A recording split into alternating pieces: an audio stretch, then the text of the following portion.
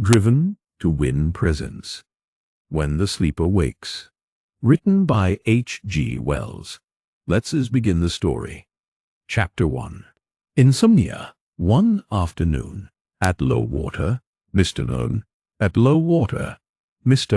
Isbister, a young artist lodging at Boscastle, walked from that place to the picturesque cove of Pentargon, desiring to examine the caves there. Halfway down the precipitous path to the Pentargon beach, he came suddenly upon a man sitting in an attitude of profound distress beneath a projecting mass of rock. The hands of this man hung limply over his knees. His eyes were red and staring before him, and his face was wet with tears. He glanced round at Isbister's footfall. Both men were disconcerted, Isbister the more so, and, to override the awkwardness of his involuntary pause, he remarked, with an air of mature conviction, that the weather was hot for the time of year. "Very," answered the stranger shortly, hesitated a second, and added in a colourless tone, "I can sleep." Isbister stopped abruptly.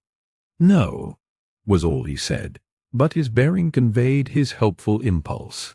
"It may sound incredible," said the stranger, turning weary eyes to Isbister's face and emphasizing his words with a languid hand, "but I have had no sleep at all for 6 nights. Had advice?" "Had advice?" "Yes, bad advice for the most part. Drugs, my nervous system. They are all very well for the run of people. It's hard to explain. I dare not take sufficiently powerful drugs. That makes it difficult," said Isbister. He stood helplessly in the narrow path, perplexed what to do. Clearly the man wanted to talk. An idea natural enough under the circumstances prompted him to keep the conversation going. "I've never suffered from sleeplessness myself," he said in a tone of commonplace gossip, "but in those cases I have known, people have usually found something. I dare make no experiments." He spoke wearily. He gave a gesture of rejection, and for a space both men were silent. "Exercise?" suggested Isbister diffidently, with a glance from his interlocutor's face of wretchedness to the touring costume he wore. "That is what I have tried. Unwisely, perhaps. I have followed the coast, day after day, from New Quay. It has only added muscular fatigue to the mental. The cause of this unrest was overwork, trouble. There was something." He stopped as if from sheer fatigue. He rubbed his forehead with a lean hand. He resumed speech like one who talks to himself. "I am a lone wolf, a solitary man, wandering through a world in which I have no part. I am wifeless, childless. Who is it speaks of the childless as the dead twigs on the tree of life? I am wifeless, childless. I could find no duty to do, no desire, even in my heart. One thing at last I set myself to do. I said, I will do this, and to do it, to overcome the inertia of this dull body, I resorted to drugs. Great God, I've had enough of drugs. I don't know if you feel the heavy inconvenience of the body, its exasperating demand of time from the mind. Time, life, live. We only live in patches. We have to eat, and then comes the dull digestive complacencies, or irritations. We have to take the air, or else our thoughts grow sluggish, stupid, run into gulfs and blind alleys. 1,000 distractions arise from within and without, and then comes drowsiness and sleep. Men seem to live for sleep. How little of a man's day is his own, even at the best. And then come those false friends, those thug helpers, the alkaloids that stifle natural fatigue and kill rest. Black coffee, cocaine. I see, said Isbister. I did my work, said the sleepless man with a querulous intonation. And this is the price. Yes. For a little while the two remained without speaking. You cannot imagine the craving for rest that I feel, a hunger and thirst. For 6 long days, since my work was done, my mind has been a whirlpool, swift, unprogressive and incessant, a torrent of thoughts leading nowhere, spinning round swift and steady. He paused, towards the gulf. "You must sleep," said Isbister decisively, and with an air of a remedy discovered. "Certainly you must sleep. My mind is perfectly lucid. It was never clearer. But I know I am drawing towards the vortex. Presently." "Yes? You have seen things go down an eddy? Out of the light of the day, out of this sweet world of sanity. Down." "But," expostulated Isbister, the man threw out a hand towards him, and his eyes were wild, and his voice suddenly high. "I shall kill myself, if in no other way, at the foot of yonder dark precipice there, where the waves are green, and the white surge lifts and falls, and that little thread of water trembles down. There, at any rate, is sleep." "Sleep. That's unreasonable," said Isbister, startled at the man's hysterical gust of emotion. "Drugs are better than that." "There at any rate is sleep," repeated the stranger, not heeding him. Isbister looked at him. "It's not a cert, you know," he remarked. "There's a cliff like that at Lulworth Cove, as high, anyhow, and a little girl fell from top to bottom, and lives today, sound and well. But those rocks there? One might lie on them rather dismally through a cold night, broken bones grating as one shivered, chill water splashing over you. Eh?" Their eyes met. "Sorry to upset your ideals," said Isbister with a sense of devil-may-care-ish brilliance, "but a suicide over that cliff, or any cliff for the matter of that, really, as an artist," he laughed, "it's so damned amateurish." "But the other thing," said the sleepless man irritably, "the other thing. No man can keep sane if night after night. Have you been walking along this coast alone?" "Yes. Silly sort of thing to do, if you'll excuse my saying so. Alone, as you say. Body fag is no cure for brain fag. Who told you to? No wonder. Walking, and the sun on your head, heat, fag, solitude, all the day long. And then, I suppose, you go to bed, and try very hard. Eh?" Isbister stopped short, and looked at the sufferer doubtfully. "Look at these rocks!" cried the seated man, with a sudden force of gesture. "Look at that sea that has shone and quivered there forever. See the white spume rush into darkness under that great cliff, and this blue vault, with the blinding sun pouring from the dome of it. It is your world. You accept it, you rejoice in it. It warms and supports and delights you.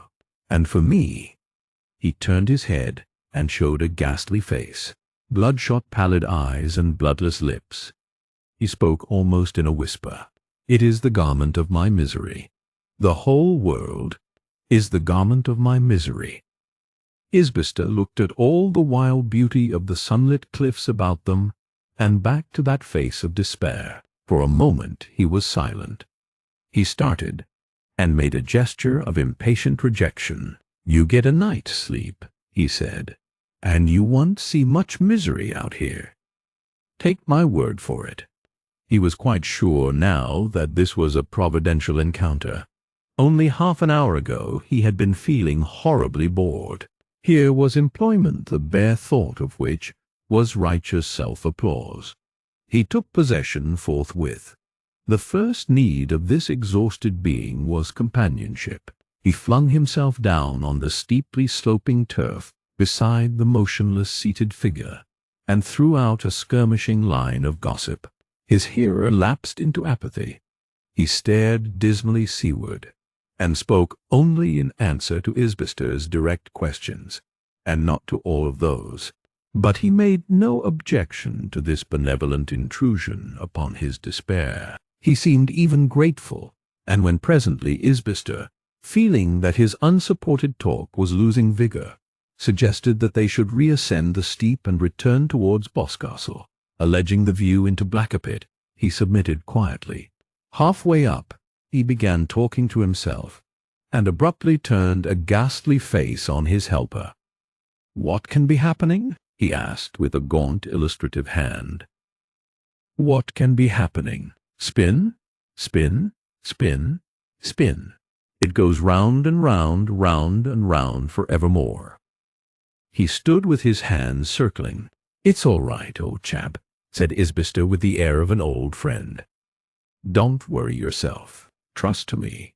The man dropped his hand and turned again. They went over the brow and to the headland beyond Penally, with the sleepless man gesticulating ever and again, and speaking fragmentary things concerning his whirling brain. At the headland they stood by the seat that looks into the dark mysteries of Blackapit, and then he sat down. Isbister had resumed his talk whenever the path had widened sufficiently for them to walk abreast. He was enlarging upon the complex difficulty of making Boscastle harbour in bad weather, when suddenly and quite irrelevantly his companion interrupted him again. "My head is not like what it was," he said, gesticulating for want of expressive phrases. "It's not like what it was. There's a sort of oppression, a weight. No, not drowsiness, would God it were. It is like a shadow, a deep shadow, falling suddenly and swiftly across something busy. Spin, spin into the darkness, the tumult of thought, the confusion, the eddy and eddy. I can express it. I can hardly keep my mind on it, steadily enough to tell you." He stopped feebly. "Don't trouble, old chap," said Isbister. "I think I can understand. At any rate, it don't matter very much just at present about telling me, you know." The sleepless man thrust his knuckles into his eyes and rubbed them. Isbister talked for a while this rubbing continued, and then he had a fresh idea. "Come down to my room," he said, "and try a pipe. I can show you some sketches of this Blackapit, if you'd care." The other rose obediently and followed him down the steep. Several times Isbister heard him stumble as they came down, and his movements were slow and hesitating. "Come in with me," said Isbister, "and try some cigarettes and the blessed gift of alcohol." "If you take alcohol?" The stranger hesitated at the garden gate. He seemed no longer aware of his actions. "I don't drink," he said slowly, coming up the garden path, and after a moment's interval repeated absently, "No, I don't drink. It goes round. Spin. It goes. Spin. It goes. Spin." He stumbled at the doorstep and entered the room with the bearing of one who sees nothing. Then he sat down heavily in the easy-chair, seemed almost to fall into it. He leant forward with his brows on his hands, and became motionless. Presently he made a faint sound in his throat. Isbister moved about the room with the nervousness of an inexperienced host, making little remarks that scarcely required answering. He crossed the room to his portfolio, placed it on the table, and noticed the mantel clock. "I don't know if you'd care to have supper with me," he said with an unlighted cigarette in his hand, his mind troubled with ideas of a furtive administration of chloral. "Only cold mutton, you know, but passing sweet. Welsh. And a tart, I believe." He repeated this after momentary silence. The seated man made no answer. Isbister stopped, match in hand, regarding him. The stillness lengthened. The match went out. The cigarette was put down unlit. The man was certainly very still. Isbister took up the portfolio, opened it, put it down, hesitated, seemed about to speak. "Perhaps," he whispered doubtfully. Presently he glanced at the door and back to the figure. Then he stole on tiptoe out of the room, glancing at his companion after each elaborate pace. He closed the door noiselessly. The house door was standing open, and he went out beyond the porch, and stood where the monk's hood rose at the corner of the garden bed. From this point he could see the stranger through the open window, still and dim, sitting head on hand. He had not moved. A number of children going along the road stopped and regarded the artist curiously. A boatman exchanged civilities with him. He felt that possibly his circumspect attitude and position looked peculiar and unaccountable. Smoking, perhaps, might seem more natural. He drew pipe and pouch from his pocket, filled the pipe slowly.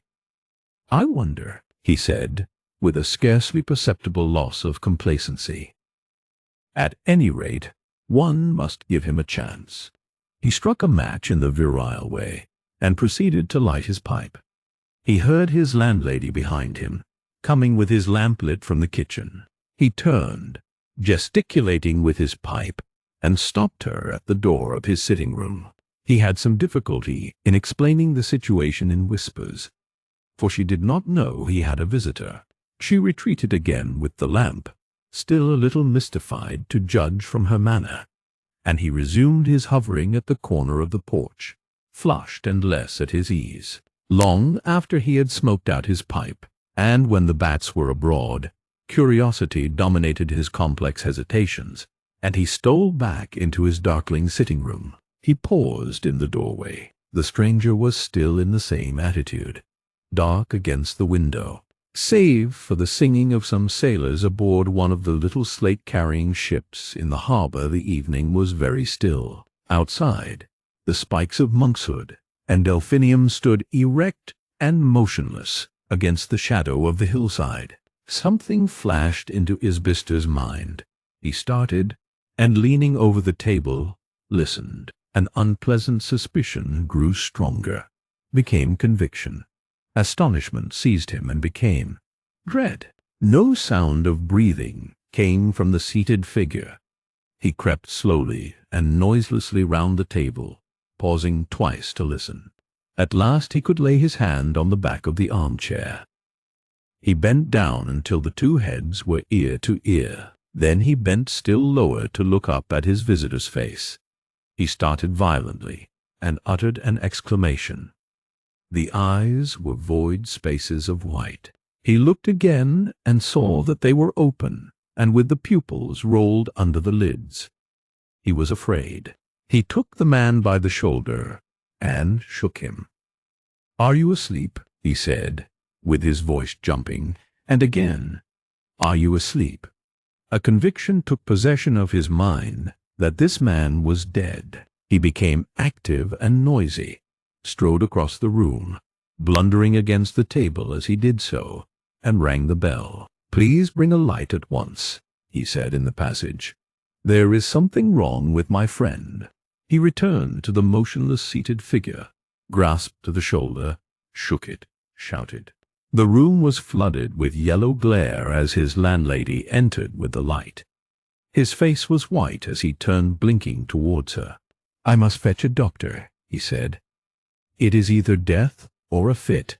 Is there a doctor in the village? Where is a doctor to be found?" Chapter 2. The Trance. The state of cataleptic rigor into which this man had fallen lasted for an unprecedented length of time, and then he passed slowly to the flaccid state, to a lax attitude suggestive of profound repose. Then it was his eyes could be closed. He was removed from the hotel to the Boscastle surgery, and from the surgery, after some weeks, to London, but he still resisted every attempt at reanimation. After a time, for reasons that will appear later, these attempts were discontinued. For a great space he lay in that strange condition, inert and still, neither dead nor living, but, as it were, suspended, hanging midway between nothingness and existence. His was a darkness unbroken by a ray of thought or sensation, a dreamless inanition, a vast space of peace. The tumult of his mind had swelled and risen to an abrupt climax of silence. Where was the man? Where is any man when insensibility takes hold of him? "It seems only yesterday," said Isbister. I remember it all as though it happened yesterday. Clearer, perhaps, than if it had happened yesterday. It was the Isbister of the last chapter. But he was no longer a young man. The hair that had been brown and a trifle in excess of the fashionable length was iron grey and clipped close, and the face that had been pink and white was buff and ruddy. He had a pointed beard shot with grey. He talked to an elderly man who wore a summer suit of drill. The summer of that year was unusually hot. This was Warming, a London solicitor and next of kin to Graham, the man who had fallen into the trance. And the two men stood side by side in a room in a house in London, regarding his recumbent figure.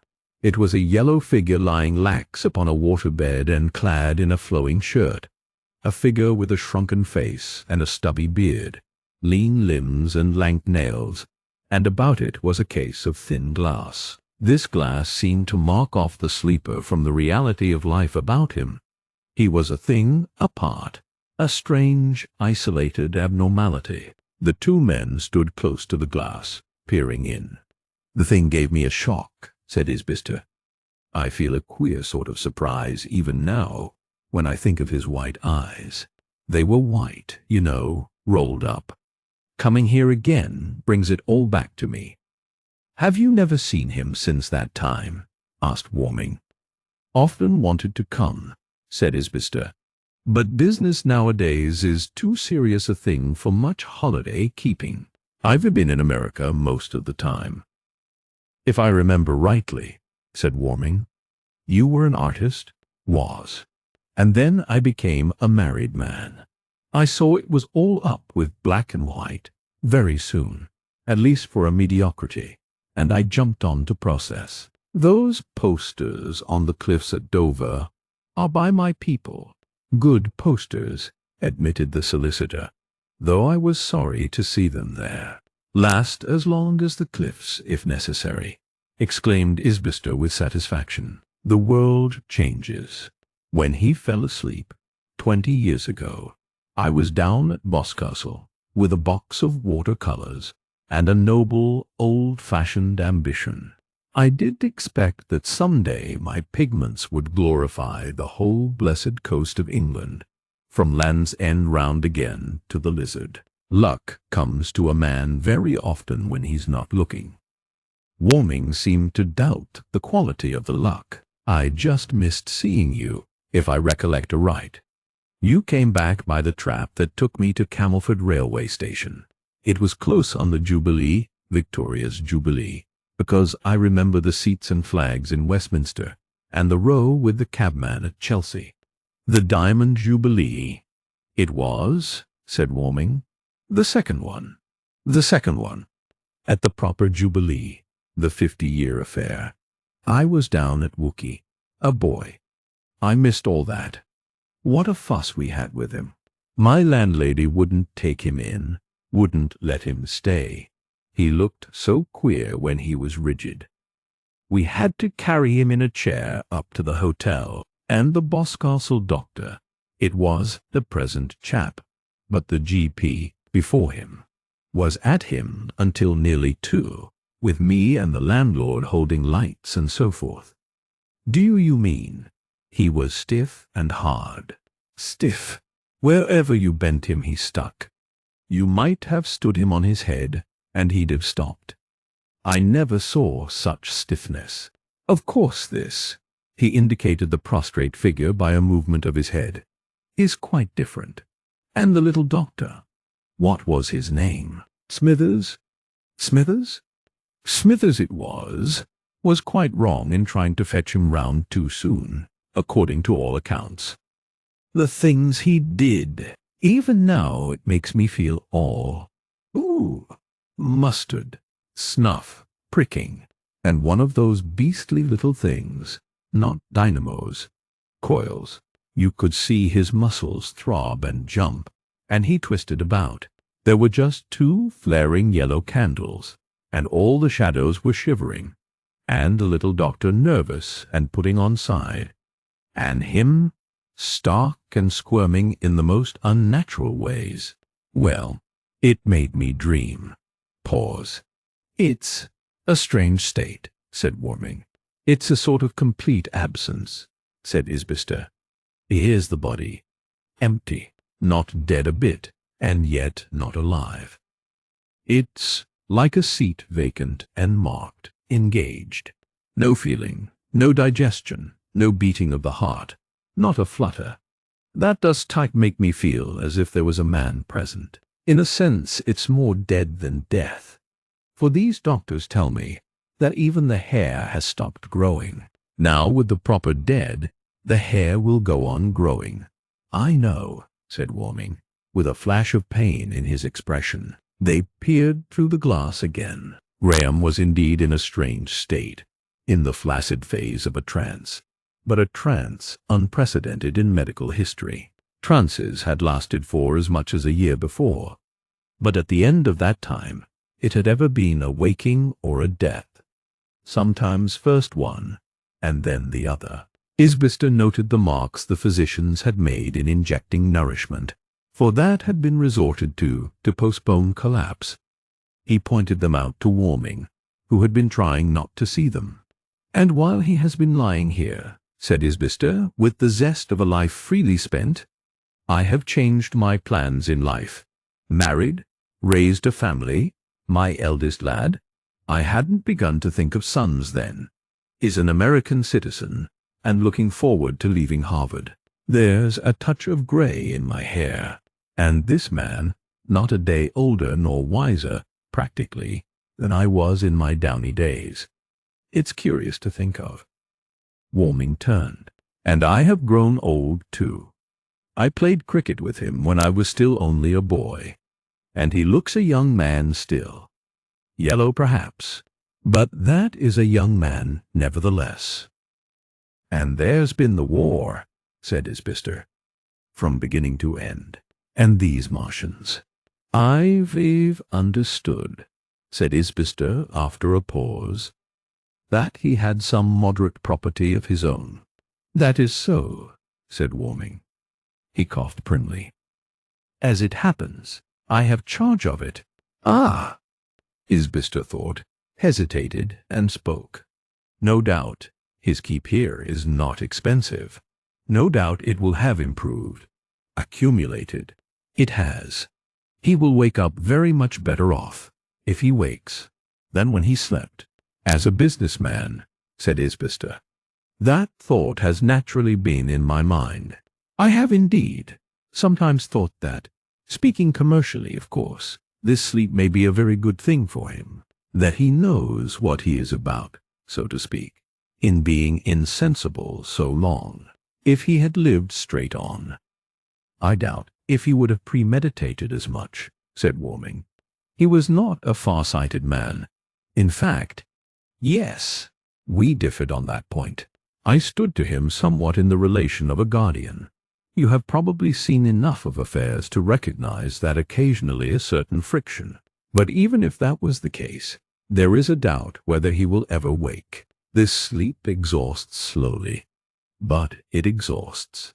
Apparently he is sliding slowly, very slowly and tediously, down a long slope, if you can understand me. It will be a pity to lose his surprise. There's been a lot of change these 20 years. It's Rip Van Winkle come real. There has been a lot of change, certainly, said Warming. And, among other changes, I have changed. I am an old man. Isbister hesitated, and then feigned a belated surprise. I shouldn't have thought it. I was 43 when his bankers, you remember you wired to his bankers, sent on to me. I got their address from the checkbook in his pocket, said Isbister. Well, the addition is not difficult, said Warming. There was another pause, and then Isbister gave way to an unavoidable curiosity. He may go on for years yet, he said, and had a moment of hesitation. We have to consider that. His affairs, you know, may fall some day into the hands of someone else, you know. That, if you will believe me, Mr. Isbister, is one of the problems most constantly before my mind. We happen to be, as a matter of fact, there are no very trustworthy connections of ours. It is a grotesque and unprecedented position. Rather, said Isbister. It seems to me it's a case of some public body, some practically undying guardian, if he really is going on living, as the doctors, some of them, think. As a matter of fact, I have gone to 1 or 2 public men about it, but, so far, nothing has been done. It wouldn't be a bad idea to hand him over to some public body, the British Museum Trustees, or the Royal College of Physicians. Sounds a bit odd, of course, but the whole situation is odd. The difficulty is to induce them to take him. Red tape, I suppose? Partly. Pause. It's a curious business, certainly, said Isbister. And compound interest has a way of mounting up.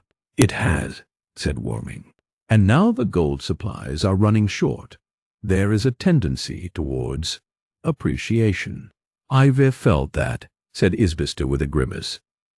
But it makes it better for him. If he wakes, echoed Isbister. Do you notice the pinched-in look of his nose, and the way in which his eyelids sink? Warming looked and thought for a space. I doubt if he will wake, he said at last. I never properly understood, said Isbister, what it was brought this on. He told me something about overstudy. I've often been curious. He was a man of considerable gifts, but spasmodic, emotional. He had grave domestic troubles, divorced his wife, in fact, and it was as a relief from that, I think, that he took up politics of the rabid sort. He was a fanatical radical, a socialist, or typical liberal, as they used to call themselves, of the advanced school, energetic, flighty, undisciplined. Overwork upon a controversy did this for him. I remember the pamphlet he wrote, a curious production. Wild, whirling stuff. There were 1 or 2 prophecies. Some of them are already exploded. Some of them are established facts. But for the most part, to read such a thesis is to realize how full the world is of unanticipated things. He will have much to learn, much to unlearn, when he wakes. If ever a waking comes, I'd give anything to be there, said Isbister, just to hear what he would say to it all. So would I, said Warming. Aye, so would I, with an old man, sudden turn to self-pity. But I shall never see him wake. He stood looking thoughtfully at the waxen figure. He will never awake, he said at last. He sighed. He will never awake again. Chapter 3. The awakening, but Warming was wrong in that. An awakening came. What a wonderfully complex thing, this simple-seeming unity. The self, who can trace its reintegration as morning after morning we awaken. The flux and confluence of its countless factors interweaving, rebuilding, the dim first stirrings of the soul, the growth and synthesis of the unconscious to the subconscious to dawning consciousness, until at last we recognize ourselves again. And as it happens to most of us after the night's sleep, so it was with Graham at the end of his vast slumber, a dim cloud of sensation taking shape, a cloudy dreariness, and he found himself vaguely somewhere, recumbent, faint, but alive. The pilgrimage towards a personal being seemed to traverse vast gulfs, to occupy epochs, gigantic dreams that were terrible realities at the time, left vague perplexing memories, strange creatures, strange scenery, as if from another planet. There was a distinct impression, too, of a momentous conversation, of a name. He could not tell what name.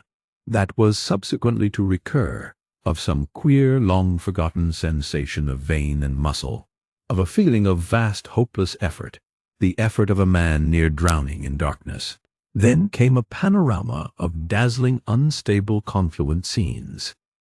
Graham became aware that his eyes were open and regarding some unfamiliar thing. It was something white, the edge of something, a frame of wood. He moved his head slightly, following the contour of this shape. It went up beyond the top of his eyes. He tried to think where he might be. Did it matter, seeing he was so wretched? The color of his thoughts was a dark depression. He felt the featureless misery of one who wakes towards the hour of dawn. He had an uncertain sense of whispers and footsteps hastily receding. The movement of his head involved a perception of extreme physical weakness. He supposed he was in bed in the hotel at the place in the valley, but he could not recall that white edge.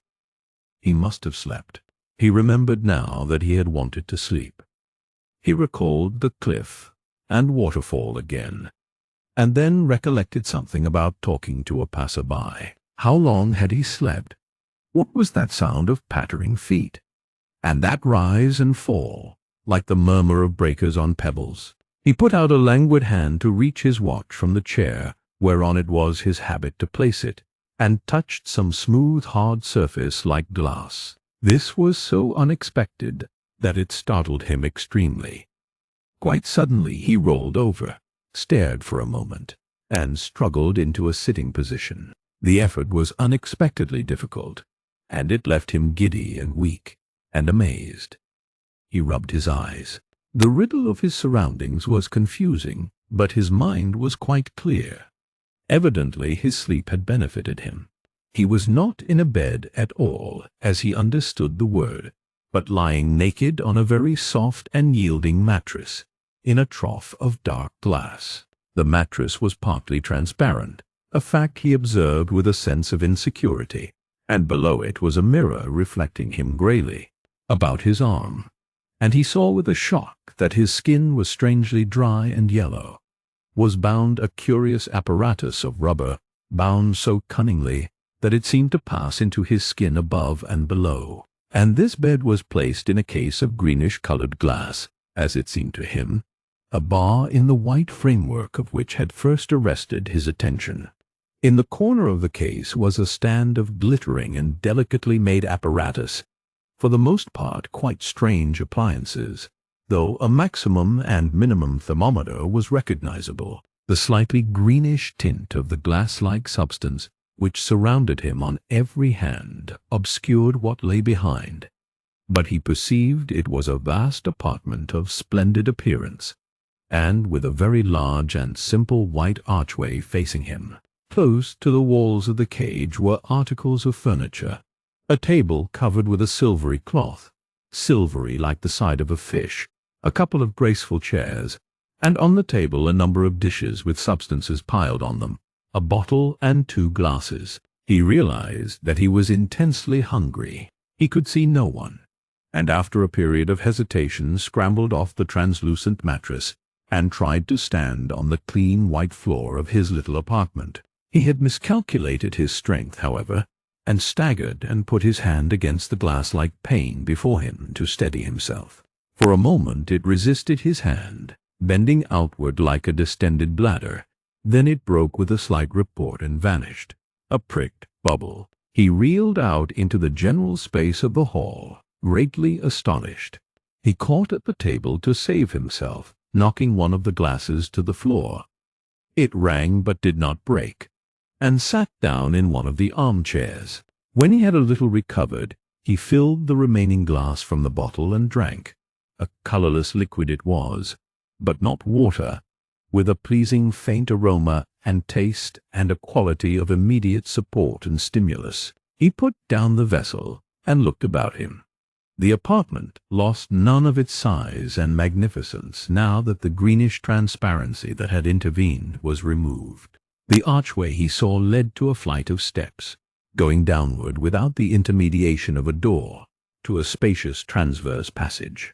This passage ran between polished pillars of some white-veined substance of deep ultramarine, and along it came the sound of human movements, and voices, and a deep, undeviating droning note. He sat, now fully awake, listening alertly, forgetting the viands in his attention. Then, with a shock, he remembered that he was naked, and casting about him for covering, saw a long black robe thrown on one of the chairs beside him. This he wrapped about him, and sat down again, trembling. His mind was still a surging perplexity. Clearly he had slept, and had been removed in his sleep. But where? And who were those people? The distant crowd beyond the deep blue pillars. Boscastle?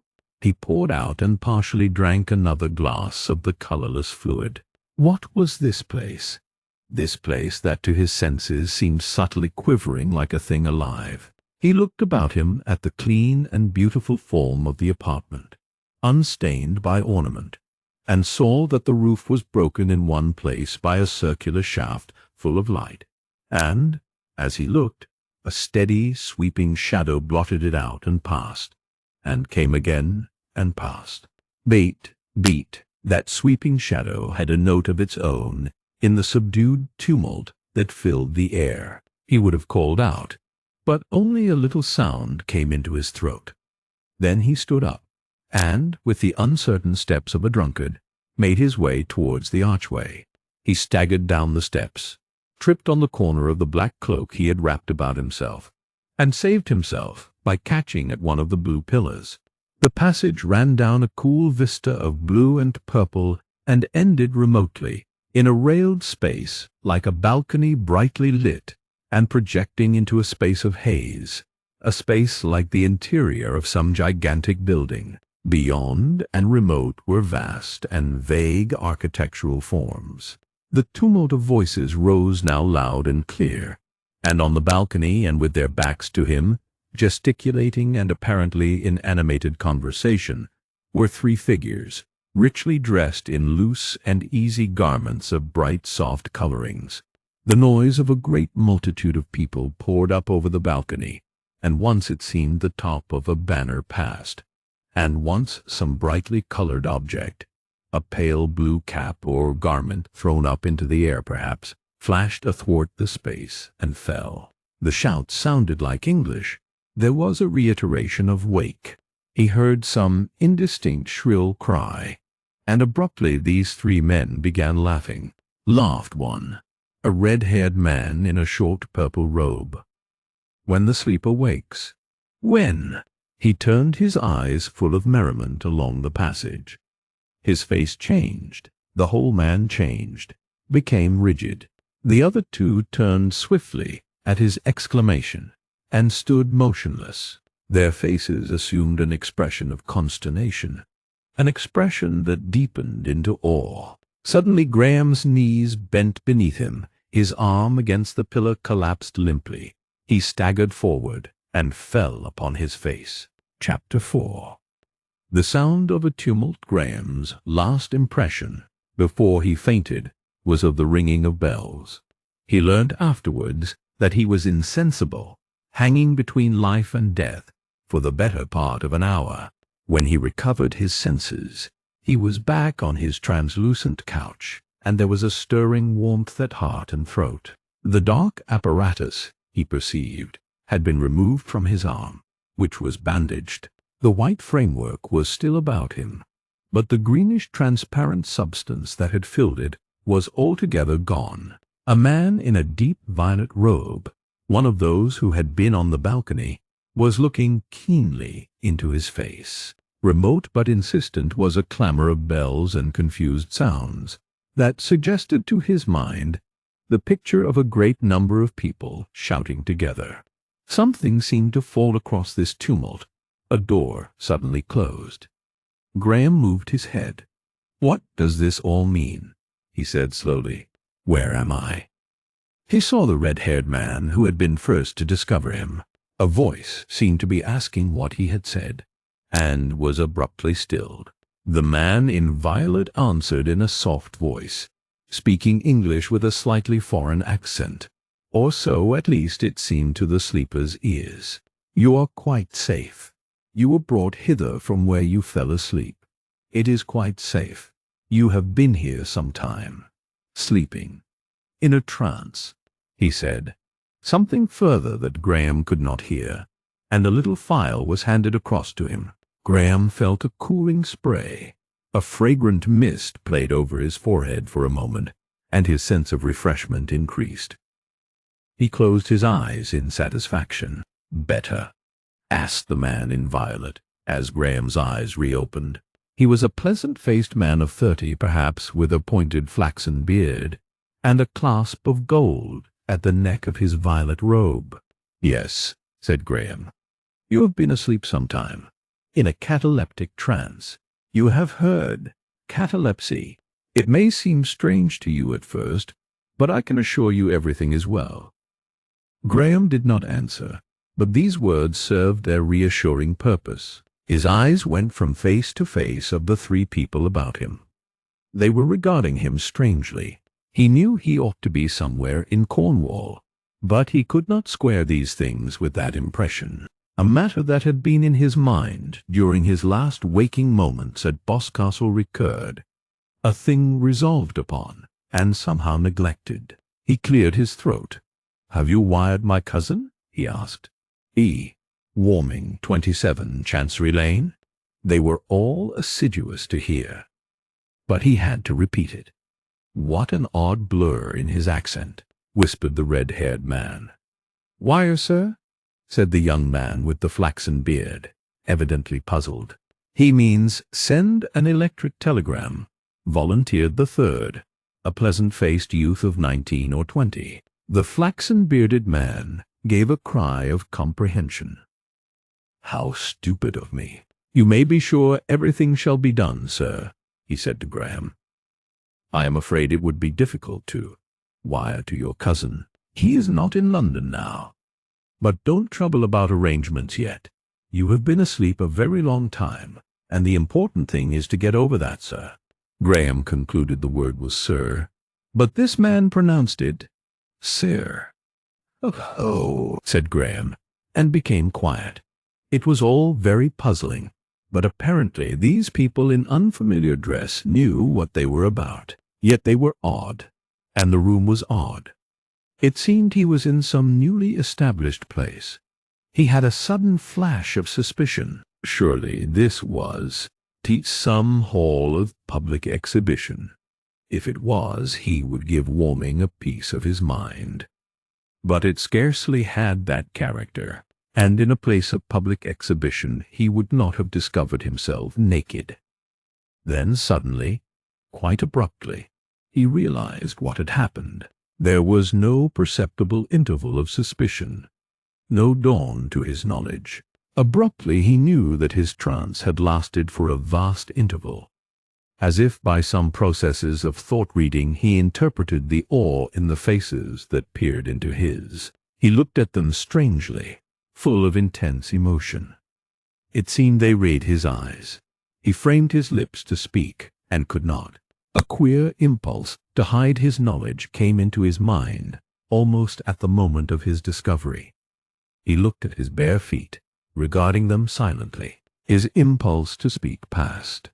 He was trembling exceedingly. They gave him some pink fluid with a greenish fluorescence and a meaty taste, and the assurance of returning strength grew. That makes me feel better," he said hoarsely, and there were murmurs of respectful approval. He knew now quite clearly. He made to speak again, and again he could not. He pressed his throat and tried a third time. "How long?" he asked in a level voice. "How long have I been asleep?" "Some considerable time," said the flaxen-bearded man, glancing quickly at the others. "How long?" "A very long time." "Yes, yes," said Graham, suddenly testy. "But I want. It is some years? Many years? There was something. I forget what. I feel confused. But you," he sobbed, "you need not fence with me. How long?" He stopped, breathing irregularly. He squeezed his eyes with his knuckles and sat waiting for an answer. They spoke in undertones. 5 or 6, he asked faintly. "More?" "Very much more than that." "More, more, more, more." He looked at them, and it seemed as though imps were twitching the muscles of his face. He looked his question. "Many years," said the man with the red beard. Graham struggled into a sitting position. He wiped a rheumy tear from his face with a lean hand. Many years, he repeated. He shut his eyes tight, opened them, and sat looking about him from one unfamiliar thing to another. How many years? He asked. You must be prepared to be surprised. Well, more than a gross of years.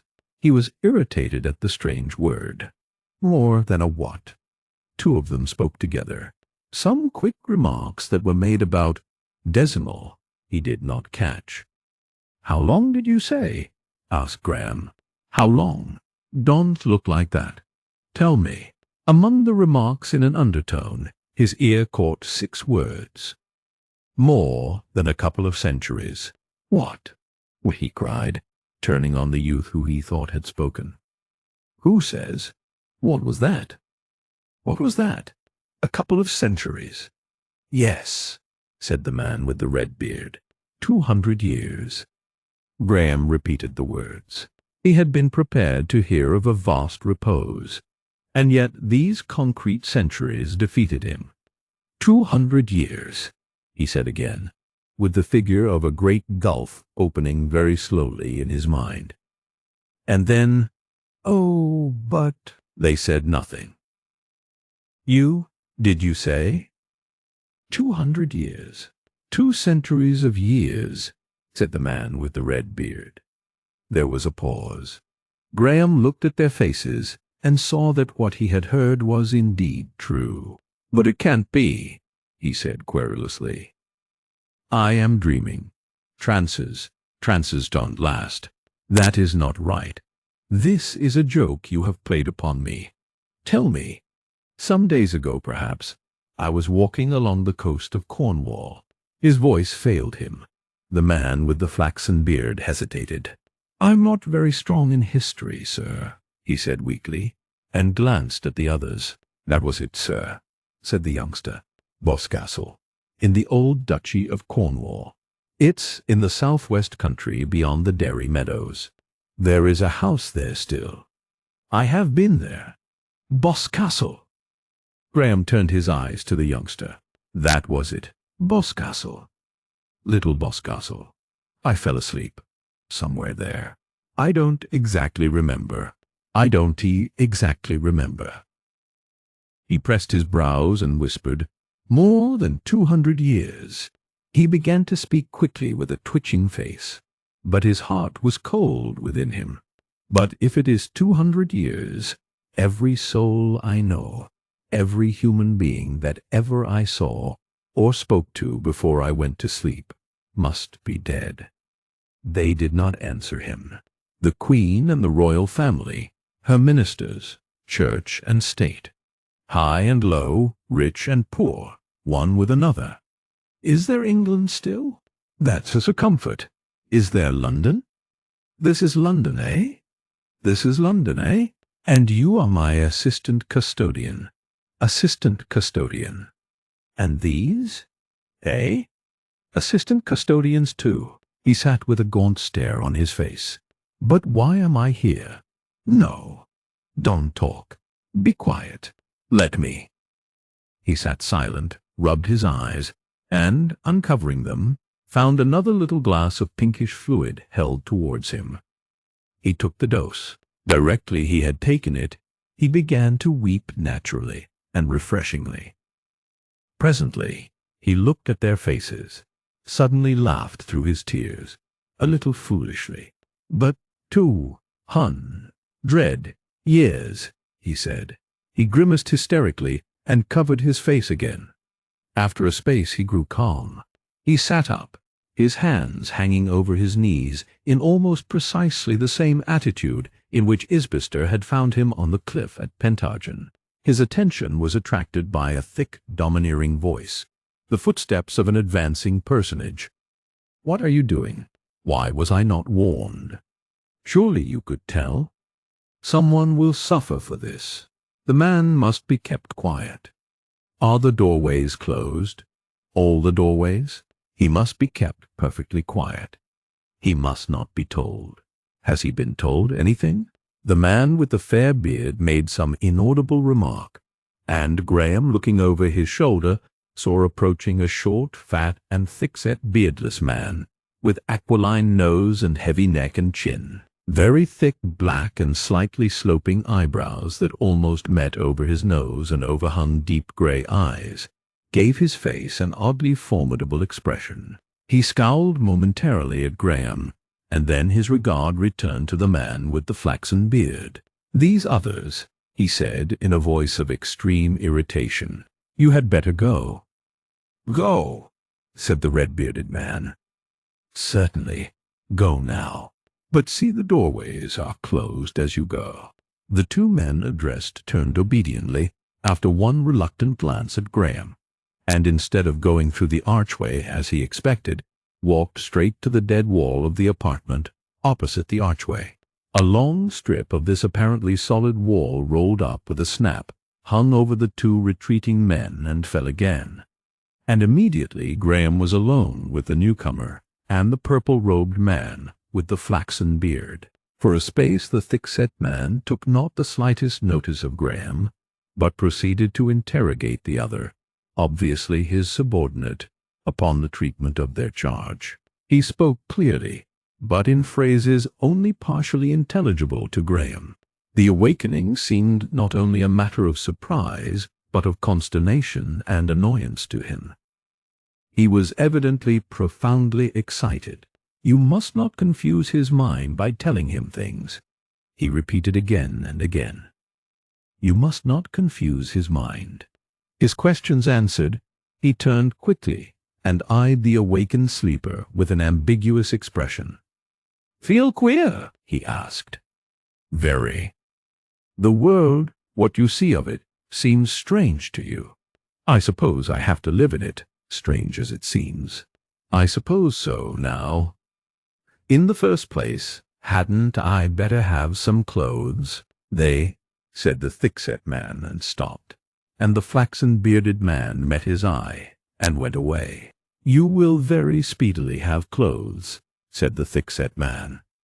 "Is it true indeed that I have been asleep 200? asked Graham. "They have told you that, have they?" 203, as a matter of fact. Graham accepted the indisputable now with raised eyebrows and depressed mouth. He sat silent for a moment, and then asked a question. "Is there a mill or dynamo near here?" He did not wait for an answer. "Things have changed tremendously, I suppose," he said. "What is that shouting?" he asked abruptly. "Nothing," said the thick-set man impatiently. "It's people. You will understand better later, perhaps. As you say, things have changed." He spoke shortly, his brows were knit, and he glanced about him like a man trying to decide in an emergency. "We must get you clothes and so forth, at any rate. Better wait here until they can be procured. No one will come near you. You want shaving." Graham rubbed his chin. The man with the flaxen beard came back towards them, turned suddenly, listened for a moment, lifted his eyebrows at the older man, and hurried off through the archway towards the balcony. The tumult of shouting grew louder, and the thick-set man turned and listened also. He cursed suddenly under his breath, and turned his eyes upon Graham with an unfriendly expression. It was a surge of many voices, rising and falling, shouting and screaming, and once came a sound like blows and sharp cries, and then a snapping like the crackling of dry sticks. Graham strained his ears to draw some single thread of sound from the woven tumult. Then he perceived, repeated again and again, a certain formula. For a time he doubted his ears. But surely these were the words, "Show us the sleeper. Show us the sleeper." The thick-set man rushed suddenly to the archway. "Will," he cried. "How do they know? Do they know? Or is it guessing?" There was perhaps an answer. "I can come," said the thick-set man. "I have him to see to." "But shout from the balcony." There was an inaudible reply. "Say he is not awake. Anything. I leave it to you." He came hurrying back to Graham. "You must have clothes at once," he said. "You cannot stop here. and it will be impossible to." He rushed away, Graham shouting unanswered questions after him. In a moment, he was back. "I can tell you what is happening. It is too complex to explain. In a moment, you shall have your clothes made. Yes, in a moment. And then I can take you away from here. You will find out our troubles soon enough." But those voices, they were shouting. "Something about the sleeper. That's you. They have some twisted idea. I don't know what it is. I know nothing." A shrill bell jetted acutely across the indistinct mingling of remote noises, and this brusque person sprang to a little group of appliances in the corner of the room. He listened for a moment, regarding a ball of crystal, nodded, and said a few indistinct words. Then he walked to the wall through which the two men had vanished. It rolled up again like a curtain, and he stood waiting. Graham lifted his arm and was astonished to find what strength the restoratives had given him. He thrust one leg over the side of the couch and then the other. His head no longer swam. He could scarcely credit his rapid recovery. He sat feeling his limbs.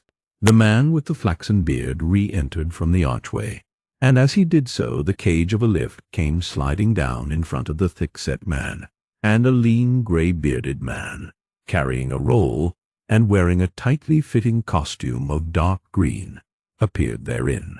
"This is the tailor," said the thick-set man with an introductory gesture. "It will never do for you to wear that black. I cannot understand how it got here, but I shall. I shall. I shall.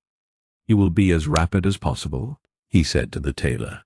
The man in green bowed, and, advancing, seated himself by Graham on the bed. His manner was calm, but his eyes were full of curiosity. "You will find the fashions altered, sire," he said. He glanced from under his brows at the thick-set man. He opened the roller with a quick movement, and a confusion of brilliant fabrics poured out over his knees.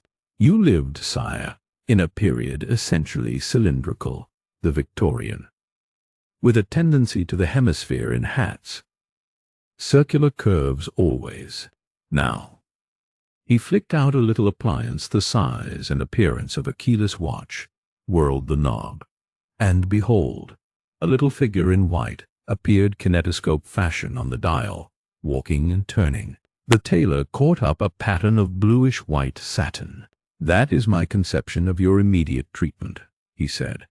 The thick-set man came and stood by the shoulder of Graham. "We have very little time," he said. "Trust me," said the tailor. "My machine follows. What do you think of this?" "What is that?" asked the man from the 19th century. "In your days they showed you a fashion plate," said the tailor. "But this is our modern development. See here." The little figure repeated its evolutions, but in a different costume. Or this, and with a click another small figure in a more voluminous type of robe marched on to the dial. The tailor was very quick in his movements, and glanced twice towards the lift as he did these things. It rumbled again, and a crop-haired anemic lad with features of the Chinese type, clad in coarse pale blue canvas, appeared together with a complicated machine, which he pushed noiselessly on little casters into the room. Incontinently the little kinetoscope was dropped. Graham was invited to stand in front of the machine, and the tailor muttered some instructions to the crop-haired lad, who answered in guttural tones, and with words Graham did not recognize. The boy then went to conduct an incomprehensible monologue in the corner, and the tailor pulled out a number of slotted arms terminating in little discs, pulling them out until the discs were flat against the body of Graham, one at each shoulder blade, one at the elbows, one at the neck, and so forth, so that at last there were, perhaps, 200 of them upon his body and limbs. At the same time, some other person entered the room by the lift, behind Graham. The tailor set moving a mechanism that initiated a faint-sounding rhythmic movement of parts in the machine, and in another moment he was knocking up the levers and Graham was released. The tailor replaced his cloak of black, and the man with the flaxen beard proffered him a little glass of some refreshing fluid. Graham saw over the rim of the glass a pale-faced young man, regarding him with a singular fixity. The thick-set man had been pacing the room fretfully, and now turned and went through the archway towards the balcony, from which the noise of a distant crowd still came in gusts and cadences. The crop-headed lad handed the tailor a roll of the bluish satin, and the two began fixing this in the mechanism, in a manner reminiscent of a roll of paper in a 19th-century printing machine. Then they ran the entire thing on its easy, noiseless bearings across the room to a remote corner where a twisted cable looped rather gracefully from the wall. They made some connection, and the machine became energetic and swift. "What is that doing?" asked Graham, pointing with the empty glass to the busy figures and trying to ignore the scrutiny of the newcomer. "Is that some sort of force laid on?" "Yes," said the man with the flaxen beard. "Who is that?" He indicated the archway behind him. The man in purple stroked his little beard, hesitated, and answered in an undertone. "He is Howard, your chief guardian. You see, sire, it's a little difficult to explain. The council appoints a guardian and assistants. This hall has, under certain restrictions, been public, in order that people might satisfy themselves. We have barred the doorways for the first time, but I think, if you don't mind, I will leave him to explain." "Odd, said Graham. "Guardian? Council?" Then, turning his back on the newcomer, he asked in an undertone, "Why is this man glaring at me? Is he a mesmerist?" "Mesmerist? He is a capillotomist." "Capillotomist? Yes, one of the chief. His yearly fee is $6 lions." It sounded sheer nonsense. Graham snatched at the last phrase with an unsteady mind. "$6 lions?" he said. "Didn't you have lions?" "I suppose not. You had the old pounds. They are our monetary units." "But what was that you said? $6? "Yes, 6 dozen, sire. Yes, 6 dozen, sire. Of course things, even these little things, have altered. You lived in the days of the decimal system, the Arab system, tens and little hundreds and thousands. We have 11 numerals now. We have single figures for both 10 and 11, 2 figures for a dozen, and a dozen makes a gross, a great hundred, you know, a dozen gross a dozand, and a dozand, a myriad. Very simple." "I suppose so," said Graham. "But about this cap, what was it?" The man with the flaxen beard glanced over his shoulder. "Here are your clothes," he said. Graham turned round sharply and saw the tailor standing at his elbow smiling and holding some palpably new garments over his arm. The crop-headed boy, by means of one wringer, was impelling the complicated machine towards the lift by which he had arrived. Graham stared at the completed suit. "You don't mean to say—" "Just made," said the tailor. He dropped the garments at the feet of Graham, walked to the bed on which Graham had so recently been lying, flung out the translucent mattress, and turned up the looking-glass. As he did so, a furious bell summoned the thick-set man to the corner. The man with the flaxen beard rushed across to him, and then hurried out by the archway. The tailor was assisting Graham into a dark purple combination garment, stockings, vest, and pants in one. As the thick-set man came back from the corner to meet the man with the flaxen beard returning from the balcony, they began speaking quickly in an undertone. Their bearing had an unmistakable quality of anxiety. Over the purple undergarment came a complex garment of bluish-white, and Graham was clothed in the fashion once more, and saw himself, sallow-faced, unshaven and shaggy still, but at least naked no longer, and in some indefinable, unprecedented way graceful. "I must shave," he said, regarding himself in the glass. "In a moment," said Howard. The persistent stare ceased. The young man closed his eyes, reopened them, and with a lean hand extended, advanced on Graham. Then he stopped, with his hand slowly gesticulating, and looked about him. "A seat," said Howard impatiently, and in a moment the flaxen-bearded man had a chair behind Graham. "Sit down, please," said Howard. Graham hesitated, and in the other hand of the wild-eyed man he saw the glint of steel. "Don't you understand, sire?" cried the flaxen-bearded man with hurried politeness. "He is going to cut your hair." "Oh!" cried Graham, enlightened. "But you called him a capillotomist." "Precisely. He is one of the finest artists in the world." Graham sat down abruptly. The flaxen-bearded man disappeared. The capillotomist came forward, examined Graham's ears and surveyed him, felt the back of his head, and would have sat down again to regard him, but for Howard's audible impatience. Forthwith, with rapid movements and a succession of deftly handled implements, he shaved Graham's chin, clipped his mustache, and cut and arranged his hair. All this he did without a word, with something of the rapt air of a poet inspired. And as soon as he had finished, Graham was handed a pair of shoes. Suddenly a loud voice shouted. It seemed from a piece of machinery in the corner. "At once! At once! The people know all over the city. Work is being stopped. Work is being stopped. Wait for nothing, but come." This shout appeared to perturb Howard exceedingly. By his gestures it seemed to Graham that he hesitated between two directions. Abruptly he went towards the corner where the apparatus stood about the little crystal ball. As he did so, the undertone of tumultuous shouting from the archway that had continued during all these occurrences rose to a mighty sound, roared as if it were sweeping past, and fell again as if receding swiftly. It drew Graham after it with an irresistible attraction. He glanced at the thick-set man, and then obeyed his impulse. In 2 strides he was down the steps, and in the passage, and in a score he was out upon the balcony upon which the 3 men had been standing. Chapter 5. The moving ways he went to the railings of the balcony and stared upward.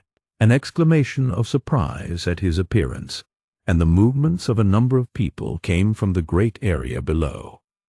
His first impression was of overwhelming architecture. The place into which he looked was an aisle of titanic buildings, curving spaciously in either direction. Overhead mighty cantilevers sprang together across the huge width of the place, and a tracery of translucent material shut out the sky. Gigantic globes of cool white light shamed the pale sunbeams that filtered down through the girders and wires. Here and there a gossamer suspension bridge dotted with foot passengers flung across the chasm, and the air was webbed with slender cables. A cliff of edifice hung above him, he perceived as he glanced upward, and the opposite facade was grey and dim and broken by great archings, circular perforations, balconies, buttresses, turret projections, myriads of vast windows, and an intricate scheme of architectural relief. Athwart these ran inscriptions horizontally and obliquely in an unfamiliar lettering. Here and there, close to the roof, cables of a peculiar stoutness were fastened, and drooped in a steep curve to circular openings on the opposite side of the space. And even as Graham noted these, a remote and tiny figure of a man, clad in pale blue, arrested his attention.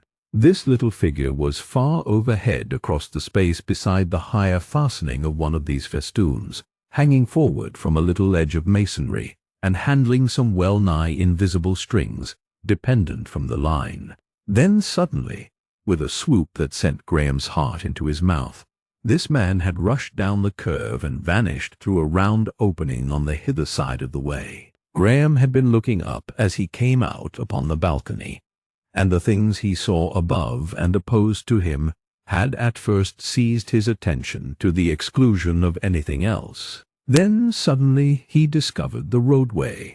It was not a roadway at all, as Graham understood such things, for in the 19th century the only roads and streets were beaten tracks of motionless earth, jostling rivulets of vehicles between narrow footways.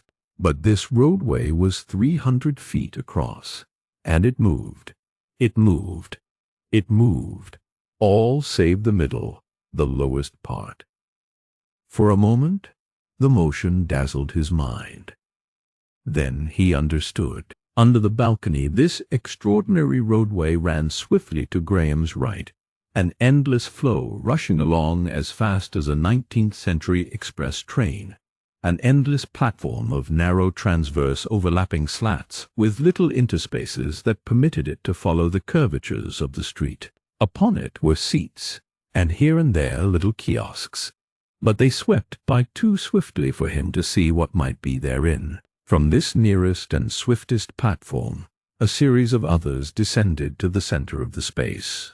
Each moved to the right, each perceptibly slower than the one above it, but the difference in pace was small enough to permit anyone to step from any platform to the one adjacent, and so walk uninterruptedly from the swiftest to the motionless middle way. Beyond this middle way was another series of endless platforms rushing with varying pace to Graham's left, and seated in crowds upon the two widest and swiftest platforms, or stepping from one to another down the steps, or swarming over the central space, was an innumerable and wonderfully diversified multitude of people. "You must not stop here," shouted Howard suddenly at his side. "You must come away at once." Graham made no answer. He heard without hearing. The platforms ran with a roar, and the people were shouting. He perceived women and girls with flowing hair, beautifully robed, with bands crossing between the breasts. These first came out of the confusion. Then he perceived that the dominant note in that kaleidoscope of costume was the pale blue that the tailor's boy had worn. He became aware of cries of "the sleeper." What has happened to the sleeper? And it seemed as though the rushing platforms before him were suddenly spattered with the pale buff of human faces, and then still more thickly. He saw pointing fingers. He perceived that the motionless central area of this huge arcade, just opposite to the balcony, was densely crowded with blue-clad people. Some sort of struggle had sprung into life. People seemed to be pushed up the running platforms on either side, and carried away against their will. They would spring off so soon as they were beyond the thick of the confusion, and run back towards the conflict. "It is the sleeper. Verily it is the sleeper," shouted voices. "That is never the sleeper," shouted others. More and more faces were turned to him. At the intervals along this central area, Graham noted openings, pits, apparently the heads of staircases going down with people ascending out of them and descending into them. The struggle, it seemed, centered about the one of these nearest to him. People were running down the moving platforms to this, leaping dexterously from platform to platform. The clustering people on the higher platforms seemed to divide their interest between this point and the balcony. A number of sturdy little figures clad in a uniform of bright red, and working methodically together, were employed, it seemed, in preventing access to this descending staircase. About them, a crowd was rapidly accumulating. Their brilliant color contrasted vividly with the whitish blue of their antagonists, for the struggle was indisputable. He saw these things with Howard shouting in his ear and shaking his arm. And then suddenly Howard was gone, and he stood alone. He perceived that the cries of "the sleeper" grew in volume, and that the people on the nearer platform were standing up. The nearer platform, he perceived, was empty to the right of him, and far across the space the platform running in the opposite direction was coming crowded and passing away bare. With incredible swiftness a vast crowd had gathered in the central space before his eyes, a dense swaying mass of people, and the shouts grew from a fitful crying to a voluminous incessant clamor. "The sleeper! The sleeper!" and yells and cheers a waving of garments and cries of, "Stop the ways." They were also crying another name strange to Graham. It sounded like Ostrog. The slower platforms were soon thick with active people, running against the movement so as to keep themselves opposite to him. "Stop the ways," they cried. Agile figures ran up from the center to the swift road nearest to him, were borne rapidly past him, shouting strange, unintelligible things, and ran back obliquely to the central way. One thing he distinguished. "It is indeed the sleeper. It is indeed the sleeper," they testified. For a space, Graham stood motionless. Then he became vividly aware that all this concerned him. He was pleased at his wonderful popularity. He bowed, and, seeking a gesture of longer range, waved his arm. He was astonished at the violence of uproar that this provoked. The tumult about the descending stairway rose to furious violence. He became aware of crowded balconies, of men sliding along ropes, of men in trapeze-like seats hurling athwart the space. He heard voices behind him, a number of people descending the steps through the archway. He suddenly perceived that his guardian Howard was back again and gripping his arm painfully and shouting inaudibly in his ear. He turned, and Howard's face was white. "Come back," he heard. "They will stop the ways. The whole city will be in confusion." He perceived a number of men hurrying along the passage of blue pillars behind Howard, the red-haired man, the man with the flaxen beard, a tall man in vivid vermilion, a crowd of others in red carrying staves, and all these people had anxious, eager faces. "Get him away," cried Howard. "But why?" said Graham. "I don't see." "You must come away," said the man in red in a resolute voice. His face and eyes were resolute, too. Graham's glances went from face to face, and he was suddenly aware of that most disagreeable flavor in life, compulsion. Someone gripped his arm. He was being dragged away. It seemed as though the tumult suddenly became two, as if half the shouts that had come in from this wonderful roadway had sprung into the passages of the great building behind him. Marveling and confused, feeling an impotent desire to resist, Graham was half led, half thrust, along the passage of blue pillars, and suddenly he found himself alone with Howard in a lift, and moving swiftly upward. Chapter 6. The hall of the Atlas, from the moment when the tailor had bowed his farewell to the moment when Graham found himself in the lift, was altogether barely 5 minutes. As yet the haze of his vast interval of sleep hung about him. As yet the initial strangeness of his being alive at all in this remote age touched everything with wonder, with a sense of the irrational, with something of the quality of a realistic dream. He was still detached, an astonished spectator, still but half involved in life. What he had seen, and especially the last crowded tumult, framed in the setting of the balcony, had a spectacular turn, like a thing witnessed from the box of a theater. "I don't understand," he said. "What was the trouble? My mind is in a whirl. Why were they shouting? What is the danger?" "We have our troubles," said Howard. His eyes avoided Graham's inquiry. "This is a time of unrest. And, in fact, your appearance, your waking just now, has a sort of connection." He spoke jerkily, like a man not quite sure of his breathing. He stopped abruptly. "I don't understand," said Graham. "It will be clearer later," said Howard. He glanced uneasily upward, as though he found the progress of the lift slow. "I shall understand better, no doubt, when I have seen my way about a little," said Graham, puzzled. It is bound to be perplexing. At present it is all so strange. Anything seems possible, anything, in the details even. Your counting, I understand, is different." The lift stopped, and they stepped out into a narrow but very long passage between high walls, along which ran an extraordinary number of tubes and big cables. "What a huge place this is," said Graham. "Is it all one building? What place is it?" "This is one of the city ways for various public services, light, and so forth." Was it a social trouble, that, in the great roadway place? "How are you governed? Have you still a police?" "Several," said Howard. "Several?" "About 14. I don't understand." "Very probably not.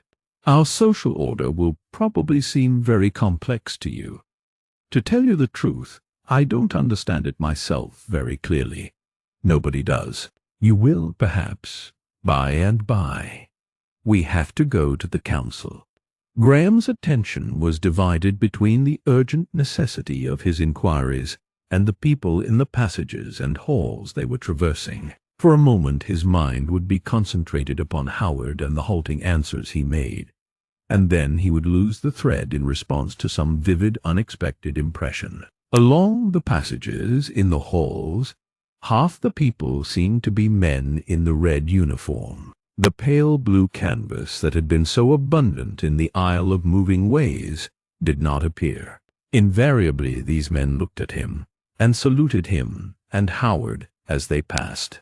He had a clear vision of entering a long corridor, and there were a number of girls sitting on low seats, as though in a class. He saw no teacher, but only a novel apparatus from which he fancied a voice proceeded. The girls regarded him and his conductor, he thought, with curiosity and astonishment. But he was hurried on before he could form a clear idea of the gathering. He judged they knew Howard and not himself, and that they wondered who he was. This Howard, it seemed, was a person of importance. But then he was also merely Graham's guardian. That was odd. There came a passage in twilight, and into this passage a footway hung, so that he could see the feet and ankles of people going to and fro thereon, but no more of them. Then vague impressions of galleries and of casual, astonished passers-by turning round to stare after the two of them with their red-clad guard. The stimulus of the restoratives he had taken was only temporary. He was speedily fatigued by this excessive haste. He asked Howard to slacken his speed. Presently he was in a lift that had a window upon the great street space, but this was glazed and did not open, and they were too high for him to see the moving platforms below. But he saw people going to and fro along cables and along strange, frail-looking bridges. Thence they passed across the street, and at a vast height above it. They crossed by means of a narrow bridge closed in with glass, so clear that it made him giddy even to remember it. The floor of it also was of glass. From his memory of the cliffs between New Quay and Boscastle, so remote in time and so recent in his experience, it seemed to him that they must be near 400 feet above the moving ways.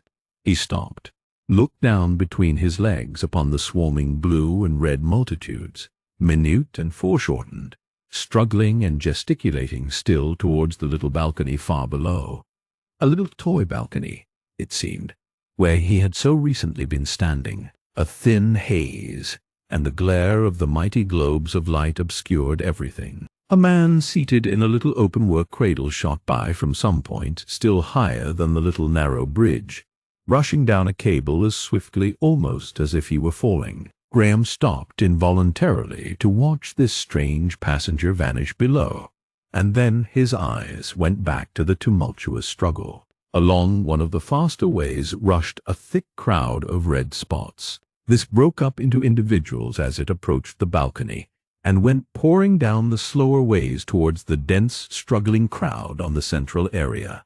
These men in red appeared to be armed with sticks or truncheons.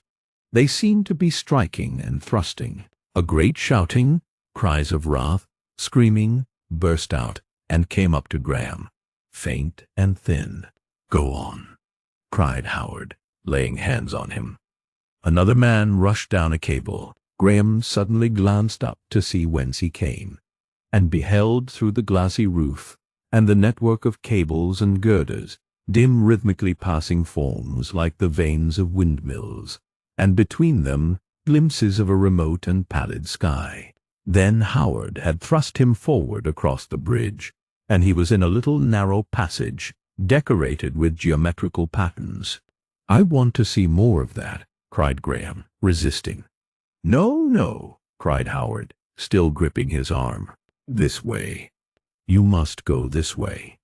And the men in red following them seemed ready to enforce his orders. Some Negroes in a curious wasp-like uniform of black and yellow appeared down the passage, and one hastened to throw up a sliding shutter that had seemed a door to Graham, and led the way through it.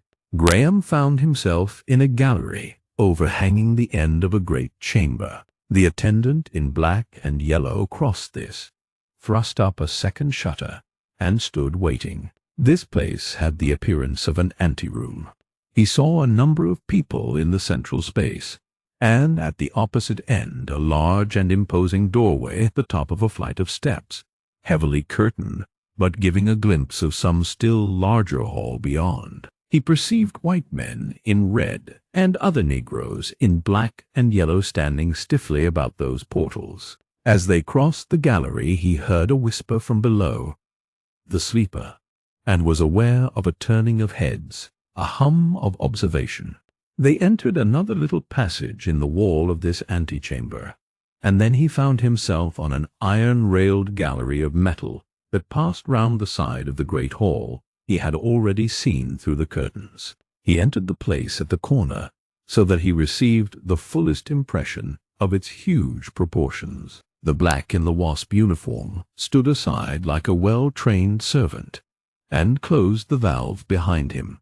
Compared with any of the places Graham had seen thus far, this second hall appeared to be decorated with extreme richness. On a pedestal at the remoter end, and more brilliantly lit than any other object, was a gigantic white figure of Atlas, strong and strenuous, the globe upon his bowed shoulders. It was the first thing to strike his attention. It was so vast, so patiently and painfully real, so white and simple. Save for this figure and for a dais in the center, the wide floor of the place was a shining vacancy.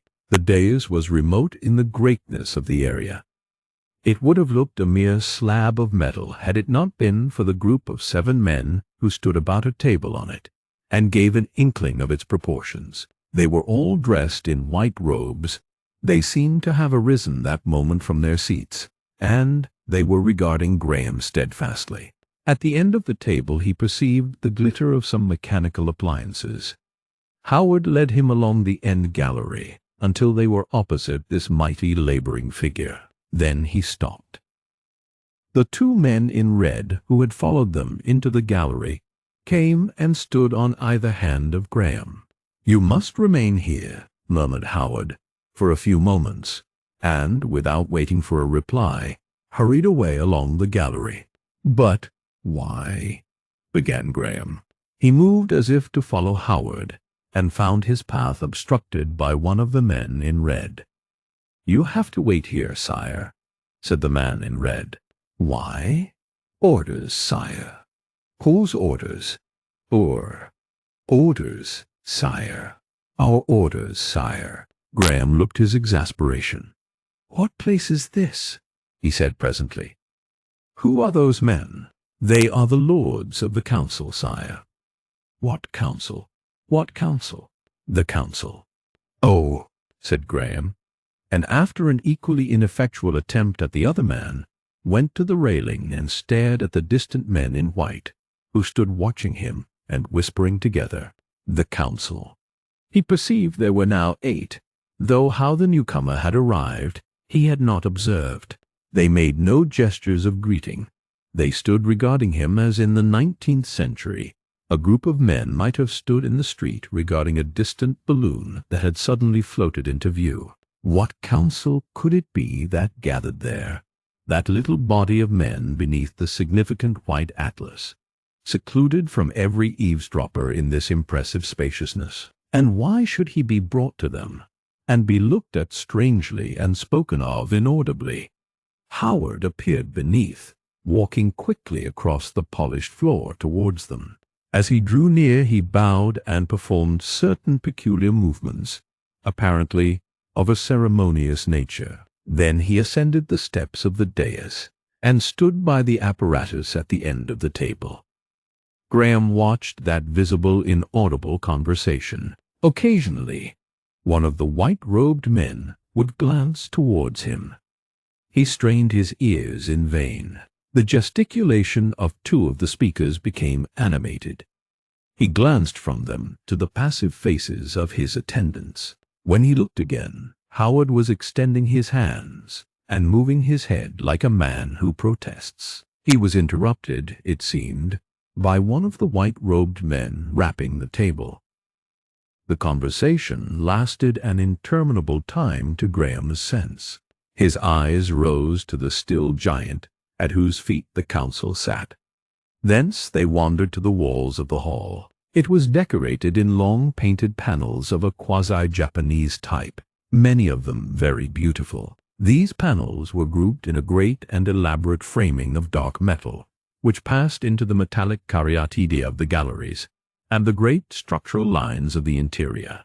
The facile grace of these panels enhanced the mighty white effort that labored in the center of the scheme. Graham's eyes came back to the council, and Howard was descending the steps. As he drew nearer, his features could be distinguished, and Graham saw that he was flushed and blowing out his cheeks. His countenance was still disturbed when presently he reappeared along the gallery. "This way," he said concisely, and they went on in silence to a little door that opened at their approach. The two men in red stopped on either side of this door. Howard and Graham passed in, and Graham, glancing back, saw the white-robed council still standing in a close group, and looking at him. Then the door closed behind him with a heavy thud, and for the first time since his awakening he was in silence. The floor, even, was noiseless to his feet. Howard opened another door, and they were in the first of two contiguous chambers furnished in white and green. "What council was that?" began Graham. "What were they discussing? What have they to do with me?" Howard closed the door carefully, heaved a huge sigh, and said something in an undertone. He walked slanting ways across the room and turned, blowing out his cheeks again. "Ugh!" he grunted, a man relieved. Graham stood regarding him. "You must understand," began Howard abruptly, avoiding Graham's eyes, "that our social order is very complex. A half explanation, a bare unqualified statement, would give you false impressions. As a matter of fact, it is a case of compound interest partly. Your small fortune, and the fortune of your cousin Warming which was left to you, and certain other beginnings, have become very considerable. And in other ways that will be hard for you to understand, you have become a person of significance, of very considerable significance, involved in the world's affairs." He stopped. "Yes," said Graham, "we have grave social troubles. Yes, things have come to such a pass that, in fact, it is advisable to seclude you here." "Keep me prisoner!" exclaimed Graham. "Well, to ask you to keep in seclusion." Graham turned on him. "This is strange," he said. "No harm will be done you." "No harm. But you must be kept here. While I learn my position, I presume." "Precisely." "Very well, then. Begin. Why harm?" "Not now." "Why not?" "Why not?" "Why not?" "It is too long a story, sire." "All the more reason I should begin at once. You say I am a person of importance. What was that shouting I heard? Why is a great multitude shouting and excited because my trance is over? And who are the men in white in that huge council chamber?" "All in good time, sire," said Howard. "But not crudely, not crudely, not crudely. This is one of those flimsy times when no man has a settled mind. Your awakening. No one expected your awakening. The council is consulting." "What council?" "What council you saw. Graham made a petulant movement. "This is not right," he said. "I should be told what is happening. You must wait. Really, you must wait. Really, you must wait." Graham sat down abruptly. "I suppose, since I have waited so long to resume life," he said, "that I must wait a little longer." "That is better," said Howard. "Yes, that is much better. And I must leave you alone, for a space, while I attend the discussion in the council. I am sorry."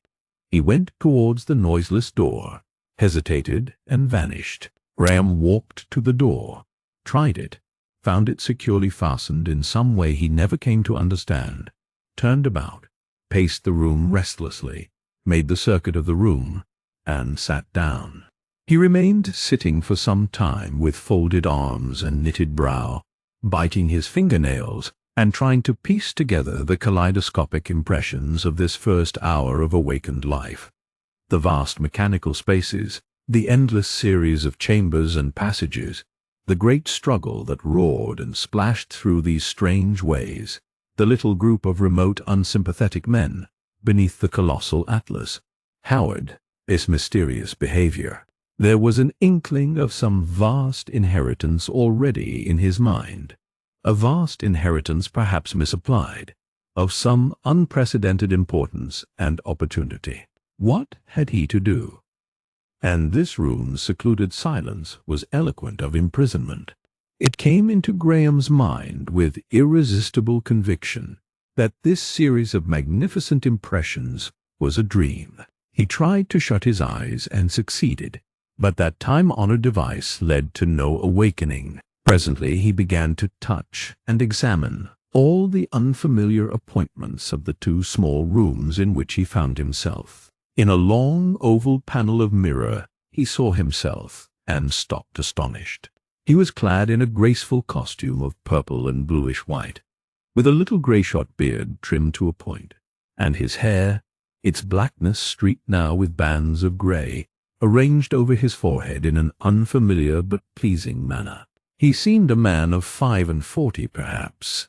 For a moment he did not perceive this was himself. A flash of laughter came with the recognition. "To call on old Warming like this," he exclaimed, "and make him take me out to lunch." Then he thought of meeting first one, and then another of the few familiar acquaintances of his early manhood, and in the midst of his amusement realized that every soul with whom he might jest had died many score of years ago. The thought smote him abruptly and keenly. He stopped short. The expression of his face changed to a white consternation. The tumultuous memory of the moving platforms and the huge facade of that wonderful street reasserted itself. The shouting multitudes came back clear and vivid, and those remote, inaudible, unfriendly councillors in white. He felt himself a little figure, very small and ineffectual, pitifully conspicuous. And all about him, the world was strange. Chapter 7. In the silent rooms presently Graham resumed his examination of his apartments. Curiosity kept him moving in spite of his fatigue. The inner room, he perceived, was high, and its ceiling dome-shaped, with an oblong aperture in the center, opening into a funnel in which a wheel of broad vanes seemed to be rotating, apparently driving the air up the shaft. The faint humming note of its easy motion was the only clear sound in that quiet place. As these vanes sprang up one after the other, Graham could get transient glimpses of the sky. He was surprised to see a star. This drew his attention to the fact that the bright lighting of these rooms was due to a multitude of very faint glow lamps set about the cornices. There were no windows, and he began to recall that along all the vast chambers and passages he had traversed with Howard he had observed no windows at all. Had there been windows? There were windows on the street indeed, but were they for light? Or was the whole city lit day and night for evermore, so that there was no night there? And another thing dawned upon him. There was no fireplace in either room. Was the season summer? And were these merely summer apartments? Or was the whole city uniformly heated or cooled? He became interested in these questions, began examining the smooth texture of the walls, the simply constructed bed, the ingenious arrangements by which the labor of bedroom service was practically abolished. And over everything was a curious absence of deliberate ornament, a bare grace of form and color that he found very pleasing to the eye. There were several very comfortable chairs, a light table on silent runners carrying several bottles of fluids and glasses, and 2 plates bearing a clear substance like jelly. Then he noticed there were no books, no newspapers, no writing materials. "The world has changed indeed," he said. He observed one entire side of the outer room was set with rows of peculiar double cylinders inscribed with green lettering on white that harmonized with the decorative scheme of the room, and in the center of this side projected a little apparatus about a yard square, and having a white smooth face to the room. A chair faced this. He had a transitory idea that these cylinders might be books, or a modern substitute for books, but at first it did not seem so. The lettering on the cylinders puzzled him. At first sight it seemed like Russian. Then he noticed a suggestion of mutilated English about certain of the words. The man who'd be kin forced itself on him as the man who would be king. Phonetic spelling, he said. He remembered reading a story with that title. Then he recalled the story vividly, one of the best stories in the world. But this thing before him was not a book as he understood it. He puzzled out the titles of 2 adjacent cylinders. The Heart of Darkness he had never heard of before, nor The Madonna of the Future.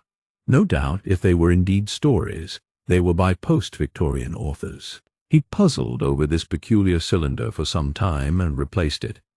Then he turned to the square apparatus and examined that. He opened a sort of lid and found one of the double cylinders within, and on the upper edge a little stud like the stud of an electric bell. He pressed this, and a rapid clicking began and ceased. He became aware of voices and music, and noticed a play of color on the smooth front face. He suddenly realized what this might be, and stepped back to regard it.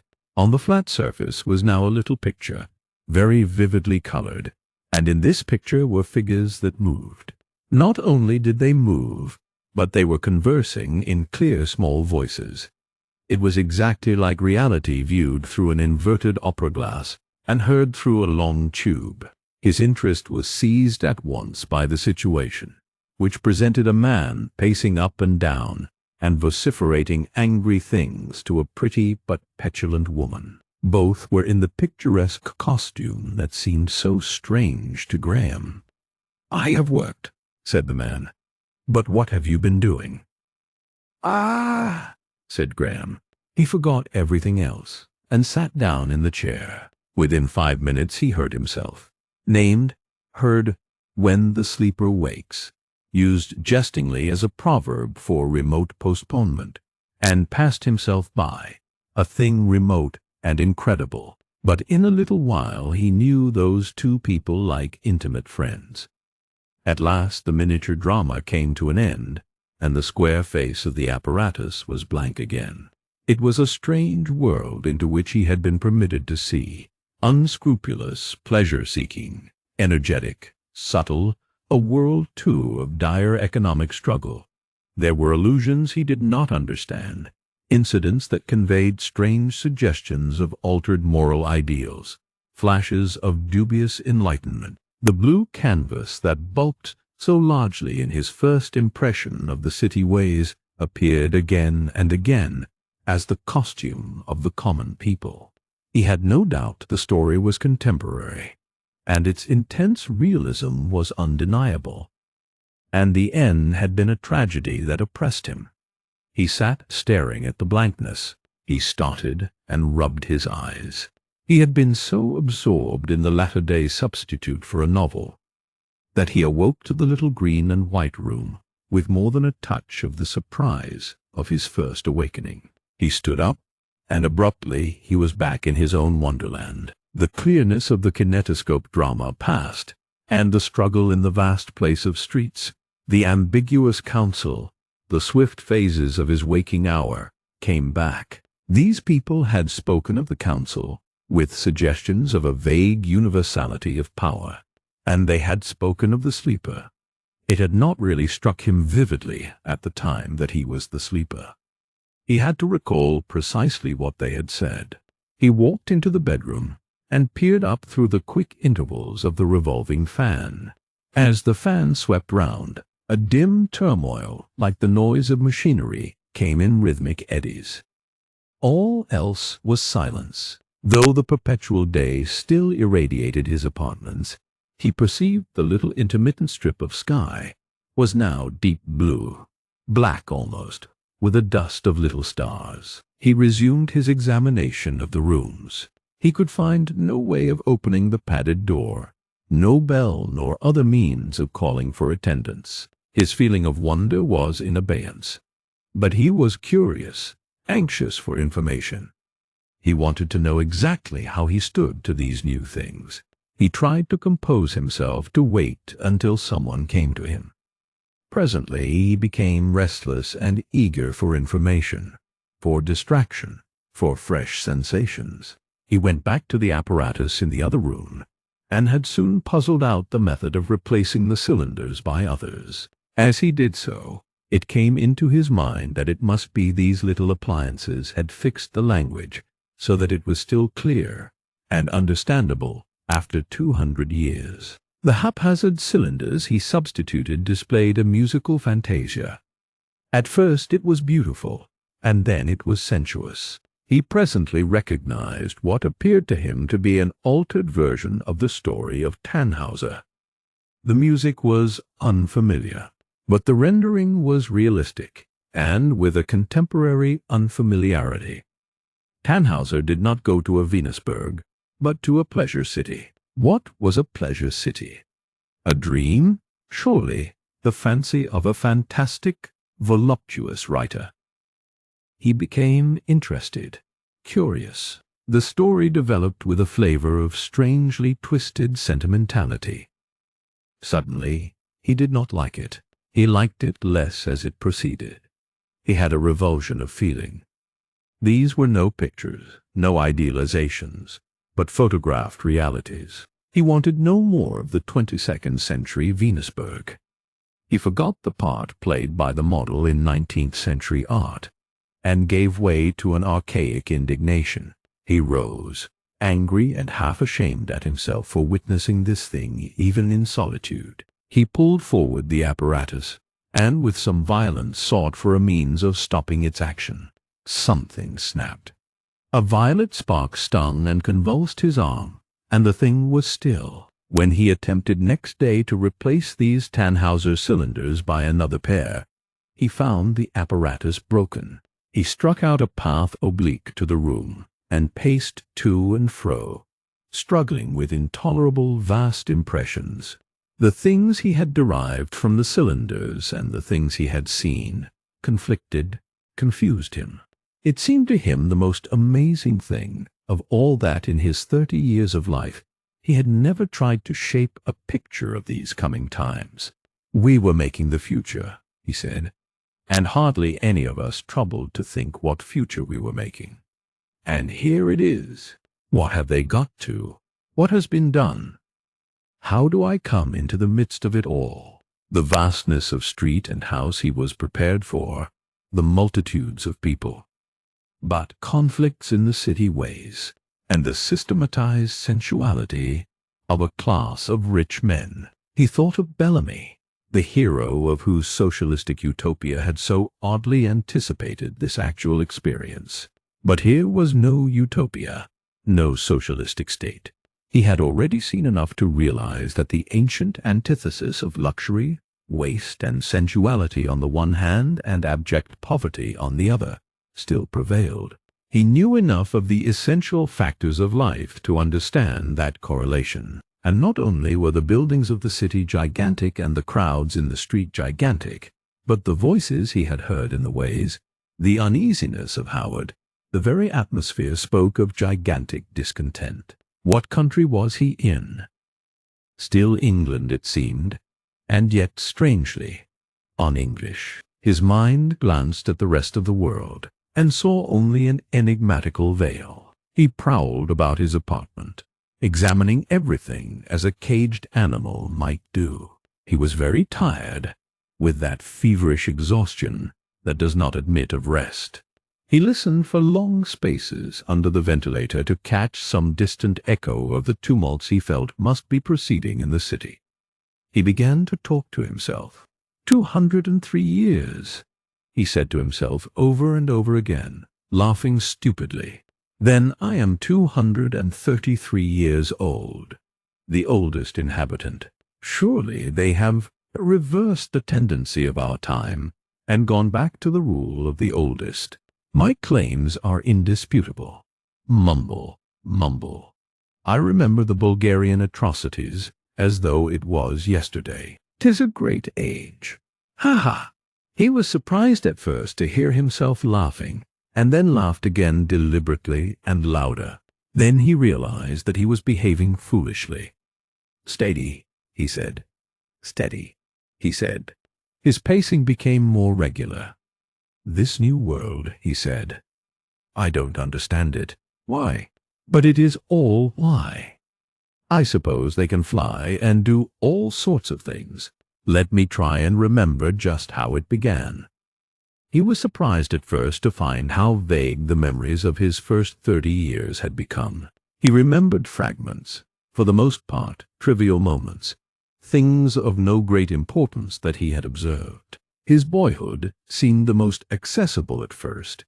He recalled school books and certain lessons in mensuration. Then he revived the more salient features of his life, memories of the wife long since dead, her magic influence now gone beyond corruption, of his rivals and friends and betrayers, of the decision of this issue and that, and then of his last years of misery, of fluctuating resolves, and at last of his strenuous studies.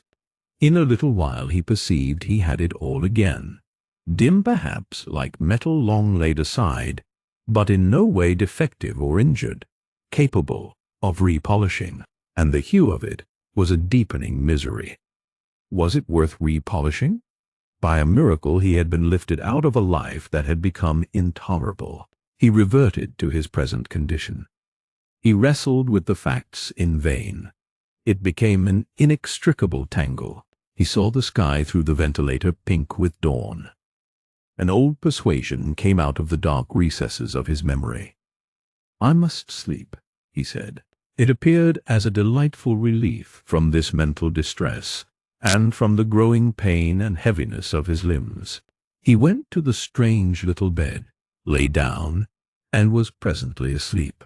He was destined to become very familiar indeed with these apartments before he left them, for he remained imprisoned for 3 days. During that time no one, except Howard, entered the rooms. The marvel of his fate mingled with, and in some way minimized the marvel of his survival. He had awakened to mankind. It seemed only to be snatched away into this unaccountable solitude. Howard came regularly with subtly sustaining and nutritive fluids, and light and pleasant foods, quite strange to Graham. He always closed the door carefully as he entered. On matters of detail he was increasingly obliging, but the bearing of Graham on the great issues that were evidently being contested so closely beyond the soundproof walls that enclosed him, he would not elucidate. He evaded, as politely as possible, every question on the position of affairs in the outer world. And in those 3 days Graham's incessant thoughts went far and wide. All that he had seen, all this elaborate contrivance to prevent him seeing, worked together in his mind. Almost every possible interpretation of his position he debated, even as it chanced, the right interpretation. Things that presently happened to him came to him at last credible, by virtue of this seclusion. When at length the moment of his release arrived, it found him prepared. Howard's bearing went far to deepen Graham's impression of his own strange importance. The door between its opening and closing seemed to admit with him a breath of momentous happening. His inquiries became more definite and searching. Howard retreated through protests and difficulties. The awakening was unforeseen, he repeated. It happened to have fallen in with the trend of a social convulsion. To explain it, I must tell you the history of a gross and a half of years, protested Howard. The thing is this, said Graham. You are afraid of something I shall do. In some way I am arbitrator. I might be arbitrator. It is not that. But you have, I may tell you this much. The automatic increase of your property puts great possibilities of interference in your hands, and in certain other ways you have influence with your 18th century notions. 19th century, corrected Graham, with your old world notions, anyhow, ignorant as you are of every feature of our state. Am I a fool? Certainly not. Do I seem to be the sort of man who would act rashly? You were never expected to act at all. No one counted on your awakening. No one dreamt you would ever awake. The council had surrounded you with antiseptic conditions. As a matter of fact, we thought that you were dead, a mere arrest of decay, but it is too complex. We dare not suddenly, while you are still half awake. It won't do, said Graham. Suppose it is as you say. Why am I not being crammed night and day with facts and warnings and all the wisdom of the time to fit me for my responsibilities? Am I any wiser now than 2 days ago, if it is 2 days, when I awoke? Howard pulled his lip. I am beginning to feel. Every hour I feel more clearly. A system of concealment of which you are the face. Is this council, or committee, or whatever they are, cooking the accounts of my estate? Is that it? That note of suspicion, said Howard. Ugh, said Graham. Now, mark my words, it will be ill for those who have put me here. It will be ill. I am alive. Make no doubt of it, I am alive. Every day my pulse is stronger, and my mind clearer and more vigorous. No more quiescence. I am a man come back to life, and I want to live. Live. Howard's face lit with an idea. He came towards Graham and spoke in an easy, confidential tone. The council secludes you here for your good. You are restless, naturally, an energetic man. You find it dull here, but we are anxious that everything you may desire, every sort of desire, there may be something. Is there any sort of company? He paused meaningly. Yes, said Graham thoughtfully, there is. Ah, now, we have treated you neglectfully, the crowds in yonder streets of yours. That, said Howard, I am afraid. But Graham began pacing the room. Howard stood near the door watching him. The implication of Howard's suggestion was only half evident to Graham. Company? Suppose he were to accept the proposal, demand some sort of company. Would there be any possibilities of gathering from the conversation of this additional person some vague inkling of the struggle that had broken out so vividly at his waking moment? He meditated again, and the suggestion took color. He turned on Howard abruptly. What do you mean by company? Howard raised his eyes and shrugged his shoulders. Human beings, he said, with a curious smile on his heavy face. Our social ideas, he said, have a certain increased liberality, perhaps, in comparison with your times. If a man wishes to relieve such a tedium as this, by feminine society, for instance, we think it no scandal. We have cleared our minds of formulae. There is in our city a class, a necessary class, no longer despised, discreet. Graham stopped dead. It would pass the time, said Howard. It is a thing I should perhaps have thought of before. But, as a matter of fact, So much is happening." He indicated the exterior world. Graham hesitated. For a moment, the figure of a possible woman dominated his mind with an intense attraction. Then he flashed into anger. "No!" he shouted. He began striding rapidly up and down the room. "Everything you say, everything you do, convinces me of some great issue in which I am concerned. I do not want to pass the time, as you call it. Yes, I know. Desire and indulgence are life in a sense, and death. Extinction. In my life before I slept, I had worked out that pitiful question. I will not begin again. There is a city, a multitude, and meanwhile I am here like a rabbit in a bag." His rage surged high. He choked for a moment, and began to wave his clenched fists. He gave way to an anger fit. He swore archaic curses. His gestures had the quality of physical threats. "I do not know who your party may be. I am in the dark, and you keep me in the dark. But I know this, that I am secluded here for no good purpose. For no good purpose.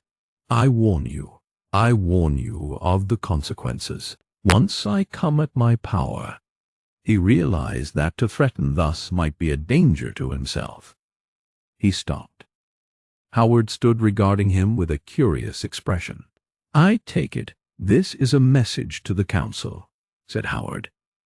Graham had a momentary impulse to leap upon the man, fell or stun him. It must have shown upon his face. At any rate, Howard's movement was quick. In a second the noiseless door had closed again, and the man from the 19th century was alone. For a moment he stood rigid, with clenched hands half raised. Then he flung them down. "What a fool I have been," he said, and gave way to his anger again, stamping about the room and shouting curses. For a long time he kept himself in a sort of frenzy, raging at his position, at his own folly, at the knaves who had imprisoned him. He did this because he did not want to look calmly at his position.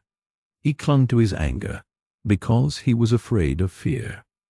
Presently he found himself reasoning with himself. This imprisonment was unaccountable, but no doubt the legal forms, new legal forms, of the time permitted it. It must, of course, be legal. These people were 200 years further on in the march of civilization than the Victorian generation. It was not likely they would be less humane. Yet they had cleared their minds of formulae. Was humanity a formula as well as chastity?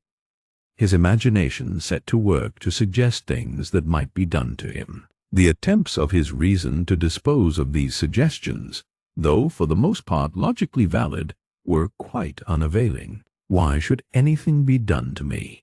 If the worst comes to the worst, he found himself saying at last, I can give up what they want. But what do they want? But what do they want? And why don't they ask me for it instead of cooping me up? He returned to his former preoccupation with the council's possible intentions. He began to reconsider the details of Howard's behavior, sinister glances, inexplicable hesitations. Then, for a time, his mind circled about the idea of escaping from these rooms.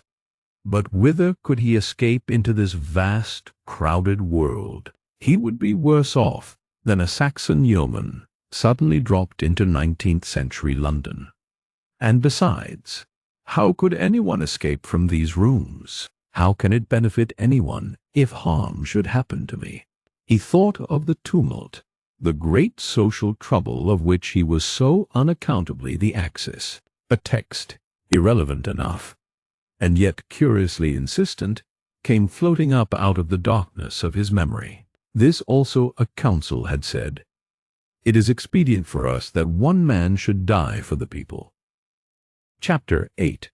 The roof space as the fans in the circular aperture of the inner room rotated and permitted glimpses of the night. Dim sounds drifted in thereby, and Graham, standing underneath, was startled by the sound of a voice. He peered up and saw in the intervals of the rotation dark and dim, the face and shoulders of a man regarding him. Then a dark hand was extended. The swift vein struck it, swung round and beat on, with a little brownish patch on the edge of its thin blade, and something began to fall therefrom upon the floor, dripping silently. Graham looked down, and there were spots of blood at his feet. He looked up again in a strange excitement. The figure had gone.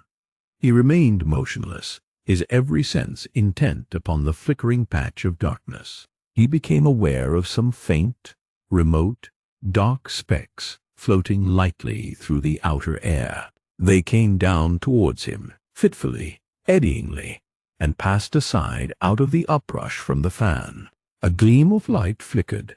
The specks flashed white, and then the darkness came again. Warmed and lit as he was, he perceived that it was snowing within a few feet of him. Graham walked across the room and came back to the ventilator again. He saw the head of a man pass near. There was a sound of whispering. Then a smart blow on some metallic substance, effort, voices, and the veins stopped. A gust of snowflakes whirled into the room and vanished before they touched the floor. "Don't be afraid," said a voice. Graham stood under the vein. "Who are you?" he whispered. For a moment there was nothing but a swaying of the fan, and then the head of a man was thrust cautiously into the opening. His face appeared nearly inverted to Graham. His dark hair was wet with dissolving flakes of snow upon it. His arm went up into the darkness, holding something unseen. He had a youthful face and bright eyes, and the veins of his forehead were swollen. He seemed to be exerting himself to maintain his position. For several seconds, neither he nor Graham spoke. "You were the sleeper," said the stranger at last. "Yes," said Graham. "What do you want with me?" "I come from Ostrog, sire." "Ostrog? Ostrog?" The man in the ventilator twisted his head round, so that his profile was towards Graham. He appeared to be listening. Suddenly there was a hasty exclamation, and the intruder sprang back just in time to escape the sweep of the released fan. And when Graham peered up, there was nothing visible but the slowly falling snow. It was perhaps a quarter of an hour before anything returned to the ventilator. But at last came the same metallic interference again. The fan stopped, and the face reappeared. Graham had remained all this time in the same place, alert and tremulously excited. "Who are you? What do you want?" he said. "We want to speak to you, sire," said the intruder. "We want. I can hold the thing. We have been trying to find a way to you these 3 days." "Is it rescue?" whispered Graham. "Escape?" "Yes, sire. If you will. You are my party? The party of the sleeper?" "Yes, sire." "What am I to do?" said Graham. There was a struggle. The stranger's arm appeared, and his hand was bleeding. His knees came into view over the edge of the funnel. "Stand away from me," he said, and he dropped rather heavily on his hands and one shoulder at Graham's feet. The released ventilator whirled noisily. The stranger rolled over, sprang up nimbly, and stood panting, hand to a bruised shoulder, and with his bright eyes on Graham. "You are indeed the sleeper," he said. "I saw you asleep, when it was the law that anyone might see you." "I am the man who was in the trance," said Graham. "They have imprisoned me here. I have been here since I awoke. At least 3 days. The intruder seemed about to speak, heard something, glanced swiftly at the door, and suddenly left Graham and ran towards it, shouting quick, incoherent words. A bright wedge of steel flashed in his hand, and he began tap, tap, a quick succession of blows upon the hinges. "Mind!" cried a voice. "Oh!" The voice came from above. Graham glanced up, saw the soles of 2 feet, ducked, was struck on the shoulder by one of them, and a heavy weight bore him to the earth. He fell on his knees and forward, and the weight went over his head. He knelt up and saw a second man from above seated before him. "I did not see you, sire," panted the man. He rose and assisted Graham to rise. "Are you hurt, sire?" he panted. A succession of heavy blows on the ventilator began. Something fell close to Graham's face, and a shivering edge of white metal danced, fell over, and lay flat upon the floor. "What is this?" cried Graham, confused and looking at the ventilator. "Who are you? What are you going to do? Remember, I understand nothing." "Stand back," said the stranger, and drew him from under the ventilator as another fragment of metal fell heavily. "We want you to come, sire," panted the newcomer, and Graham, glancing at his face again, saw a new cut had changed from white to red on his forehead, and a couple of little trickles of blood starting therefrom. "Your people call for you." "Come where?" "My people?" "My people. To the hall about the markets. Your life is in danger here. We have spies. We learn, but just in time. The council has decided, this very day, either to drug or kill you. And everything is ready. The people are drilled. The wind vane police, the engineers, and half the waygearers are with us. We have the halls crowded, shouting. The whole city shouts against the council. We have arms." He wiped the blood with his hand. "Your life here is not worth. But why arms? The people have risen to protect you, sire." "What? Read." He turned quickly as the man who had first come down made a hissing with his teeth. Graham saw the latter start back, gesticulate to them to conceal themselves, and move as if to hide behind the opening door. As he did so, Howard appeared, a little tray in one hand, and his heavy face downcast. He started, looked up. The door slammed behind him. The tray tilted sideways, and the steel wedge struck him behind the ear. He went down like a felled tree, and lay as he fell athwart the floor of the outer room. The man who had struck him bent hastily, studied his face for a moment, rose, and returned to his work at the door. "You're poison," said a voice in Graham's ear. Then, abruptly, they were in darkness. The innumerable cornice lights had been extinguished. Graham saw the aperture of the ventilator with ghostly snow whirling above it, and dark figures moving hastily. 3 knelt on the vane. Some dim thing, a ladder, was being lowered through the opening, and a hand appeared holding a fitful yellow light. He had a moment of hesitation, but the manner of these men, their swift alacrity, their words, marched so completely with his own fears of the council, with his idea and hope of a rescue, that it lasted not a moment, and his people awaited him. "I do not understand," he said. "I trust. Tell me what to do." The man with the cut brow gripped Graham's arm. "Clamber up the ladder," he whispered. "Quick, they will have heard."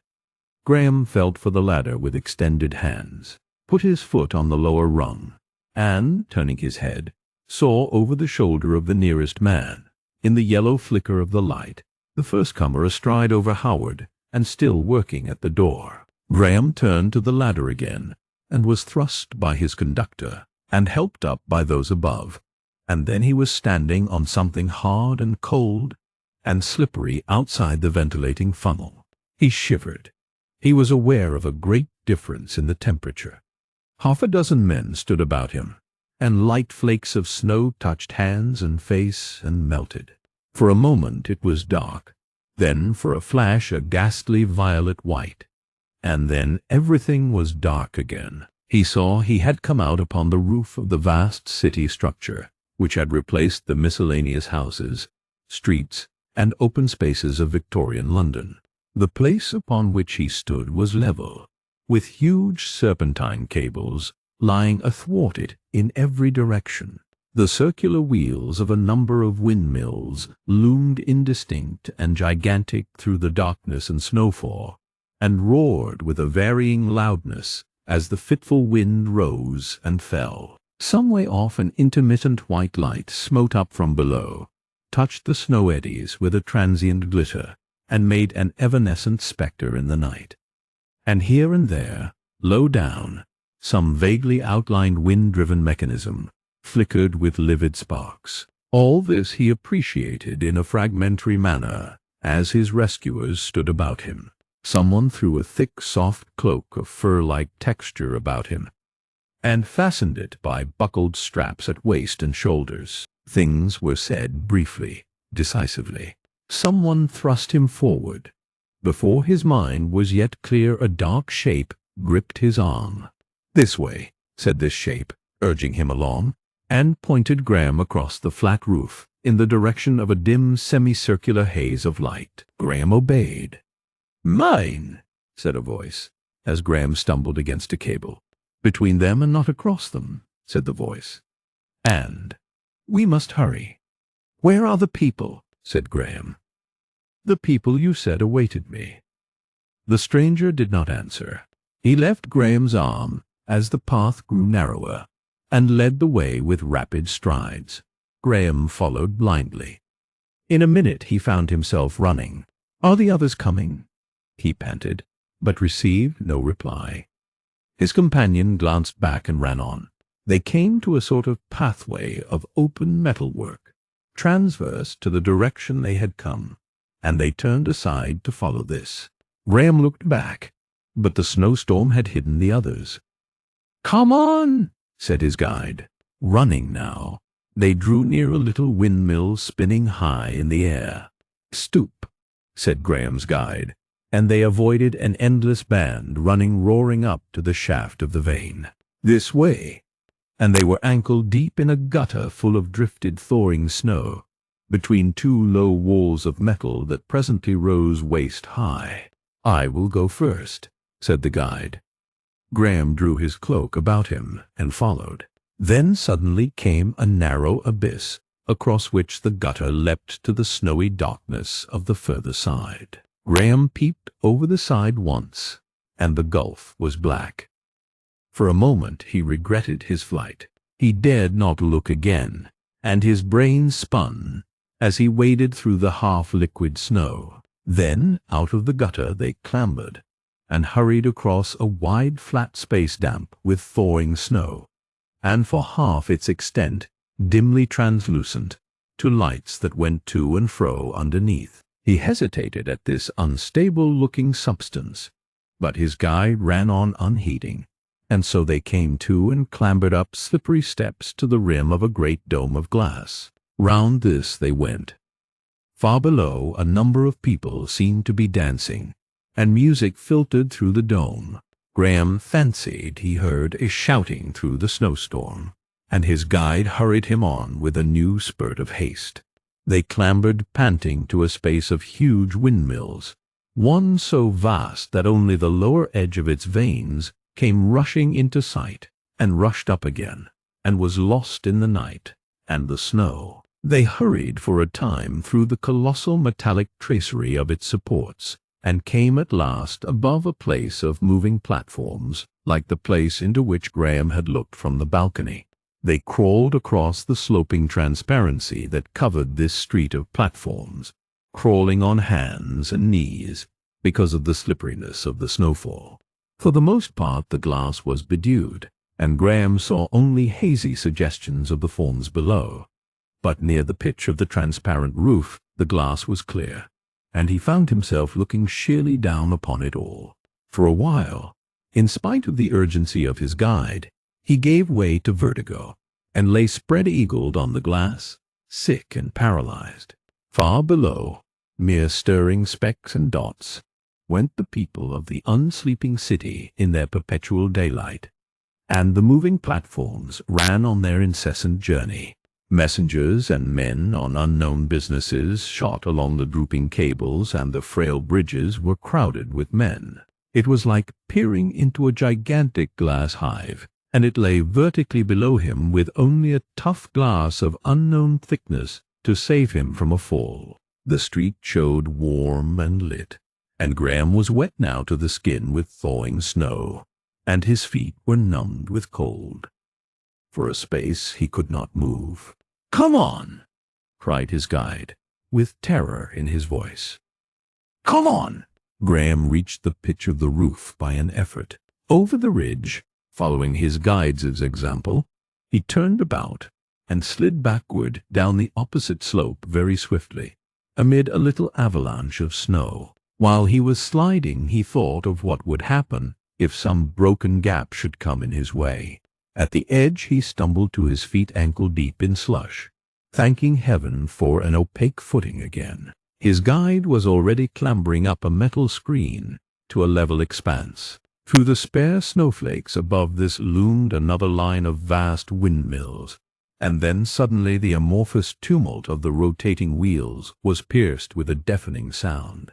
It was a mechanical shrilling of extraordinary intensity that seemed to come simultaneously from every point of the compass. "They have missed us already," cried Graham's guide in an accent of terror, and suddenly, with a blinding flash, the night became day. Above the driving snow, from the summits of the windwheels, appeared vast masts carrying globes of livid light. They receded in illimitable vistas in every direction. As far as his eye could penetrate the snowfall, they glared. "Get on this," cried Graham's conductor, and thrust him forward to a long grating of snowless metal that ran like a band between two slightly sloping expanses of snow. It felt warm to Graham's benumbed feet, and a faint eddy of steam rose from it. "Come on!"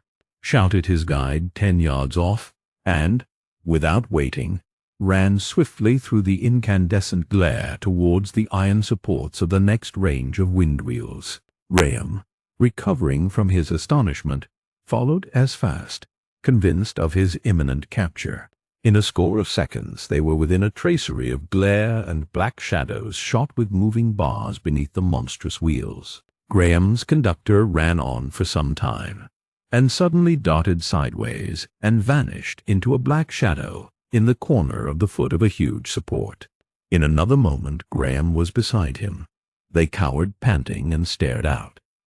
The scene upon which Graham looked was very wild and strange. The snow had now almost ceased. Only a belated flake passed now and again across the picture, but the broad stretch of level before them was a ghastly white, broken only by gigantic masses and moving shapes in lengthy strips of impenetrable darkness, vast, ungainly titans of shadow.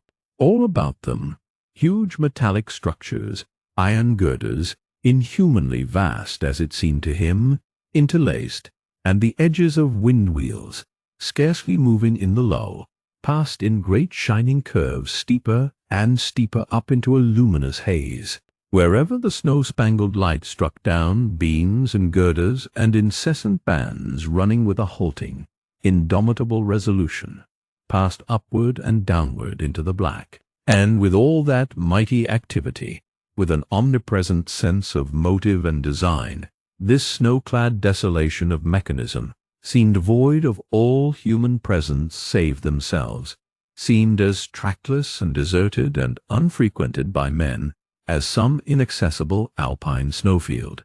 "They will be chasing us," cried the leader. "We are scarcely halfway there yet. Cold as it is, we must hide here for a space, at least until it snows more thickly again." His teeth chattered in his head. "Where are the markets?" asked Graham, staring out. "Where are all the people?" The other made no answer. "Look," whispered Graham, crouched close, and became very still. The snow had suddenly become thick again, and sliding with the whirling eddies out of the black pit of the sky came something, vague and large and very swift. It came down in a steep curve and swept round, wide wings extended, and a trail of white condensing steam behind it, rose with an easy swiftness and went gliding up the air, swept horizontally forward in a wide curve, and vanished again in the steaming specks of snow. And, through the ribs of its body, Graham saw 2 little men, very minute and active, searching the snowy areas about him, as it seemed to him, with field glasses. For a second they were clear, then hazy through a thick whirl of snow, then small and distant, and in a minute they were gone. "Now," cried his companion. "Come!" He pulled Graham's sleeve, and incontinently the two were running headlong down the arcade of ironwork beneath the windwheels. Graham, running blindly, collided with his leader, who had turned back on him suddenly. He found himself within a dozen yards of a black chasm. It extended as far as he could see right and left. It seemed to cut off their progress in either direction. "Do as I do," whispered his guide. He lay down and crawled to the edge, thrust his head over, and twisted until one leg hung. He seemed to feel for something with his foot, found it, and went sliding over the edge into the gulf. His head reappeared. "It is a ledge," he whispered, "in the dark all the way along. Do as I did." Graham hesitated, went down upon all fours, crawled to the edge, and peered into a velvety blackness. For a sickly moment he had courage neither to go on nor retreat. Then he sat and hung his leg down, felt his guide's hands pulling at him, had a horrible sensation of sliding over the edge into the unfathomable, splashed, and felt himself in a slushy gutter, impenetrably dark. "This way," whispered the voice, and he began crawling along the gutter through the trickling thaw, pressing himself against the wall. They continued along it for some minutes. He seemed to pass through 100 stages of misery, to pass minute after minute through 100 degrees of cold, damp, and exhaustion. In a little while he ceased to feel his hands and feet. The gutter sloped downwards. He observed that they were now many feet below the edge of the buildings. Rows of spectral white shapes, like the ghosts of blind-drawn windows, rose above them. They came to the end of a cable fastened above one of these white windows, dimly visible and dropping into impenetrable shadows. Suddenly his hand came against his guide. "Still," whispered the latter very softly. He looked up with a start, and saw the huge wings of the flying machine gliding slowly and noiselessly overhead, athwart the broad band of snow-flecked grey-blue sky. In a moment it was hidden again. "Keep still." They were just turning. For a while both were motionless. Then Graham's companion stood up, and reaching towards the fastenings of the cable fumbled with some indistinct tackle. "What is that?" asked Graham. The only answer was a faint cry. The man crouched motionless. Graham peered, and saw his face dimly. He was staring down the long ribbon of sky, and Graham, following his eyes, saw the flying machine small and faint and remote. Then he saw that the wings spread on either side, that it headed towards them, that every moment it grew larger. It was following the edge of the chasm towards them. The man's movements became convulsive. He thrust 2 crossbars into Graham's hand. Graham could not see them. He ascertained their form by feeling.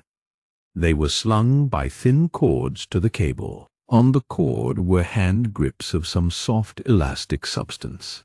"Put the cross between your legs," whispered the guide hysterically, "and grip the holdfasts. Grip tightly. Grip." Graham did as he was told. "Jump," said the voice. "In heaven's name, jump." For one momentous second Graham could not speak. He was glad afterwards that darkness hid his face. He said nothing. He began to tremble violently. He looked sideways at the swift shadow that swallowed up the sky as it rushed upon him. "Jump! Jump, in God's name, or they will have us!" cried Graham's guide, and in the violence of his passion thrust him forward. Graham tottered convulsively, gave a sobbing cry, a cry in spite of himself, and then, as the flying machine swept over them, fell forward into the pit of that darkness, seated on the crosswood, and holding the ropes with the clutch of death. Something cracked, something rapped smartly against a wall. He heard the pulley of the cradle hum on its rope. He heard the aeronauts shout. He felt a pair of knees digging into his back. He was sweeping headlong through the air, falling through the air. All his strength was in his hands. He would have screamed, but he had no breath. He shot into a blinding light that made him grip the tighter. He recognized the great passage with the running ways, the hanging lights and interlacing girders. They rushed upward and by him.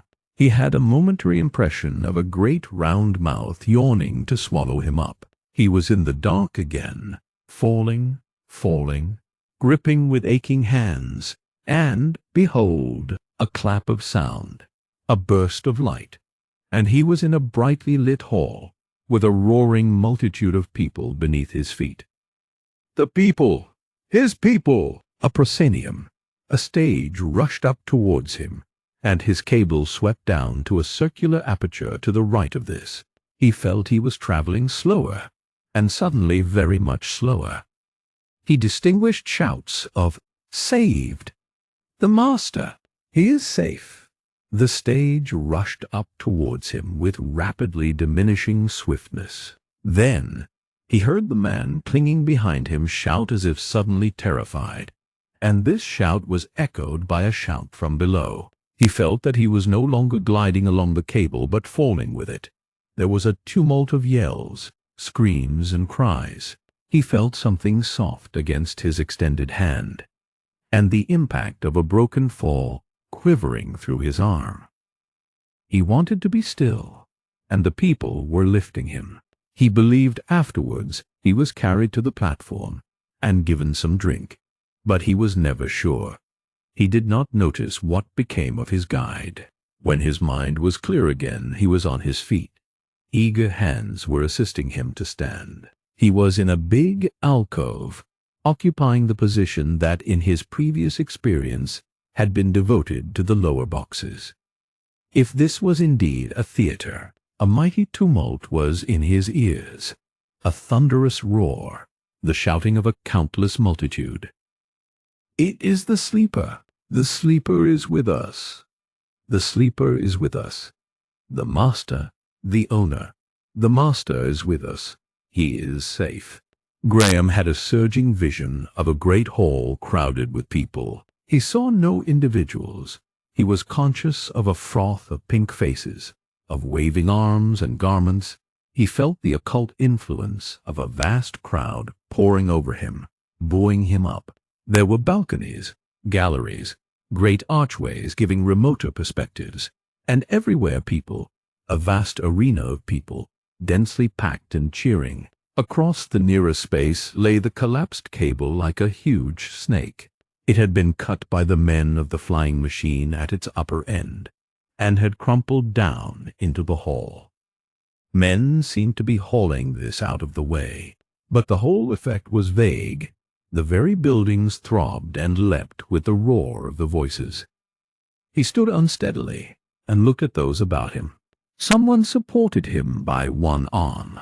"Let me go into a little room," he said, weeping. A little room, and could say no more. A man in black stepped forward, took his disengaged arm. He was aware of officious men opening a door before him. Someone guided him to a seat. He staggered. He sat down heavily and covered his face with his hands. He was trembling violently. His nervous control was at an end. He was relieved of his cloak. He could not remember how. His purple hose he saw were black with wet. People were running about him. Things were happening.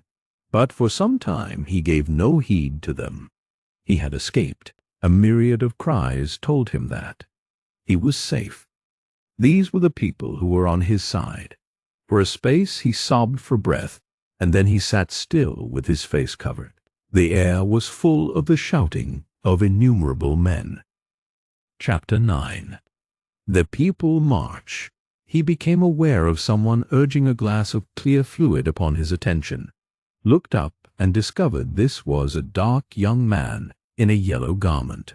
He took the dose forthwith, and in a moment he was glowing. A tall man in a black robe stood by his shoulder and pointed to the half-open door into the hall. This man was shouting close to his ear, and yet what was said was indistinct because of the tremendous uproar from the great theater. Behind the man was a girl in a silvery gray robe. whom Graham, even in this confusion, perceived to be beautiful. Her dark eyes, full of wonder and curiosity, were fixed on him. Her lips trembled apart. A partially opened door gave a glimpse of the crowded hall, and admitted a vast uneven tumult, a hammering, clapping, and shouting that died away and began again, and rose to a thunderous pitch, and so continued intermittently all the time that Graham remained in the little room. He watched the lips of the man in black and gathered that he was making some explanation. He stared stupidly for some moments at these things, and then stood up abruptly. He grasped the arm of this shouting person. "Tell me," he cried, "who am I? Who am I? Who am I?" The others came nearer to hear his words. "Who am I?" His eyes searched their faces. "They have told him nothing," cried the girl. "Tell me, cried Graham. "You are the master of the earth. You are owner of the world." He did not believe he heard aright. He resisted the persuasion. He pretended not to understand, not to hear. He lifted his voice again. "I have been awake 3 days, a prisoner 3 days. I judge there is some struggle between a number of people in this city. It is London?" "Yes," said the younger man. "And those who meet in the great hall with the white atlas? How does it concern me?" "In some way it has to do with me." "Why, I don't know. Drugs? It seems to me that while I have slept the world has gone mad. I have gone mad. Who are those counselors under the atlas? Why should they try to drug me?" "To keep you insensible," said the man in yellow. "To prevent your interference." "But why?" "Because you are the atlas, sire," said the man in yellow. "The world is on your shoulders. They rule it in your name." The sounds from the hall had died into a silence, threaded by one monotonous voice.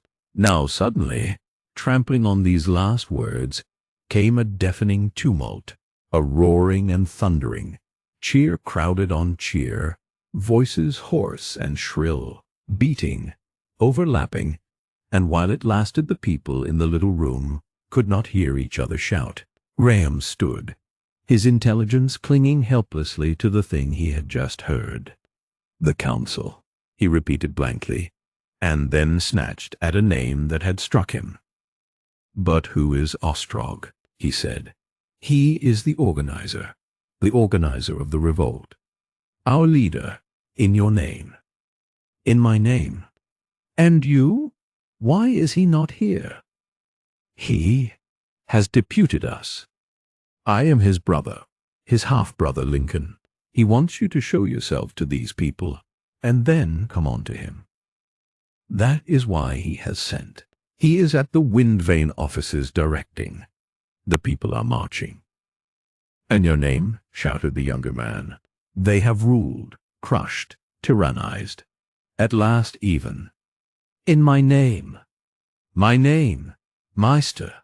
The younger man suddenly became audible in a pause of the outer thunder, indignant and vociferous, a high penetrating voice under his red aquiline nose and bushy mustache. "No one expected you to wake. No one expected you to wake. They were cunning, damned tyrants, but they were taken by surprise. They did not know whether to drug you, hypnotize you, kill you." Again the hall dominated everything. "Ostrog is at the wind vane offices ready. Even now there is a rumor of fighting beginning." The man who had called himself Lincoln came close to him. "Ostrog has it planned. Trust him. We have our organizations ready. We shall seize the flying stages. Even now he may be doing that. Then, this public theater, bawled the man in yellow, is only a contingent. We have 5 myriads of drilled men. We have arms," cried Lincoln. "We have plans, a leader. Their police have gone from the streets, and are massed in the inaudible. It is now or never. The council is rocking They cannot trust even their drilled men. Hear the people calling to you. Graham's mind was like a night of moon and swift clouds, now dark and hopeless, now clear and ghastly. He was master of the earth. He was a man sodden with thawing snow. Of all his fluctuating impressions, the dominant ones presented an antagonism. On the one hand was the White Council, powerful, disciplined, few, the White Council from which he had just escaped, and on the other, monstrous crowds, packed masses of indistinguishable people clamoring his name, hailing him master. The other side had imprisoned him, debated his death. These shouting thousands beyond the little doorway had rescued him. But why these things should be so he could not understand. The door opened, Lincoln's voice was swept away and drowned, and a rash of people followed on the heels of the tumult. These intruders came towards him, and Lincoln gesticulating. The voices without explained their soundless lips. "Show us the sleeper! Show us the sleeper!" was the burden of the uproar. Men were bawling for order, silence. Graham glanced towards the open doorway, and saw a tall, oblong picture of the hall beyond, a waving, incessant confusion of crowded, shouting faces, men and women together, waving pale blue garments, extended hands. Many were standing. One man in rags of dark brown, a gaunt figure, stood on the seat and waved a black cloth. He met the wonder and expectation of the girl's eyes. What did these people expect from him? He was dimly aware that the tumult outside had changed its character, was in some way beating, marching. His own mind, too, changed. For a space he did not recognize the influence that was transforming him. But a moment that was near to panic passed. He tried to make audible inquiries of what was required of him. Lincoln was shouting in his ear, but Graham was deafened to that. All the others, save the woman, gesticulated towards the hall. He perceived what had happened to the uproar. The whole mass of people was chanting together. It was not simply a song. The voices were gathered together and upborne by a torrent of instrumental music, music like the music of an organ, a woven texture of sounds, full of trumpets, full of flaunting banners, full of the march and pageantry of opening war. And the feet of the people were beating time. Tramp, tramp. He was urged towards the door. He obeyed mechanically. The strength of that chant took hold of him, stirred him, emboldened him. The hall opened to him, a vast welter of fluttering color swaying to the music. "Wave your arm to them," said Lincoln. "Wave your arm to them." "This," said a voice on the other side. He must have this. Arms were about his neck, detaining him in the doorway, and a black, subtly folding mantle hung from his shoulders. He threw his arm free of this, and followed Lincoln. He perceived the girl in gray close to him, her face lit, her gesture onward. For the instant she became to him, flushed and eager as she was, an embodiment of the song. He emerged in the alcove again. Incontinently the mounting waves of the song broke upon his appearing, and flashed up into a foam of shouting. Guided by Lincoln's hand, he marched obliquely across the center of the stage, facing the people. The hall was a vast and intricate space. Galleries, balconies, broad spaces of amphitheatral steps, and great archways. Far away, high up, seemed the mouth of a huge passage full of struggling humanity.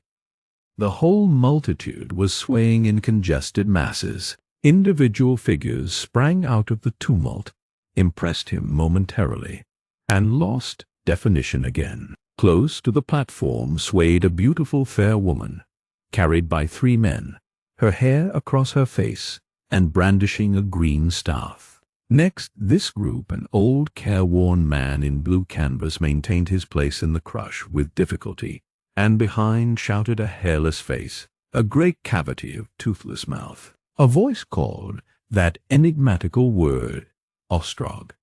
All his impressions were vague, save the massive emotion of that trampling song. The multitude were beating time with their feet, marking time, tramp, tramp, tramp, tramp. The green weapons waved, flashed, and slanted. Then he saw those nearest to him on a level space before the stage were marching in front of him, passing towards a great archway, shouting, "To the council! Tramp, tramp, tramp, tramp." He raised his arm, and the roaring was redoubled. He remembered he had to shout, "March!" His mouth shaped inaudible heroic words. He waved his arm again and pointed to the archway, shouting, "Onward!" They were no longer marking time, they were marching. Tramp, tramp, tramp, tramp, tramp. In that host were bearded men, old men, youths, fluttering robed, bare-armed women, girls. Men and women of the new age, rich robes. Grey rags fluttered together in the whirl of their movement amidst the dominant blue. A monstrous black banner jerked its way to the right. He perceived a blue-clad Negro, a shriveled woman in yellow, then a group of tall, fair-haired, white-faced, blue-clad men pushed theatrically past him. He noted 2 Chinamen. A tall, sallow, dark-haired, shining-eyed youth, white-clad from top to toe, clambered up towards the platform shouting loyally, and sprang down again and receded, looking backward. Heads, shoulders, hands clutching weapons, all were swinging with those marching cadences. Faces came out of the confusion to him as he stood there. Eyes met his, and passed and vanished. Men gesticulated to him, shouted inaudible personal things.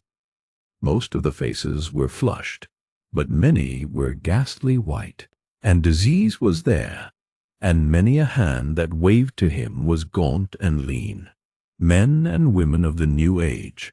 Strange and incredible meeting. As the broad stream passed before him to the right, tributary gangways from the remote uplands of the hall thrust downward in an incessant replacement of people. Tramp, tramp, tramp, tramp. The unison of the song was enriched and complicated by the massive echoes of arches and passages. Men and women mingled in the ranks. Tramp, tramp, tramp, tramp. The whole world seemed marching. Tramp, tramp, tramp, tramp. His brain was tramping. The garments waved onward. The faces poured by more abundantly. Tramp, tramp, tramp, tramp. At Lincoln's pressure he turned towards the archway, walking unconsciously in that rhythm, scarcely noticing his movement for the melody and stir of it. The multitude, the gesture and song, all moved in that direction. The flow of people smote downward until the upturned faces were below the level of his feet. He was aware of a path before him, of a suite about him, of guards and dignities, and Lincoln on his right hand. Attendants intervened, and ever and again blotted out the sight of the multitude to the left. Before him went the backs of the guards in black, 3 and 3 and 3. He was marched along the little railed way, and crossed above the archway, with the torrent dipping to flow beneath, and shouting up to him. He did not know whither he went. He did not want to know. He glanced back across a flaming spaciousness of hall. Tramp, tramp, tramp, tramp. Chapter 10. The Battle of the Darkness.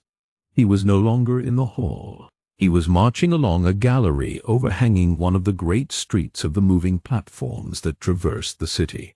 Before him, and behind him, tramped his guards. The whole concave of the moving ways below was a congested mass of people marching, tramping to the left, shouting, waving hands and arms, pouring along a huge vista, shouting as they came into view, shouting as they passed, shouting as they receded, until the globes of electric light receding in perspective dropped down, it seemed, and hid the swarming bare heads. Tramp, tramp, tramp, tramp.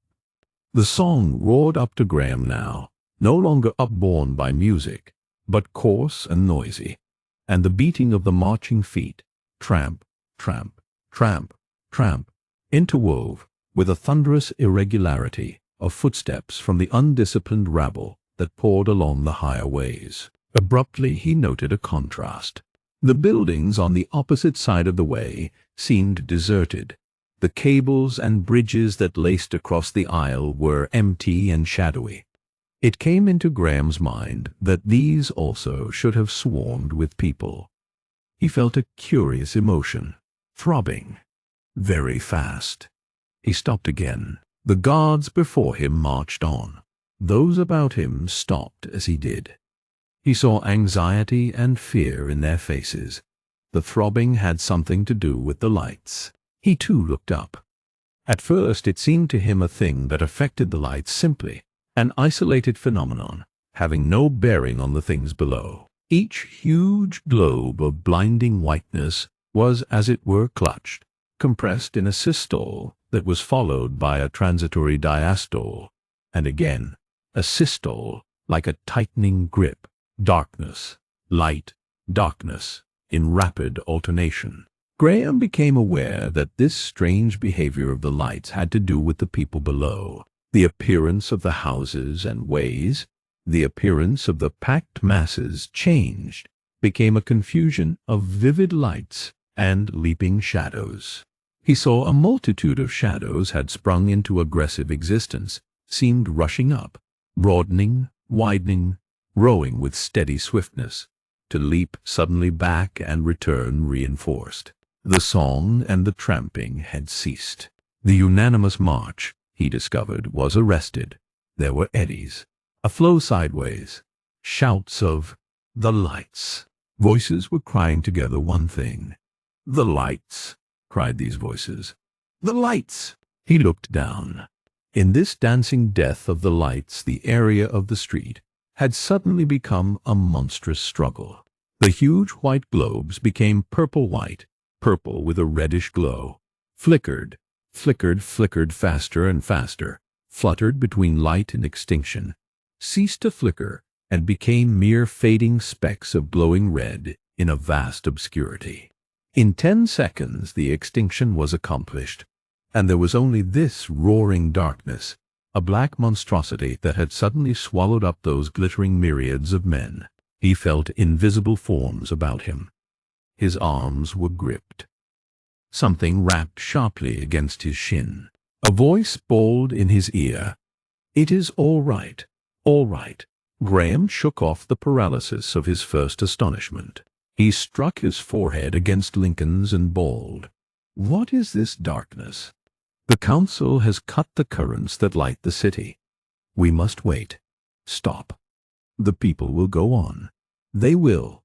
His voice was drowned. Voices were shouting, "Save the sleeper. Take care of the sleeper." A guard stumbled against Graham and hurt his hand by an inadvertent blow of his weapon. A wild tumult tossed and whirled about him, growing, as it seemed, louder, denser, more furious each moment. Fragments of recognizable sounds drove towards him, were whirled away from him, as his mind reached out to grasp them.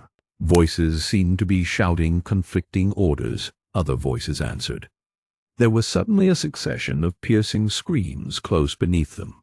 A voice bawled in his ear, "The Red Police," and receded forthwith beyond his questions. A crackling sound grew to distinctness, and therewith a leaping of faint flashes along the edge of the further ways. By their light Graham saw the heads and bodies of a number of men, armed with weapons like those of his guards, leap into an instant's dim visibility. The whole area began to crackle, to flash with little instantaneous streaks of light, and abruptly the darkness rolled back like a curtain. A glare of light dazzled his eyes. A vast seething expanse of struggling men confused his mind. A shout, a burst of cheering, came across the ways. He looked up to see the source of the light. A man hung far overhead from the upper part of a cable, holding by a rope the blinding star that had driven the darkness back. Graham's eyes fell to the ways again. A wedge of red a little way along the vista caught his eye.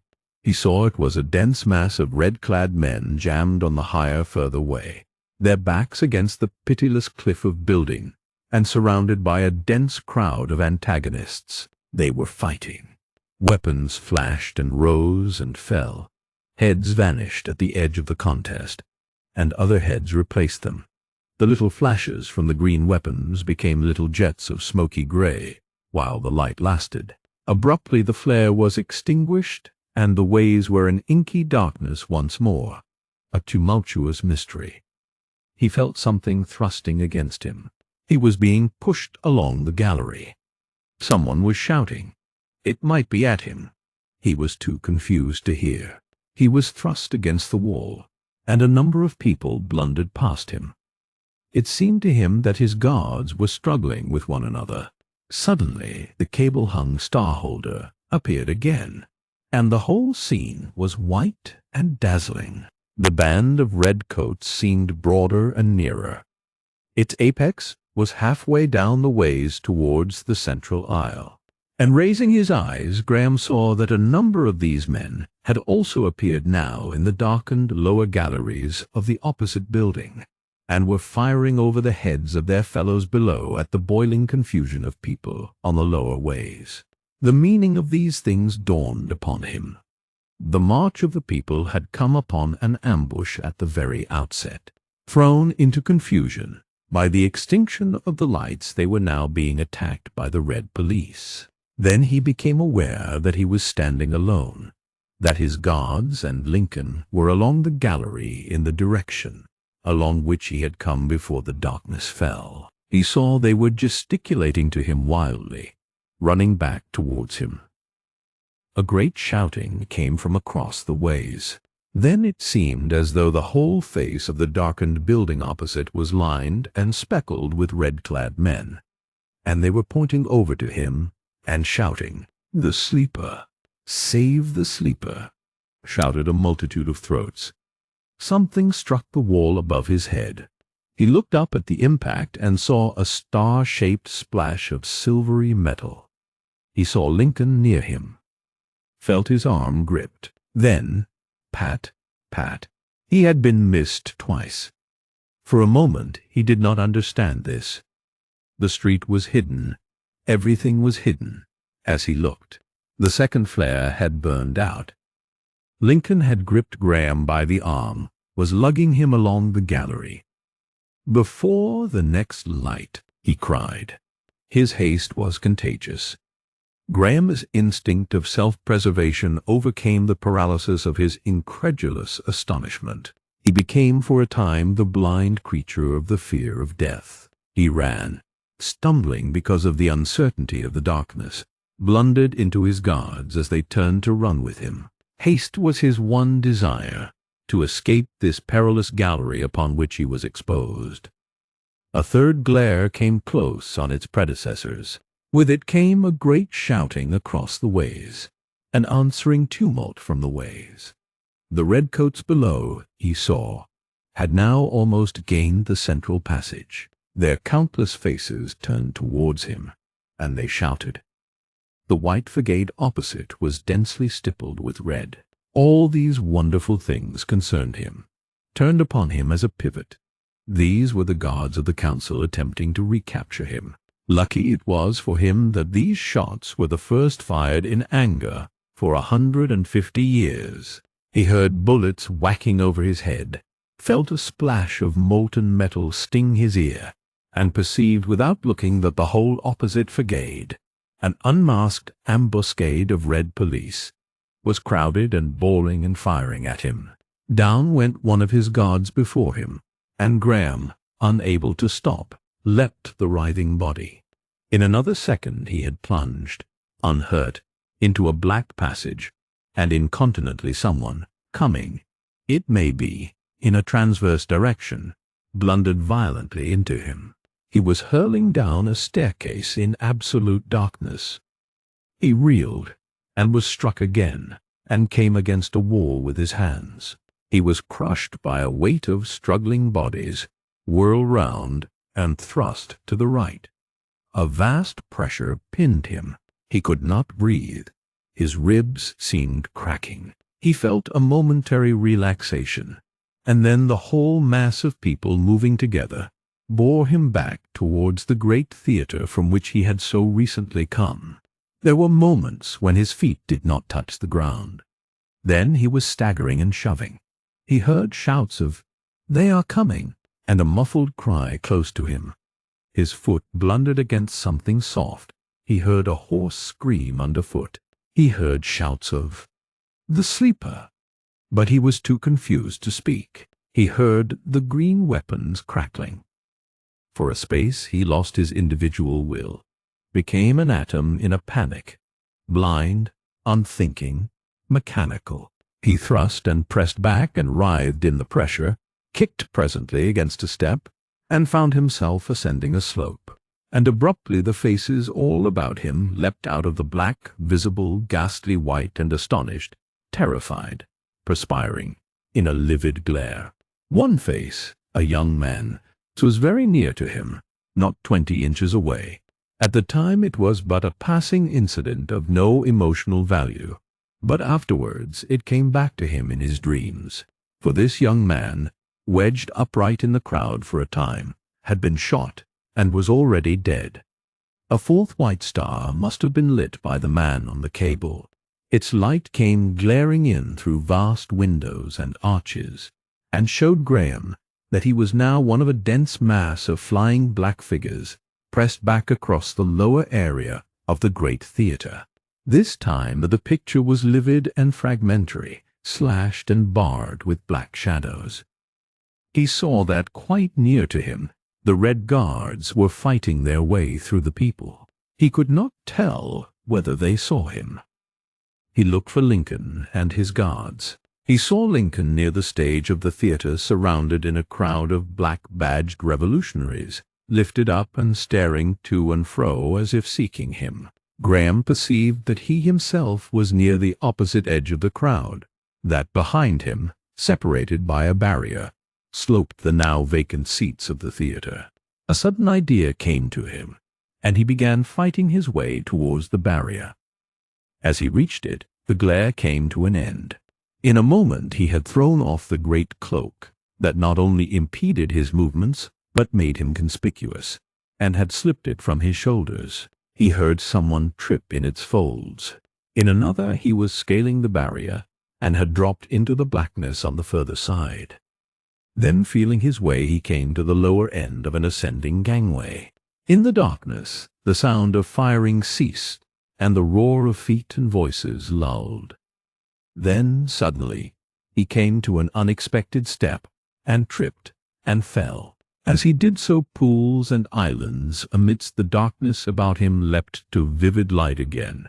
The uproar surged louder, and the glare of the fifth white star shone through the vast fenestrations of the theatre walls. He rolled over among some seats, heard a shouting, and the whirring rattle of weapons, struggled up and was knocked back again, perceived that a number of black-badged men were all about him firing at the Reds below, leaping from seat to seat, crouching among the seats to reload. Instinctively he crouched amidst the seats, as stray shots ripped the pneumatic cushions and cut bright slashes on their soft metal frames. Instinctively he marked the direction of the gangways, the most plausible way of escape for him so soon as the veil of darkness fell again. A young man in faded blue garments came vaulting over the seats. "Hello," he said, with his flying feet within 6 inches of the crouching sleeper's face. He stared without any sign of recognition, turned to fire, fired, and shouting, "To hell with the council," was about to fire again. Then it seemed to Graham that the half of this man's neck had vanished. A drop of moisture fell on Graham's cheek. The green weapon stopped half raised. For a moment the man stood still with his face suddenly expressionless. Then he began to slant forward. His knees bent. Man and darkness fell together. At the sound of his fall, Graham rose up and ran for his life until a step down to the gangway tripped him. He scrambled to his feet, turned up the gangway, and ran on. When the sixth star glared, he was already close to the yawning throat of a passage. He ran on the swifter for the light, entered the passage, and turned a corner into absolute night again. He was knocked sideways, rolled over, and recovered his feet. He found himself one of a crowd of invisible fugitives pressing in one direction. His one thought now was their thought also. To escape out of this fighting, he thrust and struck, staggered, ran, was wedged tightly, lost ground, and then was clear again. For some minutes he was running through the darkness along a winding passage, and then he crossed some wide and open space, passed down a long incline, and came at last down a flight of steps to a level place. Many people were shouting, "They are coming! The gods are coming! They are firing! Get out of the fighting! The gods are firing! It will be safe in Seventh Way. Along here to Seventh Way."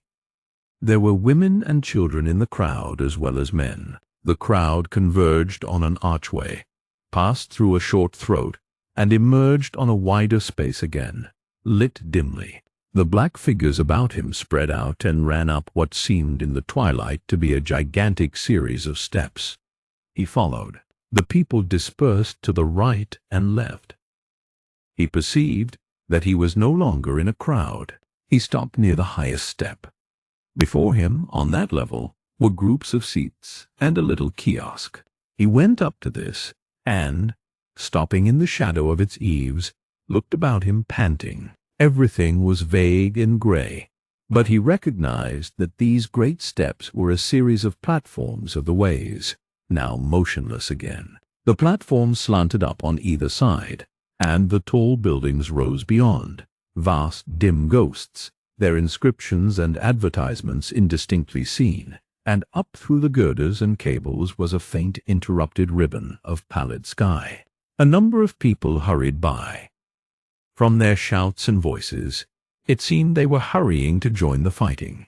Other less noisy figures flitted timidly among the shadows. From very far away down the street, he could hear the sound of a struggle, but it was evident to him that this was not the street into which the theater opened. That former fight, it seemed, had suddenly dropped out of sound and hearing, and they were fighting for him. For a space he was like a man who pauses in the reading of a vivid book and suddenly doubts what he has been taking unquestionably. At that time he had little mind for details. The whole effect was a huge astonishment. Oddly enough, while the flight from the council prison, the great crowd in the hall, and the attack of the Red Police upon the swarming people were clearly present in his mind, it cost him an effort to piece in his awakening and to revive the meditative interval of the silent rooms. At first his memory leapt these things, and took him back to the cascade at Pentargon quivering in the wind, and all the sombre splendors of the sunlit Cornish coast. The contrast touched everything with unreality, and then the gap filled, and he began to comprehend his position. It was no longer absolutely a riddle, as it had been in the silent rooms. At least he had the strange, bare outline now. He was in some way the owner of the world, and great political parties were fighting to possess him. On the one hand was the council, with its Red Police, set resolutely, it seemed, on the usurpation of his property, and perhaps his murder. On the other, the revolution that had liberated him, with this unseen Ostrog as its leader. And the whole of this gigantic city was convulsed by their struggle. Frantic development of his world. "I do not understand," he cried. "I do not understand." He had slipped out between the contending parties into this liberty of the twilight. What would happen next? What was happening? He figured the red-clad men as busily hunting him, driving the black-badged revolutionists before them. At any rate, chance had given him a breathing space. He could lurk unchallenged by the passers-by and watch the course of things. His eye followed up the intricate, dim immensity of the twilight buildings, and it came to him as a thing infinitely wonderful, that above there the sun was rising, and the world was lit and glowing with the old familiar light of day. In a little while he had recovered his breath. His clothing had already dried upon him from the snow. He wandered for miles along these twilight ways, speaking to no one, accosted by no one, a dark figure among dark figures, the coveted man out of the past, the inestimable, unintentional owner of the world. Wherever there were lights or dense crowds or exceptional excitement, he was afraid of recognition, and watched and turned back or went up and down by the middle stairways into some transverse system of ways at a lower or higher level. And though he came on no more fighting, the whole city stirred with battle. Once he had to run to avoid a marching multitude of men that swept the street. Everyone abroad seemed involved. For the most part they were men, and they carried what he judged were weapons. It seemed as though the struggle was concentrated mainly in the quarter of the city from which he came. Ever and again a distant roaring, the remote suggestion of that conflict, reached his ears. Then his caution and his curiosity struggled together, but his caution prevailed, and he continued wandering away from the fighting, so far as he could judge. He went unmolested, unsuspected through the dark. After a time he ceased to hear even a remote echo of the battle. Fewer and fewer people passed him, until at last the streets became deserted. The frontages of the buildings grew plain and harsh. He seemed to have come to a district of vacant warehouses. Solitude crept upon him. His pace slackened.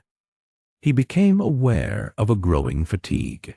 At times he would turn aside and sit down on one of the numerous benches of the upper ways. But a feverish restlessness, the knowledge of his vital implication in this struggle, would not let him rest in any place for long.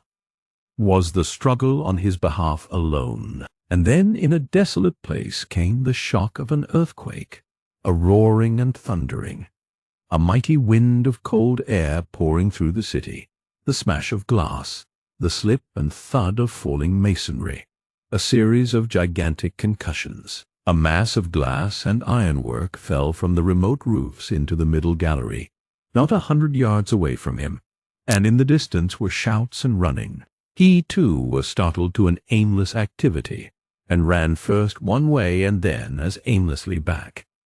A man came running towards him. His self-control returned.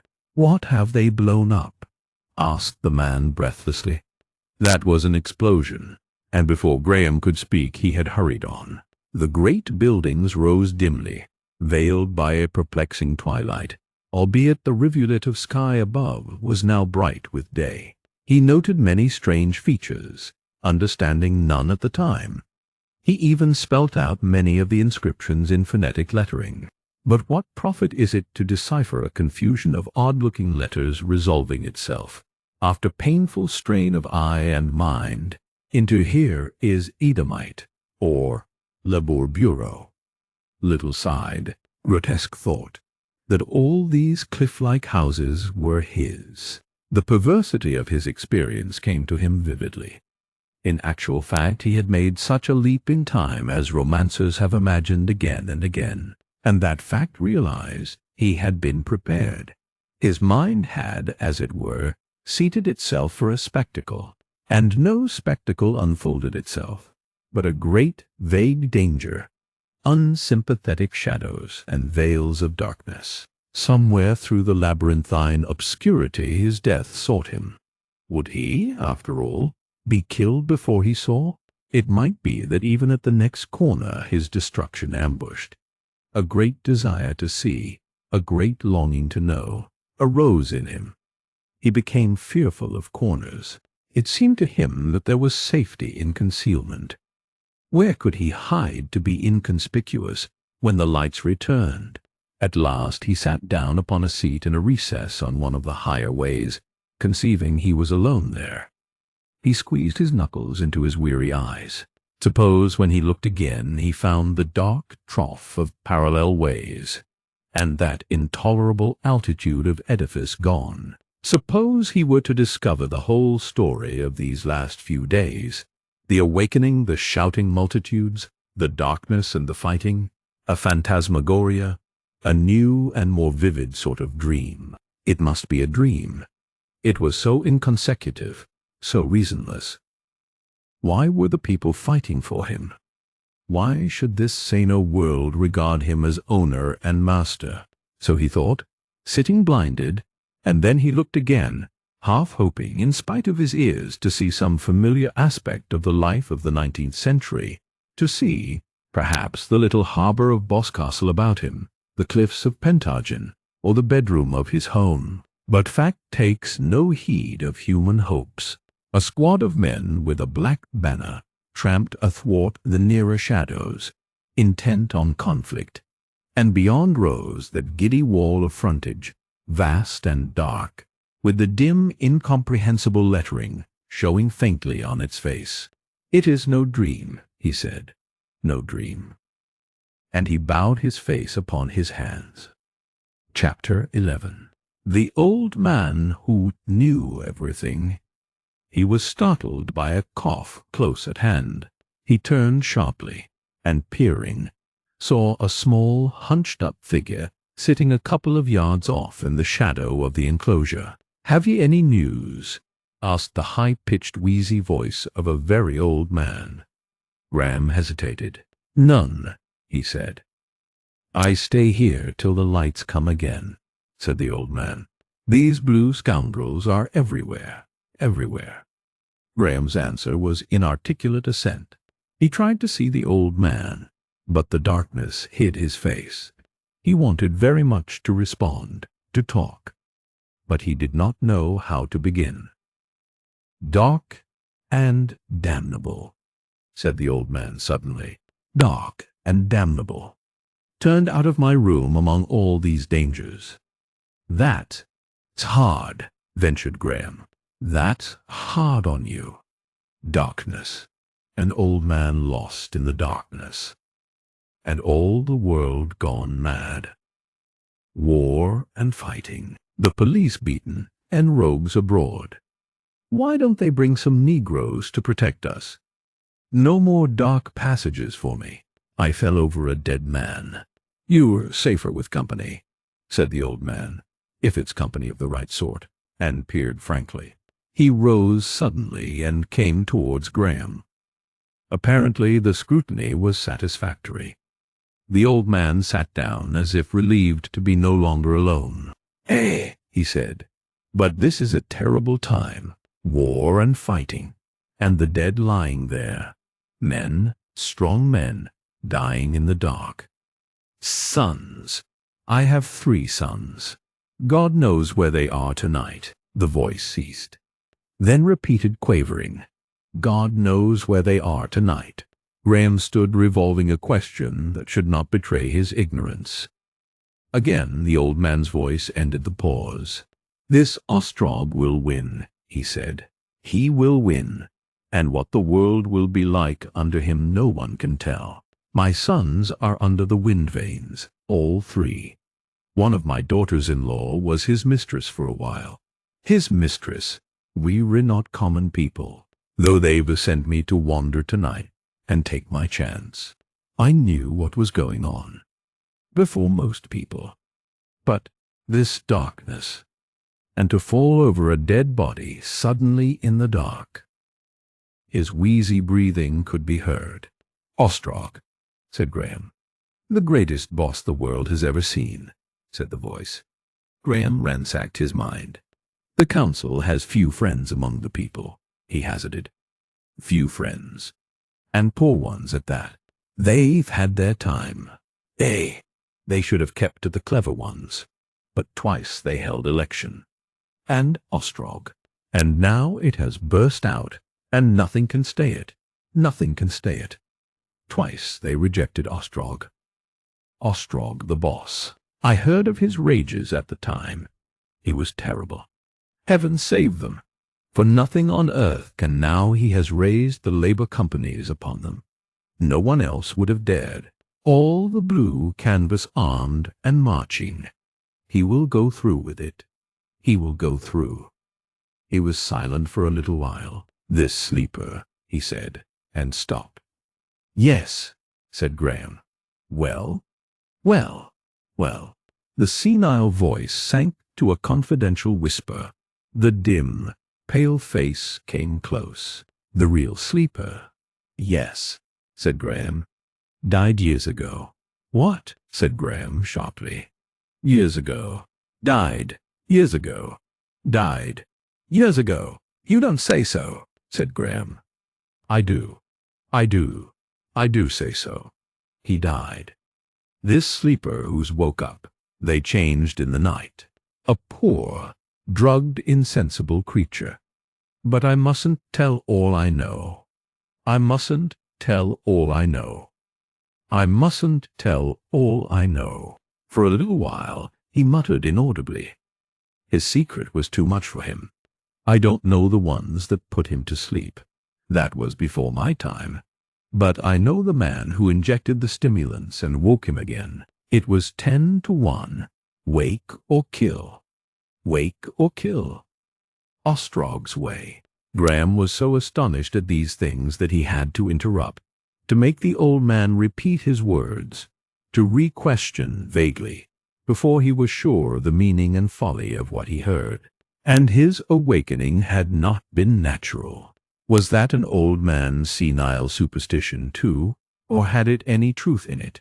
Feeling in the dark corners of his memory, he presently came on something that might conceivably be an impression of some such stimulating effect. It dawned upon him that he had happened upon a lucky encounter, that at last he might learn something of the new age. The old man wheezed a while and spat, and then the piping, reminiscent voice resumed. "The first time they rejected him, I've followed it all." "Rejected whom?" said Graham. "The sleeper?" "Sleeper? No. Ostrog? He was terrible, terrible. And he was promised then, promised certainly the next time. Fools they were, not to be more afraid of him. Now all the city's his millstone, and such as we dust ground upon it. Dust ground upon it. Until he set to work, the workers cut each other's throats, and murdered a Chinaman, or a labor policeman at times, and left the rest of us in peace. Dead bodies. Robbing. Darkness. Such a thing hasn't been this gross of years. But 'tis ill on small folks when the great fall out. It's ill. Did you say there had not been, what, for a gross of years? Said the old man. The old man said something about clipping his words, and made him repeat this a third time. Fighting and slaying, and weapons in hand, and fools bawling freedom, and the like, said the old man. Not in all my life has there been that. These are like the old days, for sure, when the Paris people broke out 3 gross of years ago. That's what I mean hasn't been. But it's the world's way. It had to come back. I know. I know. I know. I know. This 5 years Ostrog has been working, and there has been trouble, and hunger and threats and high talk and arms. Blue canvas and murmurs. No one safe. Everything sliding and slipping. And now here we are. Revolt and fighting, and the council come to its end. You are rather well informed on these things, said Graham. I know what I hear. It is Tate all babble machine with me. No, said Graham, wondering what babble machine might be. And you are certain this Ostrog? You are certain Ostrog organized this rebellion and arranged for the waking of the sleeper, just to assert himself, because he was not elected to the council? Everyone knows that, I should think, said the old man. Except just fools. He meant to be master somehow, in the council or not. Everyone who knows anything knows that. And here we are with dead bodies lying in the dark. Why? Where have you been if you haven't heard all about the trouble between Ostrog and the Vernies? And what do you think the troubles are about? The sleeper? You think the sleeper's real and woke of his own accord, eh? I'm a dull man, older than I look, and forgetful, said Graham. Lots of things that have happened, especially of late years. If I was the sleeper, to tell you the truth, I could know less about them.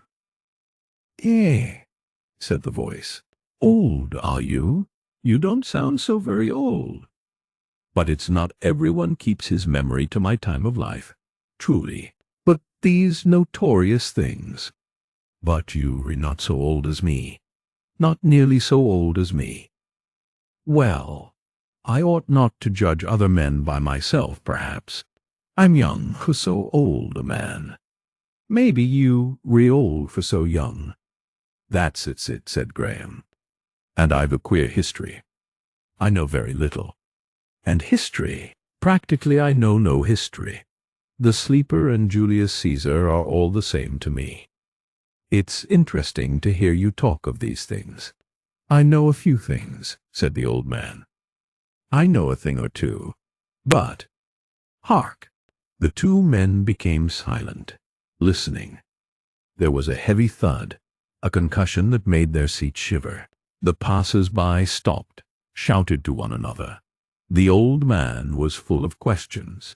He shouted to a man who passed near. Graham, emboldened by his example, got up and accosted others. None knew what had happened. He returned to the seat and found the old man muttering vague interrogations in an undertone. For a while they said nothing to one another. The sense of this gigantic struggle, so near and yet so remote, oppressed Graham's imagination. Was this old man right? Was the report of the people right? And were the revolutionaries winning? Or were they all in error? And were the Red Guards driving all before them?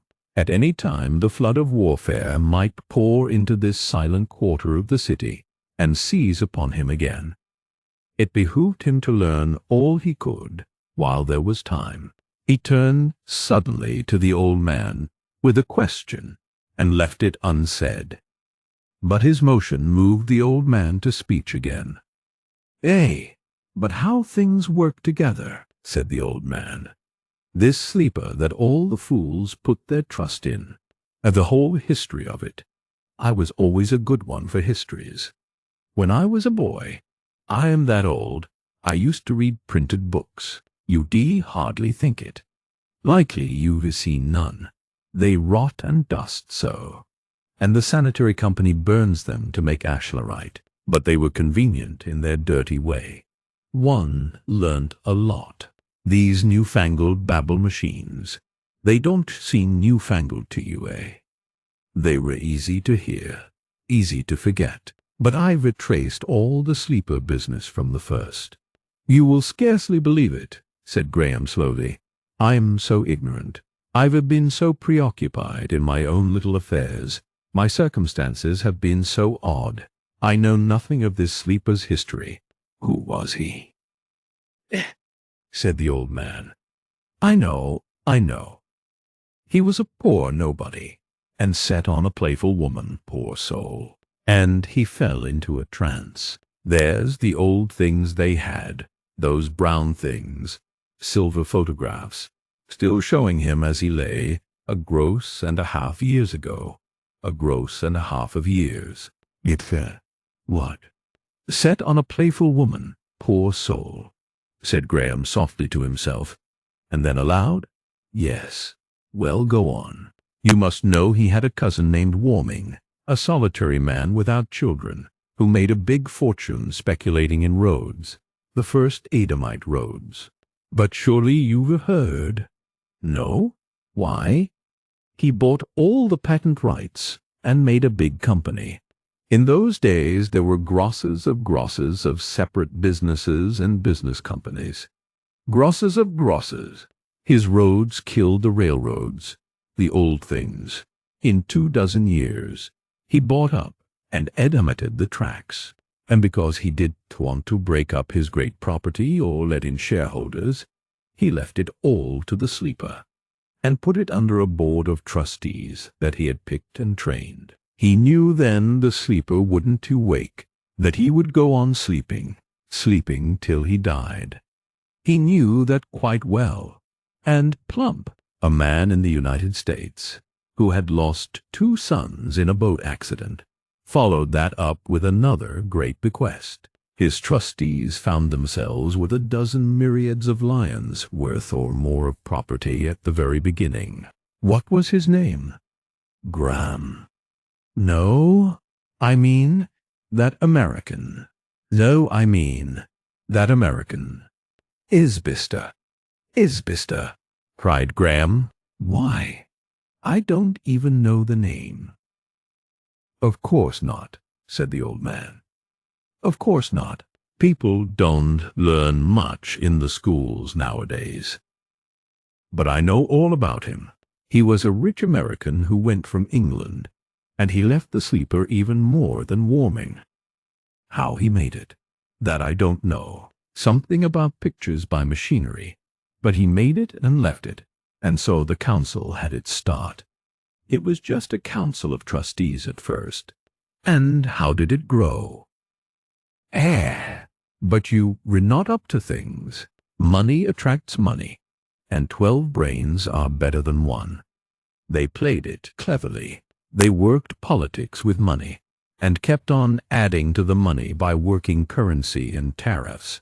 They grew, and for years the 12 trustees hid the growing of the sleeper's estate under double names and company titles and all that. The council spread by title deed, mortgage, share, every political party, every newspaper they bought.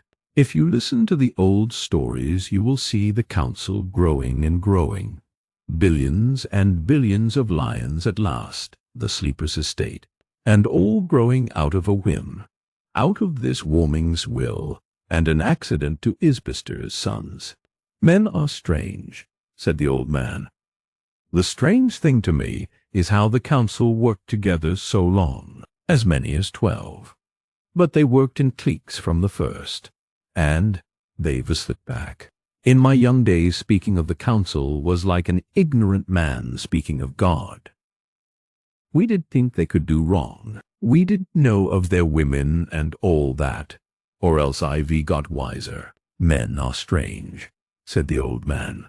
Here are you, young and ignorant, and me, 7 years old, and I might reasonably be forgetting, explaining it all to you short and clear. 70, he said, 70, and I hear and see, hear better than I see, hear better than I see, and reason clearly, and keep myself up to all the happenings of things.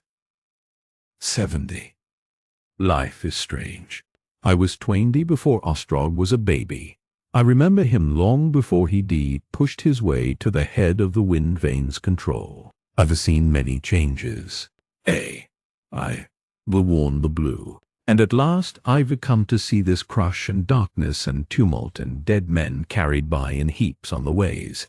And all his doing. His voice died away in scarcely articulate praises of Ostrog. Graham thought. Let me see, he said, if I have it right. He extended a hand and ticked off points upon his fingers. The sleeper has been asleep.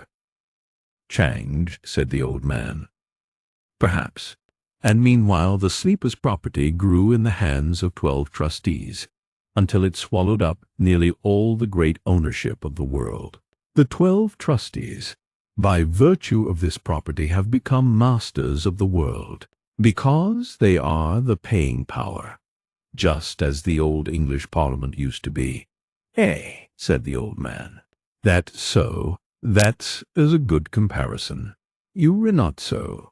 And now this Ostrog has suddenly revolutionized the world by waking the sleeper, whom no one but the superstitious common people had ever dreamt would wake again, raising the sleeper to claim his property from the council after all these years. The old man endorsed this statement with a cough. It's strange, he said, to meet a man who learns these things for the first time tonight. Aye, said Graham, it's strange. Have you been in a pleasure city? Said the old man. All my life I've longed. He laughed. "Even now," he said, "I could enjoy a little fun. Enjoy seeing things, anyhow." He mumbled a sentence Graham did not understand. "The sleeper. When did he awake?" said Graham suddenly. 3 days ago. "Where is he?" "Ostrog has him. He escaped from the council not 4 hours ago." "My dear sir, where were you at the time?" "He was in the hall of the markets, where the fighting has been. All the city was screaming about it. All the babble machines, everywhere it was shouted. Even the fools who speak for the council were admitting it. Everyone was rushing off to see him. Everyone was getting arms. Were you drunk or asleep? And even then, but you were joking. Surely you were pretending. It was to stop the shouting of the babble machines and prevent the people gathering that they turned off the electricity and put this damned darkness upon us. Do you mean to say?" "I had heard the sleeper was rescued," said Graham. "But, to come back a minute, are you sure Ostrog has him?" "He won't let him go," said the old man. "And the sleeper, are you sure he is not genuine?" "I have never heard." "So all the fools think. So they think. As if there was 1,000 things that were never heard. I know Ostrog too well for that. Did I tell you? In a way, I am a sort of relation of Ostrog. A sort of relation. Through my daughter-in-law, I suppose. Well, I suppose there's no chance of this sleeper asserting himself. I suppose he's certain to be a puppet, in Ostrog's hands or the council's, as soon as the struggle is over. In Ostrog's hands. Certainly. Why shouldn't he be a puppet? Look at his position. Everything done for him. Every pleasure possible. Why should he want to assert himself? "What are these pleasure cities?" said Graham, abruptly. The old man made him repeat the question. When at last he was assured of Graham's words, he nudged him violently. "That's too much," said he. "You're poking fun at an old man. I've been suspecting you know more than you pretend." "Perhaps I do," said Graham. "But no, why should I go on acting? No, I do not know what a pleasure city is."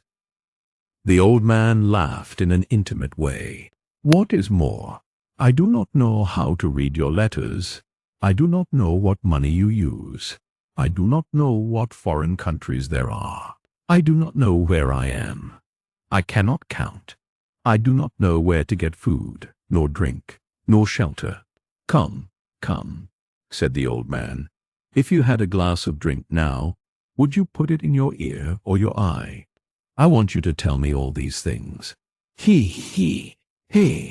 Well, gentlemen who dress in silk must have their fun.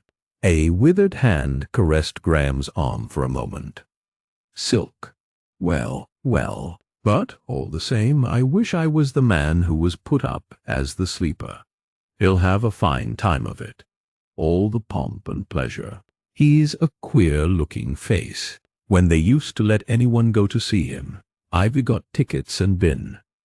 The image of the real one, as the photographs show him, this substitute used to be yellow. But he'll get fed up. It's a queer world. Think of the luck of it, the luck of it, the luck of it. I expect he will be sent to Capri. It's the best fun for a greener." His cough overtook him again. Then he began mumbling enviously of pleasures and strange delights. "The luck of it, the luck of it. All my life I've been in London, hoping to get my chance. But you don't know that the sleeper died," said Graham suddenly. The old man made him repeat his words. "Men don't live beyond 10 dozen. "It's not in the order of things," said the old man. "I'm not a fool. Fools may believe it, but not me." Graham became angry with the old man's assurance. "Whether you are a fool or not," he said, "it happens you are wrong about the sleeper." "Eh? You are wrong about the sleeper," I haven't told you before, but I will tell you now. You are wrong about the sleeper. How do you know? I thought you didn't know anything, not even about pleasure cities. Graham paused. You don't know, said the old man. How are you to know? It's very few men. I am the sleeper. He had to repeat it. There was a brief pause. There's a silly thing to say, sir. If you'll excuse me, it might get you into trouble in a time like this, said the old man. Graham, slightly dashed, repeated his assertion. I was saying I was the sleeper, that years and years ago I did, indeed, fall asleep, in a little stone-built village, in the days when there were hedgerows, and villages, and inns, and all the countryside cut up into little pieces, little fields. Have you never heard of those days? And it is I who speak to you, who awakened again these 4 days since. 4 days since. The sleeper. But they've got the sleeper. They have him, and they won't let him go. Nonsense! You have been talking sensibly enough up to now. I can see it as though I was there. There will be Lincoln like a keeper just behind him. They won't let him go about alone. Trust them. You real queer fellow, one of these fun pokers. I see now why you have been clipping your words so oddly, but... He stopped abruptly, and Graham could see his gesture, as if Ostrog would let the sleeper run about alone. No, you are telling that to the wrong man altogether. As if I should believe. What's your game? And besides, we've been talking of the sleeper. Graham stood up.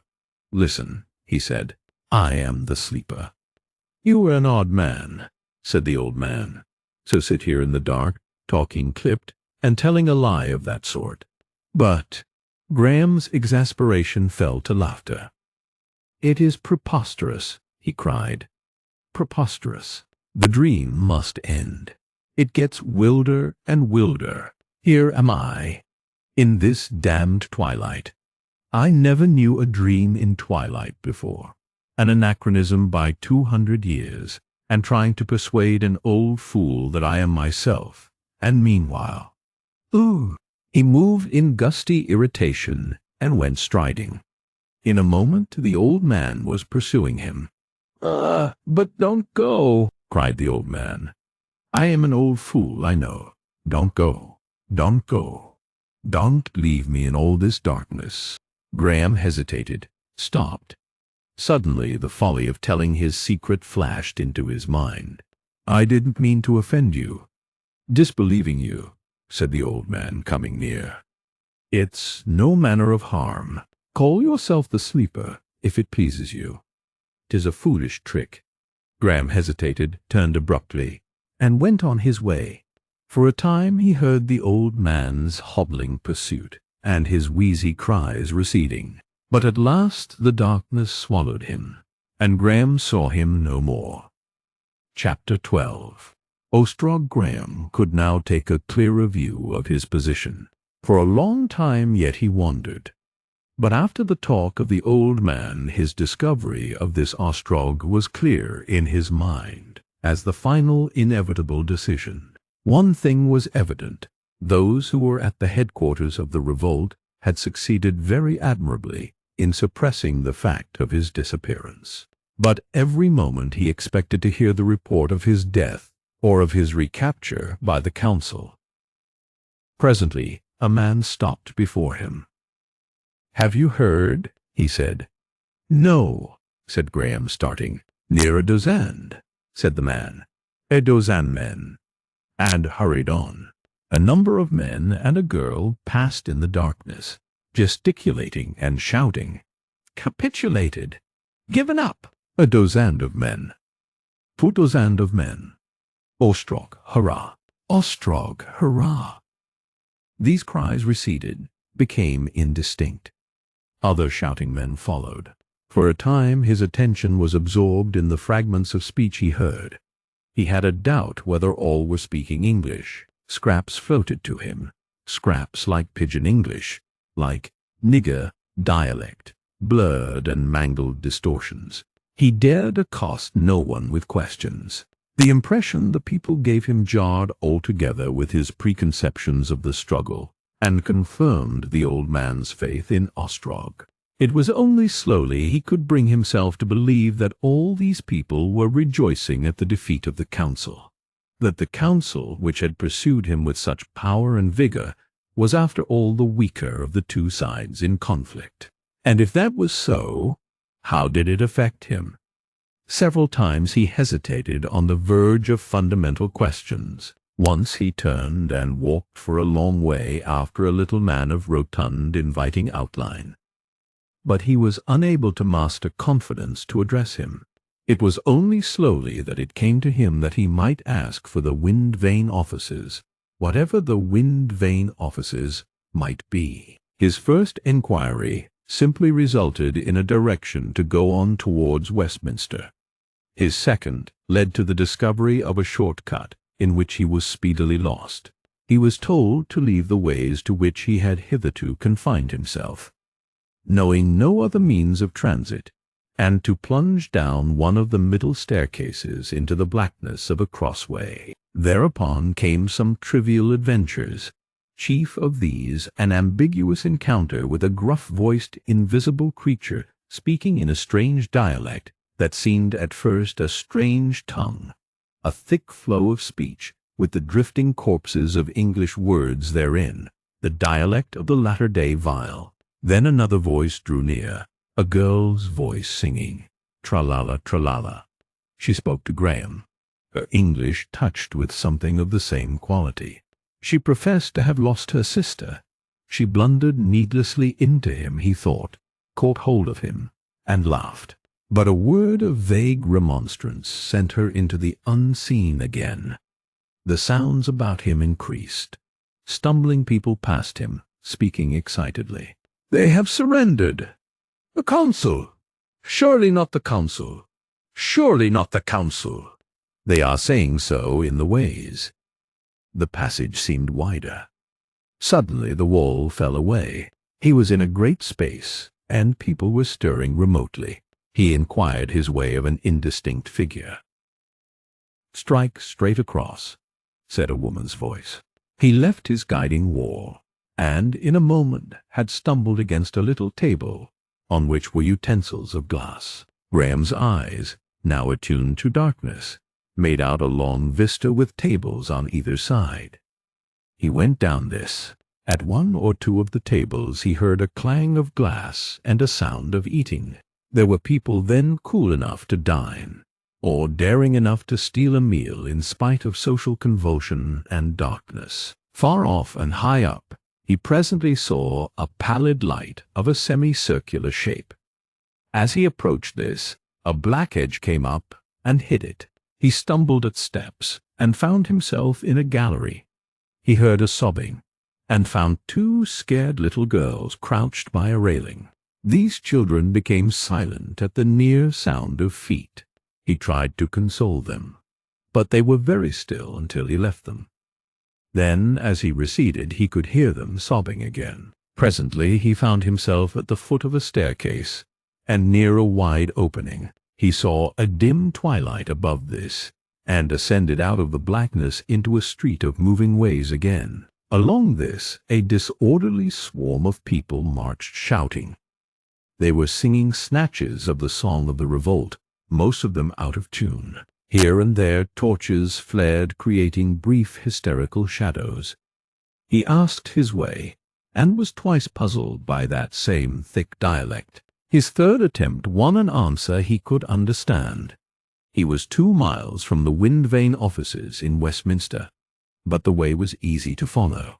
When at last he did approach the district of the wind vane offices, it seemed to him, from the cheering processions that came marching along the ways, from the tumult of rejoicing, and finally from the restoration of the lighting of the city, that the overthrow of the council must already be accomplished.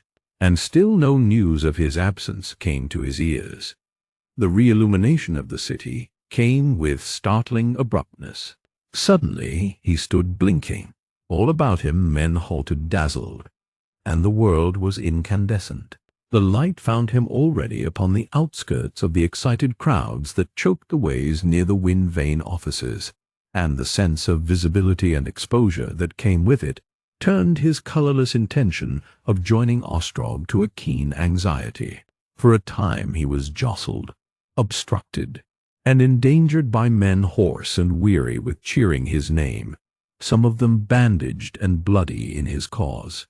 The frontage of the wind vane offices was illuminated by some moving picture, but what it was he could not see, because in spite of his strenuous attempts the density of the crowd prevented his approaching it. From the fragments of speech he caught, he judged it conveyed news of the fighting about the council house. Ignorance and indecision made him slow and ineffective in his movements. For a time he could not conceive how he was to get within the unbroken facade of this place. He made his way slowly into the midst of this mass of people, until he realized that the descending staircase of the central way led to the interior of the buildings. This gave him a goal, but the crowding in the central path was so dense that it was long before he could reach it, and even then he encountered intricate obstruction, and had an hour of vivid argument first in this guardroom, and then in that before he could get a note taken to the one man of all men who was most eager to see him. His story was laughed to scorn at one place, and wiser for that. When at last he reached a second stairway, he professed simply to have news of extraordinary importance for Ostrog. What it was he would not say. They sent his note reluctantly. For a long time he waited in a little room at the foot of the lift shaft, and thither at last came Lincoln, eager, apologetic, astonished. He stopped in the doorway scrutinizing Graham, then rushed forward effusively. "Yes," he cried. "It is you, and you are not dead." Graham made a brief explanation. "My brother is waiting," explained Lincoln. "He is alone in the wind vane offices. We feared you had been killed in the theater. He doubted, and things are very urgent still in spite of what we are telling them there, or he would have come to you." They ascended a lift, passed along a narrow passage, crossed a great hall, empty save for two hurrying messengers, and entered a comparatively little room, whose only furniture was a long settee and a large oval disk of cloudy, shifting gray, hung by cables from the wall. There Lincoln left Graham for a space, and he remained alone without understanding the smoky shapes that drove slowly across this disk. His attention was arrested by a sound that began abruptly. It was cheering, the frantic cheering of a vast but very remote crowd, a roaring exultation. This ended as sharply as it had begun, like a sound heard between the opening and shutting of a door. In the outer room was a noise of hurrying steps and a melodious clinking, as if a loose chain was running over the teeth of a wheel. Then he heard the voice of a woman, the rustle of unseen garments. "It is Ostrog," he heard her say. A little bell rang fitfully, and then everything was still again. Presently came voices, footsteps, and movement without. The footsteps of some one person detached itself from the other sounds, and drew near, firm, evenly measured steps. The curtain lifted slowly. A tall, white-haired man, clad in garments of cream-colored silk, appeared, regarding Graham from under his raised arm. For a moment the white form remained holding the curtain, then dropped it, and stood before it. Graham's first impression was of a very broad forehead, very pale blue eyes deep sunken under white brows, an aquiline nose, and a heavily lined resolute mouth. The folds of flesh over the eyes, the drooping of the corners of the mouth contradicted the upright bearing, and said the man was old. Graham rose to his feet instinctively, and for a moment the two men stood in silence, regarding each other. "You are Ostrog?" said Graham. "I am Ostrog. The boss. So I am called. The boss. So I am called." Graham felt the inconvenience of the silence. I have to thank you chiefly, I understand. For my safety, he said presently. We were afraid you were killed, said Ostrog. Or sent to sleep again. Forever. We have been doing everything to keep our secret. The secret of your disappearance. Where have you been? How did you get here? Graham told him briefly. Ostrog listened in silence. He smiled faintly. Do you know what I was doing when they came to tell me you had come? How can I guess? Preparing your double. My double? A man as like you as we could find. We were going to hypnotize him, to save him the difficulty of acting. It was imperative. The whole of this revolt depends on the idea that you are awake, alive, and with us. Even now a great multitude of people has gathered in the theatre clamoring to see you. They do not trust. You know, of course, something of your position? Very little, said Graham. It is like this. Ostrog walked a pace or two into the room and turned. You are absolute owner, he said, of the world. You are king of the earth. Your powers are limited in many intricate ways, but you are the figurehead, the popular symbol of government. This White Council, the Council of Trustees as it is called. I have heard the vague outline of these things, I wondered. I came upon a garrulous old man. I see. Our masses. The word comes from your days. You know, of course, that we still have masses. Regard you as our actual ruler, just as a great number of people in your days regarded the crown as the ruler. They are discontented, the masses all over the earth, with the rule of your trustees. For the most part, it is the old discontent, the old quarrel of the common man with his commonness, the misery of work and discipline and unfitness. But your trustees have ruled ill. In certain matters, in the administration of the labor companies, for example, they have been unwise. They have given endless opportunities. Already we of the popular party were agitating for reforms, when your waking came. If it had been contrived, it could not have come more opportunely. He smiled. The public mind, making no allowance for your years of quiescence, had already hit on the thought of waking you and appealing to you, and flash. The word hit. This. He indicated the outbreak by a gesture, and Graham moved his head to show that he understood. The council muddled, quarreled. They always do.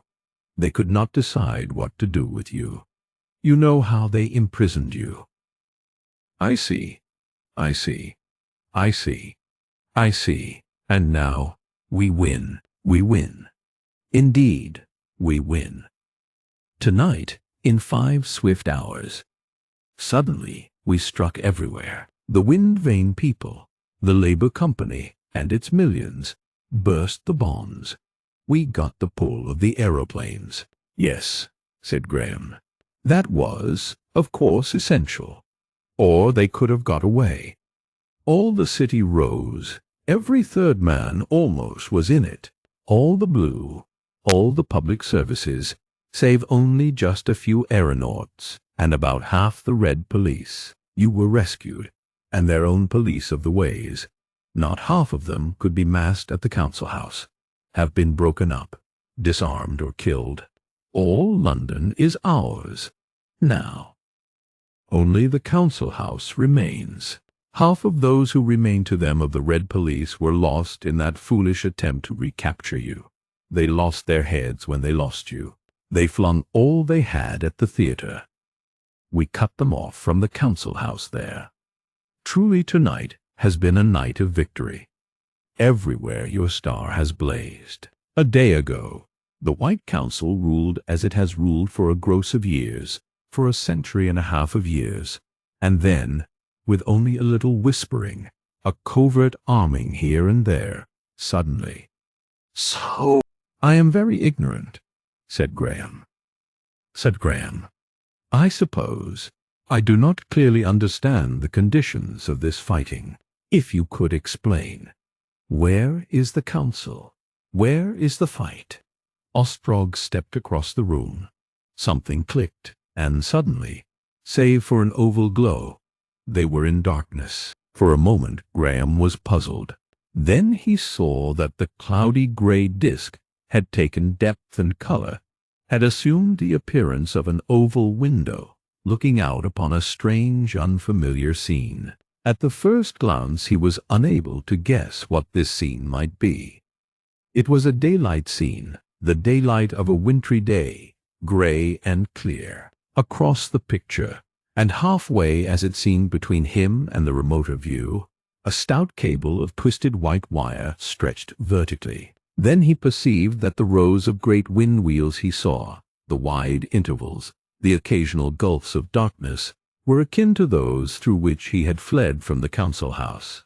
He distinguished an orderly file of red figures marching across an open space between files of men in black, and realized before Ostrog spoke that he was looking down on the upper surface of latter-day London. The overnight snows had gone. He judged that this mirror was some modern replacement of the camera obscura, but that matter was not explained to him.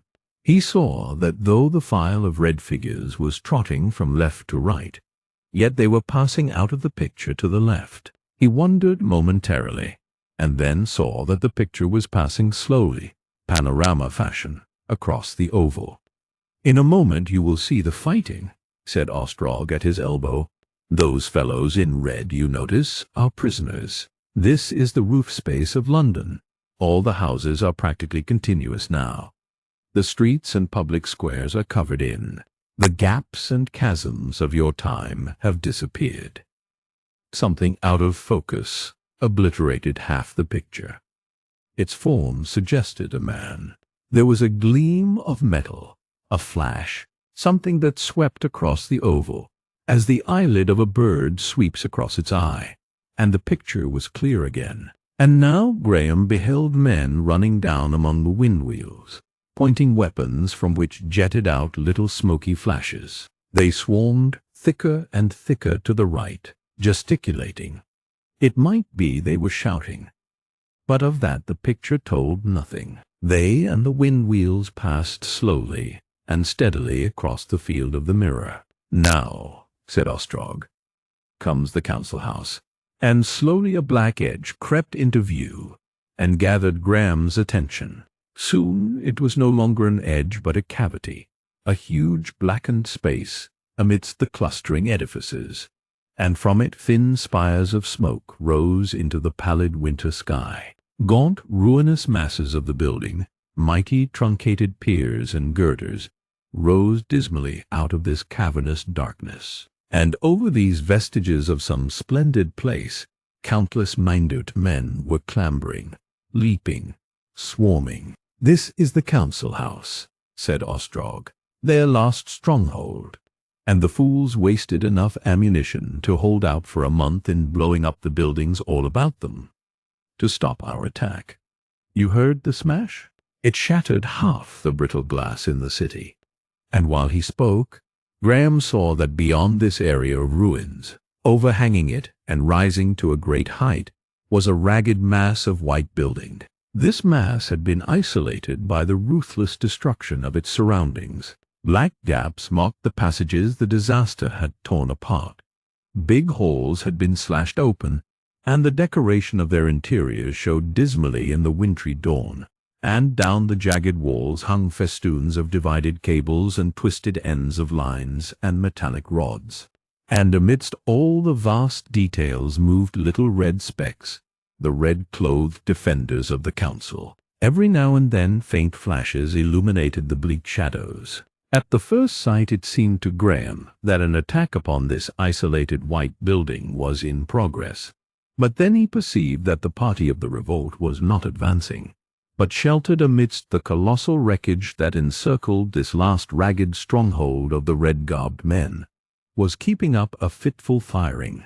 And not 10 hours ago he had stood beneath the ventilating fans in a little chamber within that remote building wondering what was happening in the world. Looking more attentively as this warlike episode moved silently across the center of the mirror, Graham saw that the white building was surrounded on every side by ruins, and Ostrog proceeded to describe in concise phrases how its defenders had sought by such destruction to isolate themselves from a storm.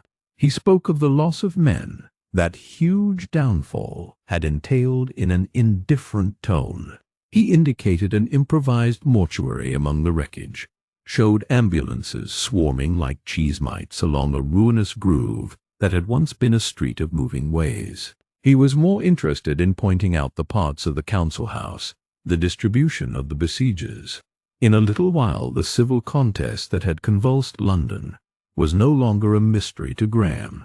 It was no tumultuous revolt had occurred that night, no equal warfare, but a splendidly organized coup d'etat. Ostrog's grasp of details was astonishing. He seemed to know the business of even the smallest knot of black and red specks that crawled amidst these places.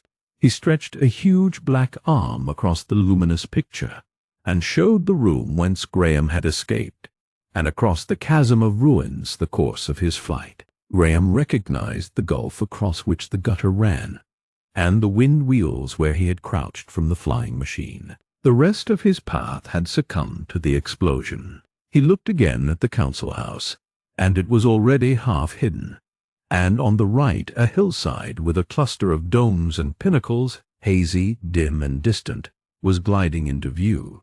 "And the council is really overthrown," he said. "Overthrown," said Ostrog. "And I. Is it indeed true that I? You are master of the world, but that white flag, that is the flag of the council, the flag of the rule of the world. It will fall. The fight is over." Their attack on the theatre was their last frantic struggle. They have only 1,000 men or so, and some of these men will be disloyal. They have little ammunition, and we are reviving the ancient arts. We are casting guns.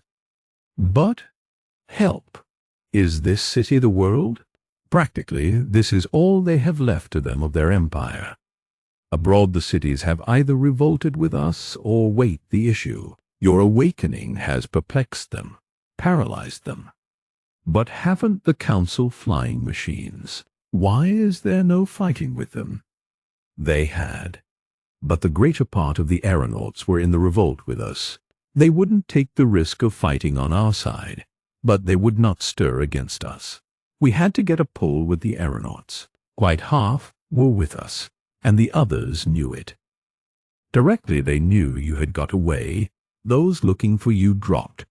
We killed the man who shot at you an hour ago, and we occupied the flying stages at the outset in every city we could, and so stopped and captured the greater aeroplanes. And as for the little flying machines that turned out, for some did, we kept up too straight and steady a fire for them to get near the council house. If they dropped, they could rise again, because there's no clear space about there for them to get up. Several we have smashed, several others have dropped and surrendered. The rest have gone off to the continent to find a friendly city, if they can before their fuel runs out. Most of these men were only too glad to be taken prisoner and kept out of harm's way. Upsetting in a flying machine is, a very attractive prospect. There's no chance for the council that way. Its days are done. He laughed and turned to the oval reflection again to show Graham what he meant by flying stages. Even the 4 nearer ones were remote and obscured by a thin morning haze, but Graham could perceive they were very vast structures, judged even by the standard of the things about them. And then, as these dim shapes passed to the left, there came again the sight of the expanse across which the disarmed men in red had been marching, and then the black ruins, and then again the beleaguered white fastness of the council. It appeared no longer a ghostly pile, but glowing amber in the sunlight, for a cloud shadow had passed. About it the pygmy struggle still hung in suspense, but now the red defenders were no longer firing. So, in a dusky stillness, The man from the 19th century saw the closing scene of the Great Revolt, the forcible establishment of his rule, with a quality of startling discovery. It came to him that this was his world, and not that other he had left behind. That this was no spectacle to culminate and cease. That in this world lay whatever life was still before him, lay all his duties and dangers and responsibilities. He turned with fresh questions. Ostrog began to answer them, and then broke off abruptly. But these things I must explain more fully later. At present there are duties. The people are coming by the moving ways towards this ward from every part of the city. The markets and theaters are densely crowded. You are just in time for them. They are clamoring to see you. And abroad they want to see you. Paris, New York, Chicago, Denver, Capri. Thousands of cities are up and in a tumult, undecided, and clamoring to see you. They have clamored that you should be awakened for years, and now it is done they will scarcely believe. But surely I can go. Ostrog answered from the other side of the room, and the picture on the oval disc paled and vanished as the light jerked back again. There are kinetotelephotographs, he said. As you bow to the people here, all over the world, myriads of people, packed and still in darkened halls, will see you also. In black and white, of course. Not like this. And you will hear their shouts reinforcing the shouting in the hall. And there is an optical contrivance we shall use, said Ostrog, used by some of the posturers and women dancers. It may be novel to you. You stand in a very bright light, and they see not you, but a magnified image of you, thrown on a screen, so that even the furthest man in the remotest gallery can, if he chooses, count your eyelashes. Graham clutched desperately at one of the questions in his mind. What is the population of London? He said. 28 myriads. 8 and what? More than 33 millions. These figures went beyond Graham's imagination. You will be expected to say something, said Ostrog. Not what you used to call a speech, but what our people call a word. Just one sentence, 6 or 7 words. Something formal, if I might suggest. I have awakened, and my heart is with you. That is the sort of thing they want. What was that? Asked Graham. I am awakened, and my heart is with you. And bow royally. But first we must get you black robes, for black is your color. Do you mind? And then they will disperse to their homes. Graham hesitated. I am in your hands, he said. Ostrog was clearly of that opinion. He thought for a moment, turned to the curtain and called brief directions to some unseen attendants. Almost immediately a black robe, the very fellow of the black robe Graham had worn in the theatre, was brought, and as he threw it about his shoulders, there came from the room without the shrilling of a high-pitched bell. Ostrog turned in interrogation to the attendant, then suddenly seemed to change his mind, pulled the curtain aside, and disappeared. For a moment Graham stood with the deferential attendant, listening to Ostrog's retreating steps. There was a sound of quick question and answer, and of men running. The curtain was snatched back, and Ostrog reappeared, his massive face glowing with excitement. He crossed the room in a stride, clicked the room into darkness, gripped Graham's arm, and pointed to the mirror. Even as we turned away, he said. Graham saw his index finger, black and colossal, above the mirrored council house. For a moment he did not understand, and then he perceived that the flagstaff that had carried the white banner was bare. "Do you mean?" he began. "The council has surrendered. Its rule is at an end for evermore. Look!" And Ostrog pointed to a coil of black that crept in little jerks up the vacant flagstaff, unfolding as it rose. The oval picture paled as Lincoln pulled the curtain aside and entered. "They are clamorous," he said. Ostrog kept his grip of Graham's arm. "We have raised the people," he said. "We have given them arms. For today, at least, their wishes must be law." Lincoln held the curtain open for Graham and Ostrog to pass through. On his way to the markets, Graham had a transitory glance of a long, narrow, white-walled room in which men in the universal blue canvas were carrying covered things like biers, and about which men in medical purple hurried to and fro. From this room came groans and wailing. He had an impression of an empty, blood-stained couch, of men on other couches, bandaged and blood-stained. It was just a glimpse from a railed footway, and then a buttress hid the place, and they were going on towards the markets. The roar of the multitude was near now. It leapt to thunder, and, arresting his attention, a fluttering of black banners, the waving of blue canvas and brown rags, and the swarming vastness of the theatre near the public markets came into view down a long passage. The picture opened out. He perceived they were entering the great theatre of his first appearance, the great theatre he had last seen, as a checkerwork of glare and blackness in his flight from the Red Police. This time he entered it along a gallery at a level high above the stage. The place was now brilliantly lit again. His eyes sought the gangway up which he had fled, but he could not tell it from among its dozens of fellows, nor could he see anything of the smashed seats, deflated cushions, and such like traces of the fight, because of the density of the people.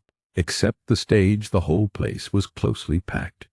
Looking down, the effect was a vast area of stippled pink, each dot a still upturned face regarding him. At his appearance with Ostrog, the cheering died away, the singing died away. A common interest stilled and unified the disorder.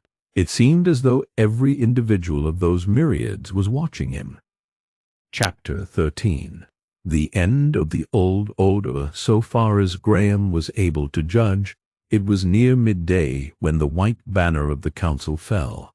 But some hours had to elapse before it was possible to effect the formal capitulation, and so after he had spoken his word, he retired to his new apartments in the Wind Vane offices. The continuous excitement of the last 12 hours had left him inordinately fatigued. Even his curiosity was exhausted. For a space he sat inert and passive with open eyes, and for a space he slept. He was roused by 2 medical attendants, come prepared with stimulants to sustain him through the next occasion. After he had taken their drugs and bathed by their advice in cold water, he felt a rapid return of interest and energy, and was presently able and willing to accompany Ostrog through several miles, as it seemed, of passages, lifts, and slides to the closing scene of the White Council's rule. The way ran deviously through a maze of buildings. They came at last to a passage that curved about, and showed broadening before him an oblong opening, clouds hot with sunset, and the ragged skyline of the ruinous council house. A tumult of shouts came drifting up to him. In another moment they had come out high up on the brow of the cliff of torn buildings that overhung the wreckage. The vast area opened to Graham's eyes, none the less strange and wonderful for the remote view he had had of it in the oval mirror. This rudely amphitheatral space seemed now the better part of a mile to its outer edge. It was gold-lit on the left hand, catching the sunlight, and below and to the right clear and cold in the shadow. Above the shadowy grey council house that stood in the midst of it, the great black banner of the surrender still hung in sluggish folds against the blazing sunset. Severed rooms, halls, and passages gaped strangely. Broken masses of metal projected dismally from the complex wreckage. Vast masses of twisted cable dropped like tangled seaweed, and from its base came a tumult of innumerable voices, violent concussions, and the sound of trumpets. All about this great white pile was a ring of desolation. The smashed and blackened masses, the gaunt foundations and ruinous lumber of the fabric that had been destroyed by the council's orders, skeletons of girders, titanic masses of wall, forests of stout pillars. Amongst the somber wreckage beneath, running water flashed and glistened, and far away across the space, out of the midst of a vague, vast mass of buildings, there thrust the twisted end of a water main, 200 feet in the air, thunderously spouting a shining cascade. And everywhere great multitudes of people.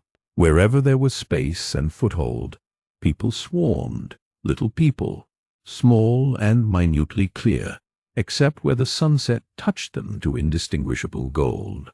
They clambered up the tottering walls. They clung in wreaths and groups about the high-standing pillars. They swarmed along the edges of the circle of ruins. The air was full of their shouting, and they were pressing and swaying towards the central space. The upper stories of the council house seemed deserted. Not a human being was visible. Only the drooping banner of the surrender hung heavily against the light. The dead were within the council house, or hidden by the swarming people, or carried away. Graham could see only a few neglected bodies in gaps and corners of the ruins, and amidst the flowing water. "Will you let them see you, sire?" said Ostrog.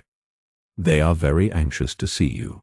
Graham hesitated, and then walked forward to where the broken verge of wall dropped sheer. He stood looking down, a lonely, tall, black figure against the sky. Very slowly the swarming ruins became aware of him, and as they did so little bands of black uniformed men appeared remotely, thrusting through the crowds towards the council house. He saw little black heads become pink, looking at him, saw by that means a wave of recognition sweep across the space. It occurred to him that he should accord them some recognition. He held up his arm, then pointed to the council house and dropped his hand. The voices below became unanimous, gathered volume, came up to him as multitudinous wavelets of cheering. The western sky was a pallid bluish-green, and Jupiter shone high in the south before the capitulation was accomplished. Above was a slow, insensible change, the advance of night serene and beautiful. Below was hurry, excitement, conflicting orders, pauses, spasmodic developments of organization, a vast ascending clamor and confusion. Before the council came out, toiling, perspiring men, directed by a conflict of shouts, carried forth hundreds of those who had perished in the hand-to-hand conflict within those long passages and chambers. Guards in black lined the way that the council would come, and as far as the eye could reach into the hazy blue twilight of the ruins, and swarming now at every possible point in the captured council house and along the shattered cliff of its circumadjacent buildings, were innumerable people, and their voices, even when they were not cheering, were as the soughing of the sea upon a pebble beach. Ostrog had chosen a huge commanding pile of crushed and overthrown masonry, and on this a stage of timbers and metal girders was being hastily constructed. Its essential parts were complete, but humming and clangorous machinery still glared fitfully in the shadows beneath this temporary edifice. The stage had a small higher portion, on which Graham stood with Ostrog and Lincoln close beside him, a little in advance of a group of minor officers. A broader lower stage surrounded this quarter-deck, and on this were the black uniformed guards of the revolt armed with the little green weapons whose very names Graham still did not know. Those standing about him perceived that his eyes wandered perpetually from the swarming people in the twilight ruins about him to the darkling mass of the white council house, whence the trustees would presently come, and to the gaunt cliffs of ruin that encircled him, and so back to the people. The voices of the crowd swelled to a deafening tumult. He saw the councillors, first afar off in the glare of one of the temporary lights that marked their path, a little group of white figures in a black archway. In the council house they had been in darkness. He watched them approaching, drawing nearer past first this blazing electric star, and then that. The minatory roar of the crowd over whom their power had lasted for 150 years marched along beside them. As they drew still nearer, their faces came out weary, white, and anxious. He saw them blinking up through the glare about him and Ostrog. He contrasted their strange, cold looks in the Hall of Atlas. Presently, he could recognize several of them. The man who had rapped the table at Howard, a burly man with a red beard, and one delicate-featured, short, dark man with a peculiarly long skull. He noted that two were whispering together and looking behind him at Ostrog. Next there came a tall, dark, and handsome man, walking downcast. Abruptly he glanced up. His eyes touched Graham for a moment and passed beyond him to Ostrog. The way that had been made for them was so contrived that they had to march past and curve about before they came to the sloping path of planks that ascended to the stage where their surrender was to be made. "The Master! The Master! God and the Master!" shouted the people. "To hell with the Council!" Graham looked at their multitudes, receding beyond counting into a shouting haze, and then at Ostrog beside him, white and steadfast and still. His eye went again to the little group of white councillors, and then he looked up at the familiar quiet stars overhead. The marvelous element in his fate was suddenly vivid. Could that be his indeed, that little life in his memory 200 years gone by? And this as well. Chapter 14. From the Crow's Nest. And so, after strange delays, and through an avenue of doubt and battle, this man from the 19th century came at last to his position at the head of that complex world. At first, when he rose from the long, deep sleep that followed his rescue and the surrender of the Council, he did not recognize his surroundings. By an effort he gained a clue in his mind, and all that had happened came back to him, at first with a quality of insincerity, like a story heard, like something read out of a book. And even before his memories were clear, the exaltation of his escape, the wonder of his prominence were back in his mind. He was owner of the world, master of the earth. This new great age was in the completest sense his. He no longer hoped to discover his experiences a dream. He became anxious now to convince himself that they were real. An obsequious valet assisted him to dress under the direction of a dignified chief attendant, a little man whose face proclaimed him Japanese, albeit he spoke English like an Englishman. From the latter he learnt something of the state of affairs. Already the revolution was an accepted fact. Already business was being resumed throughout the city. Abroad, the downfall of the Council had been received for the most part with delight. Nowhere was the Council popular, and 1,000 cities of Western America, after 200 years still jealous of New York, London, and the East, had risen almost unanimously 2 days before at the news of Graham's imprisonment. Paris was fighting within itself. The rest of the world hung in suspense. While he was breaking his fast, the sound of a telephone bell jetted from a corner, and his chief attendant called his attention to the voice of Ostrog making polite inquiries. Graham interrupted his refreshment to reply. Very shortly Lincoln arrived, and Graham at once expressed a strong desire to talk to people and to be shown more of the new life that was opening before him. Lincoln informed him that in 3 hours' time a representative gathering of officials and their wives would be held in the state apartments of the Wind Vane chief. Graham's desire to traverse the ways of the city was, however, at present impossible, because of the enormous excitement of the people. It was, however, quite possible for him to take a bird's-eye view of the city from the crow's nest of the Wind Vane keeper. To this, accordingly, Graham was conducted by his attendant. Lincoln, with a graceful compliment to the attendant, apologized for not accompanying them, on account of the present pressure of administrative work. Higher even than the most gigantic wind-wheels hung this crow's nest, a clear 1,000 feet above the roofs, a little disc-shaped speck on a spear of metallic filigree, cable-stayed.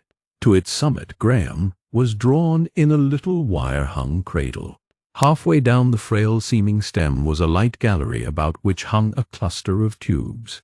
Minute they looked from above, rotating slowly on the ring of its outer rail. These were the specula, en rapport with the wind-vane keeper's mirrors, in one of which Ostrog had shown him the coming of his rule. His Japanese attendant ascended before him, and they spent nearly an hour asking and answering questions. It was a day full of the promise and quality of spring. The touch of the wind warmed. The sky was an intense blue, and the vast expanse of London shone dazzling under the morning sun. The air was clear of smoke and haze, sweet as the air of a mountain glen, save for the irregular oval of ruins about the house of the council and the black flag of the surrender that fluttered there. The mighty city seen from above showed few signs of the swift revolution that had, to his imagination, in one night and one day, changed the destinies of the world. A multitude of people still swarmed over these ruins, and the huge open-work stagings in the distance from which started in times of peace the service of aeroplanes to the various great cities of Europe and America were also black with the victors. Across a narrow way of planking raised on trestles that crossed the ruins a crowd of workmen were busy restoring the connection between the cables and wires of the council house and the rest of the city, preparatory to the transfer thither of Ostrog's headquarters from the wind-vane buildings. For the rest, the luminous expanse was undisturbed. So vast was its serenity in comparison with the areas of disturbance that presently Graham, looking beyond them, could almost forget the thousands of men lying out of sight in the artificial glare within the quasi-subterranean labyrinth, dead or dying of the overnight wounds, forget the improvised wards with the hosts of surgeons, nurses, and bearers feverishly busy, forget, indeed, all the wonder, consternation, and novelty under the electric lights. Down there in the hidden ways of the ant-hill he knew that the revolution triumphed, that black everywhere carried the day, black favors, black banners, black festoons across the streets. And out here, under the fresh sunlight, beyond the crater of the fight, as if nothing had happened to the earth, the forest of wind vanes that had grown from one or two while the council had ruled, roared peacefully upon their incessant duty. Far away, spiked, jagged, and indented by the wind vanes, the Surrey hills rose blue and faint. To the north and nearer, the sharp contours of Highgate and Muswell Hill were similarly jagged, and all over the countryside he knew, on every crest and hill, where once the hedges had interlaced, and cottages, churches, inns, and farmhouses had nestled among their trees, wind-wheels similar to those he saw, and bearing like them vast advertisements, gaunt and distinctive symbols of the new age, cast their whirling shadows and stored incessantly through all the arteries of the city. And underneath these wandered the countless flocks and herds of the British Food Trust, his property, with their lonely guards and keepers. Not a familiar outline anywhere broke the cluster of gigantic shapes below. St. Paul's he knew survived, and many of the old buildings in Westminster, embedded out of sight, arched over and covered in among the giant growths of this great age. The Thames, too, made no fall and gleam of silver to break the wilderness of the city. The thirsty water mains drank up every drop of its waters before they reached the walls. Its bed and estuary, scoured and sunken, was now a canal of sea-water, and a race of grimy bargemen brought the heavy materials of trade from the pool thereby beneath the very feet of the workers. Faint and dim in the eastward between earth and sky hung the clustering masts of the colossal shipping in the pool, for all the heavy traffic, for which there was no need of haste, came in gigantic sailing ships from the ends of the earth, and the heavy goods for which there was urgency in mechanical ships of a smaller, swifter sort. And to the south over the hills came vast aqueducts with sea-water for the sewers, and in 3 separate directions ran pallid lines. The roads, stippled with moving grey specks, On the first occasion that offered, he was determined to go out and see these roads. That would come after the flying ship he was presently to try. His attendant officer described them as a pair of gently curving surfaces 100 yards wide, each one for the traffic going in one direction, and made of a substance called Eadamite, an artificial substance, so far as he could gather, resembling toughened glass. Along this shot a strange traffic of narrow rubber-shod vehicles, great single wheels, 2- and 4-wheeled vehicles, sweeping along at velocities of from 1 to 6 miles a minute. Railroads had vanished. A few embankments remained as rust-crowned trenches here and there. Some few formed the cores of Eadamite ways. Among the first things to strike his attention had been the great fleets of advertisement balloons and kites that receded in irregular vistas northward and southward along the lines of the aeroplane journeys. No great aeroplanes were to be seen.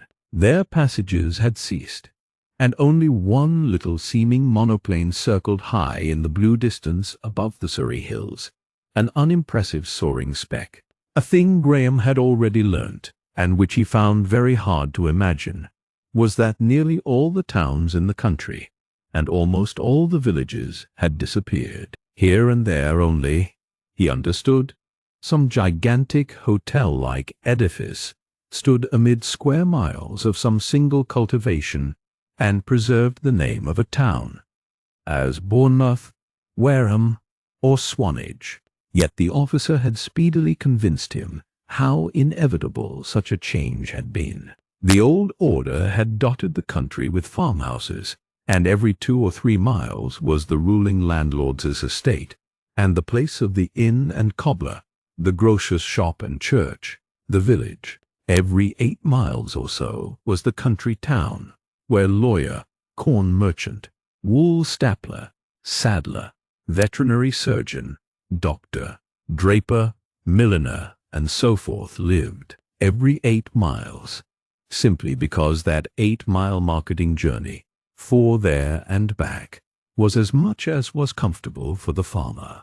But directly the railways came into play, and after them the light railways, and all the swift new motor cars that had replaced wagons and horses, and so soon as the high roads began to be made of wood, and rubber, and Eadamite, and all sorts of elastic, durable substances, the necessity of having such frequent market towns disappeared, and the big towns grew. They drew the worker with the gravitational force of seemingly endless work, the employer with their suggestion of an infinite ocean of labor. And as the standard of comfort rose, as the complexity of the mechanism of living increased, life in the country had become more and more costly, or narrow and impossible. The disappearance of vicar and squire, the extinction of the general practitioner by the city specialist, had robbed the village of its last touch of culture. After telephone, kinematograph, and phonograph had replaced newspaper, book, schoolmaster, and letter, to live outside the range of the electric cables was to live an isolated savage. In the country were neither means of being clothed nor fed, according to the refined conceptions of the time, no efficient doctors for an emergency, no company, and no pursuits. Moreover, mechanical appliances in agriculture made one engineer the equivalent of 30 laborers. So, inverting the condition of the city clerk in the days when London was scarce inhabitable because of the coaly foulness of its air, the laborers now came to the city and its life and delights at night to leave it again in the morning. The city had swallowed up humanity. Man had entered upon a new stage in his development. First had come the nomad, the hunter, then had followed the agriculturist of the agricultural state, whose towns and cities and ports were but the headquarters and markets of the countryside. And now, logical consequence of an epoch of invention, was this huge new aggregation of men. Such things as these, simple statements of fact though they were to contemporary men, strained Graham's imagination to picture. And when he glanced over beyond there, at the strange things that existed on the continent, it failed him altogether. He had a vision of city beyond city, cities on great plains, cities beside great rivers, vast cities along the sea margin, cities girdled by snowy mountains. Over a great part of the earth the English tongue was spoken. Taken together with its Spanish-American and Hindu and Negro and Pidgin dialects, it was the everyday language of 2/3 of humanity. On the continent, save as remote and curious survivals, 3 other languages alone held sway: German, which reached to Antioch and Genoa, and jostled Spanish English at Cadiz; a Gallicized Russian, which met the Indian English in Persia and Kurdistan, and the Pidgin English in Pekin; and French, still clear and brilliant, the Indian English and German, and reached through a Negro dialect to the Congo. And everywhere now through the city-set earth, save in the administered Black Belt territories of the tropics, the same cosmopolitan social organization prevailed, and everywhere from pole to equator his property and his responsibilities extended. The whole world was civilized. The whole world dwelt in cities. The whole world was his property. Out of the dim southwest, glittering and strange, voluptuous, and in some way terrible, shone those pleasure cities of which the kinematograph phonograph and the old man in the street had spoken. Strange places reminiscent of the legendary Sybaris, cities of art and beauty, mercenary art and mercenary beauty, sterile, wonderful cities of motion and music, whither repaired all who profited by the fierce, inglorious, economic struggle that went on in the glaring labyrinth below. Fierce he knew it was. How fierce he could judge from the fact that these latter-day people referred back to the England of the 19th century as the figure of an idyllic, easy-going life. He turned his eyes to the scene immediately before him again, trying to conceive the big factories of that intricate maze. Chapter 15. Prominent People. The state apartments of the Wind Vane Keeper would have astonished Graham had he entered them fresh from his 19th century life. But already he was growing accustomed to the scale of the new time. He came out through one of the now familiar sliding panels upon a plateau of landing, at the head of a flight of very broad and gentle steps, with men and women far more brilliantly dressed than any he had hitherto seen, ascending and descending. From this position he looked down a vista of subtle and varied ornament in lustreless white and mauve and purple, spanned by bridges that seemed wrought of porcelain and filigree, and terminating far off in a cloudy mystery of perforated screens. Glancing upward, he saw tier above tier of ascending galleries with faces looking down upon him. The air was full of the babble of innumerable voices, and of a music that descended from above, a gay and exhilarating music whose source he did not discover. The central aisle was thick with people, but by no means uncomfortably crowded. Altogether that assembly must have numbered many thousands. They were brilliantly, even fantastically dressed, the men as fancifully as the women, for the sobering influence of the Puritan conception of dignity upon masculine dress had long since passed away. The hair of the men, too, though it was rarely worn long, was commonly curled in a manner that suggested the barber, and baldness had vanished from the earth. Frizzy, straight-cut masses that would have charmed Rossetti abounded, and one gentleman, who was pointed out to Graham under the mysterious title of an amorist, wore his hair in 2 becoming plaits, La Marguerite. The pigtail was in evidence. It would seem that citizens of Chinese extraction were no longer ashamed of their race. There was little uniformity of fashion apparent in the forms of clothing worn. The more shapely men displayed their symmetry in trunk hose, and here were puffs and slashes, and there a cloak, and there a robe. The fashions of the days of Leo X were perhaps the prevailing influence, but the aesthetic conceptions of the Far East were also patent.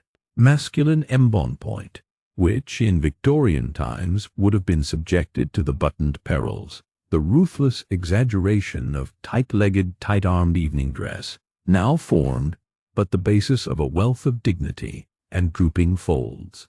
Graceful slenderness abounded also. To Graham, a typically stiff man from a typically stiff period, not only did these men seem altogether too graceful in person, but altogether too expressive in their vividly expressive faces. They gesticulated, they expressed surprise, interest, amusement.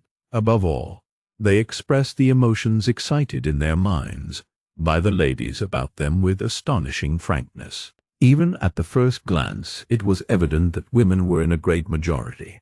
The ladies in the company of these gentlemen displayed in dress, bearing, and manner alike less emphasis and more intricacy. Some affected a classical simplicity of robing and subtlety of fold, after the fashion of the first French Empire, and flashed conquering arms and shoulders as Graham passed.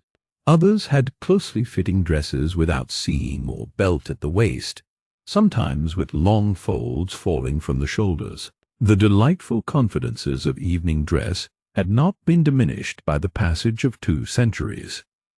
Everyone's movements seemed graceful. Graham remarked to Lincoln that he saw men as Raphael's cartoons walking, and Lincoln told him that the attainment of an appropriate set of gestures was part of every rich person's education. The master's entry was greeted with a sort of tittering applause, but these people showed their distinguished manners by not crowding upon him nor annoying him by any persistent scrutiny. As he descended the steps towards the floor of the aisle, he had already learnt from Lincoln that these were the leaders of existing London society. Almost every person there that night was either a powerful official or the immediate connection of a powerful official. Many had returned from the European pleasure cities expressly to welcome him.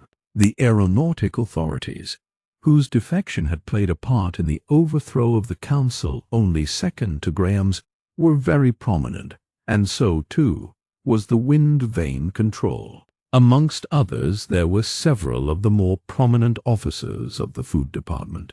The controller of the European piggeries had a particularly melancholy and interesting countenance and a daintily cynical manner.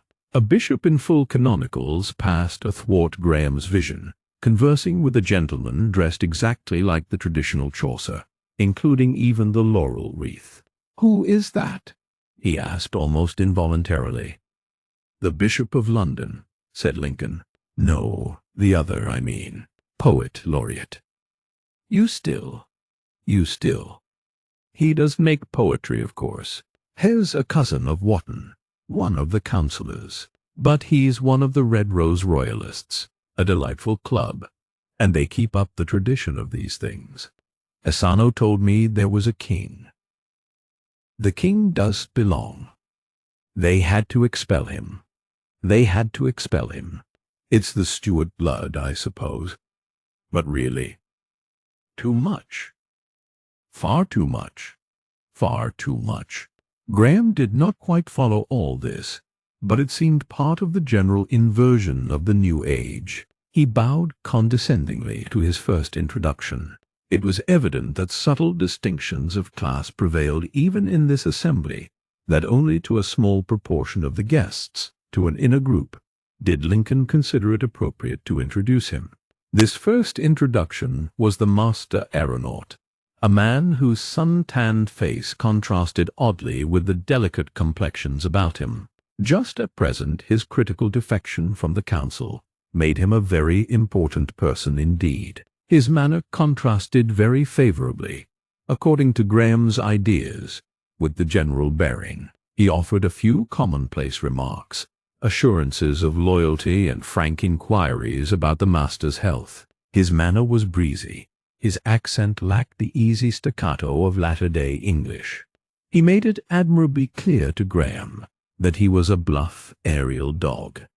He used that phrase, that there was no nonsense about him, that he was a thoroughly manly fellow and old-fashioned at that he did profess to know much, and that what he did not know was not worth knowing.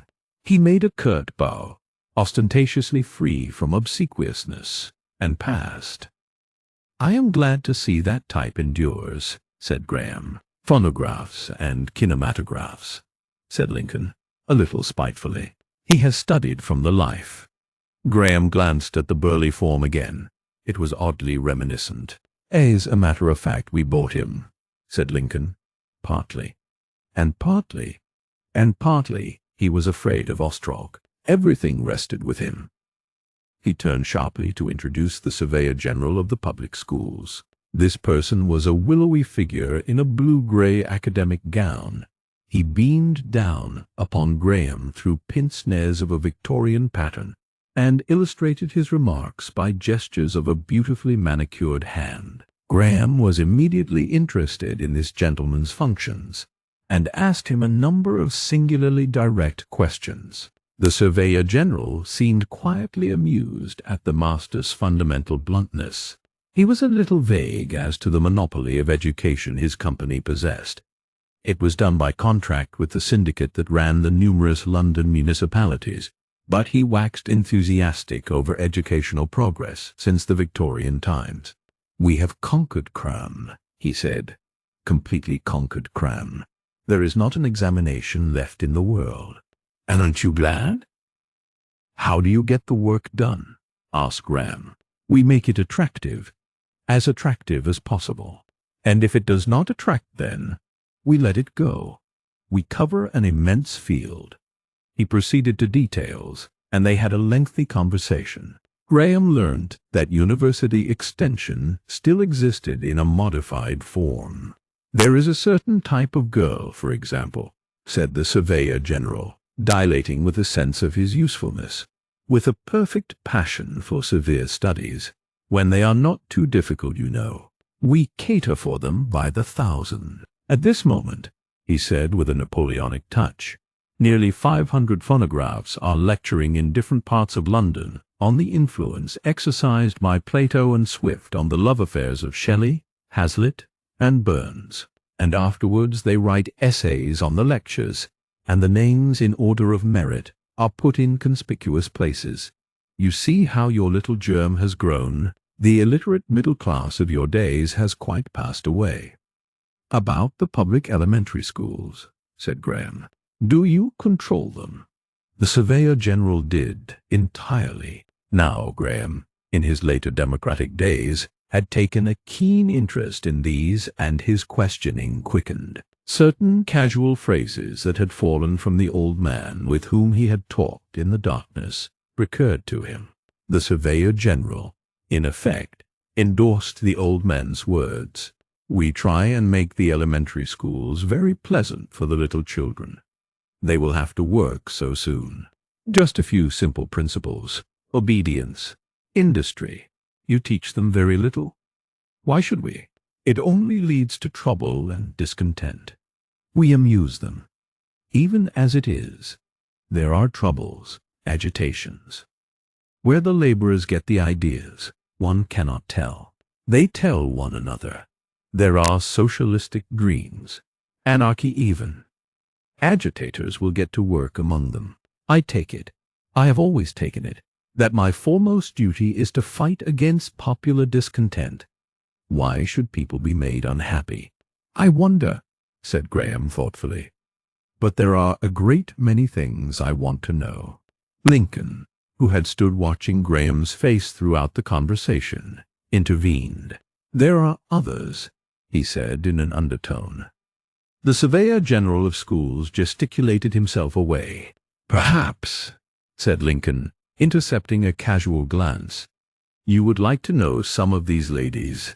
The daughter of the manager of the piggeries was a particularly charming little person with red hair and animated blue eyes. Lincoln left him a while to converse with her, and she displayed herself as quite an enthusiast for the dear old days, as she called them, that had seen the beginning of his trance. As she talked, she smiled, and her eyes smiled in a manner that demanded reciprocity. "I have tried," she said, "countless times, to imagine those old romantic days, and to you, they are memories.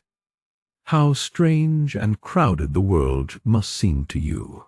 I have seen photographs and pictures of the past, The little isolated houses built of bricks made out of burnt mud, and all black with soot from your fires, the railway bridges, the simple advertisements, the solemn savage puritanical men in strange black coats, and those tall hats of theirs, iron railway trains on iron bridges overhead, horses and cattle, and even dogs running half wild about the streets.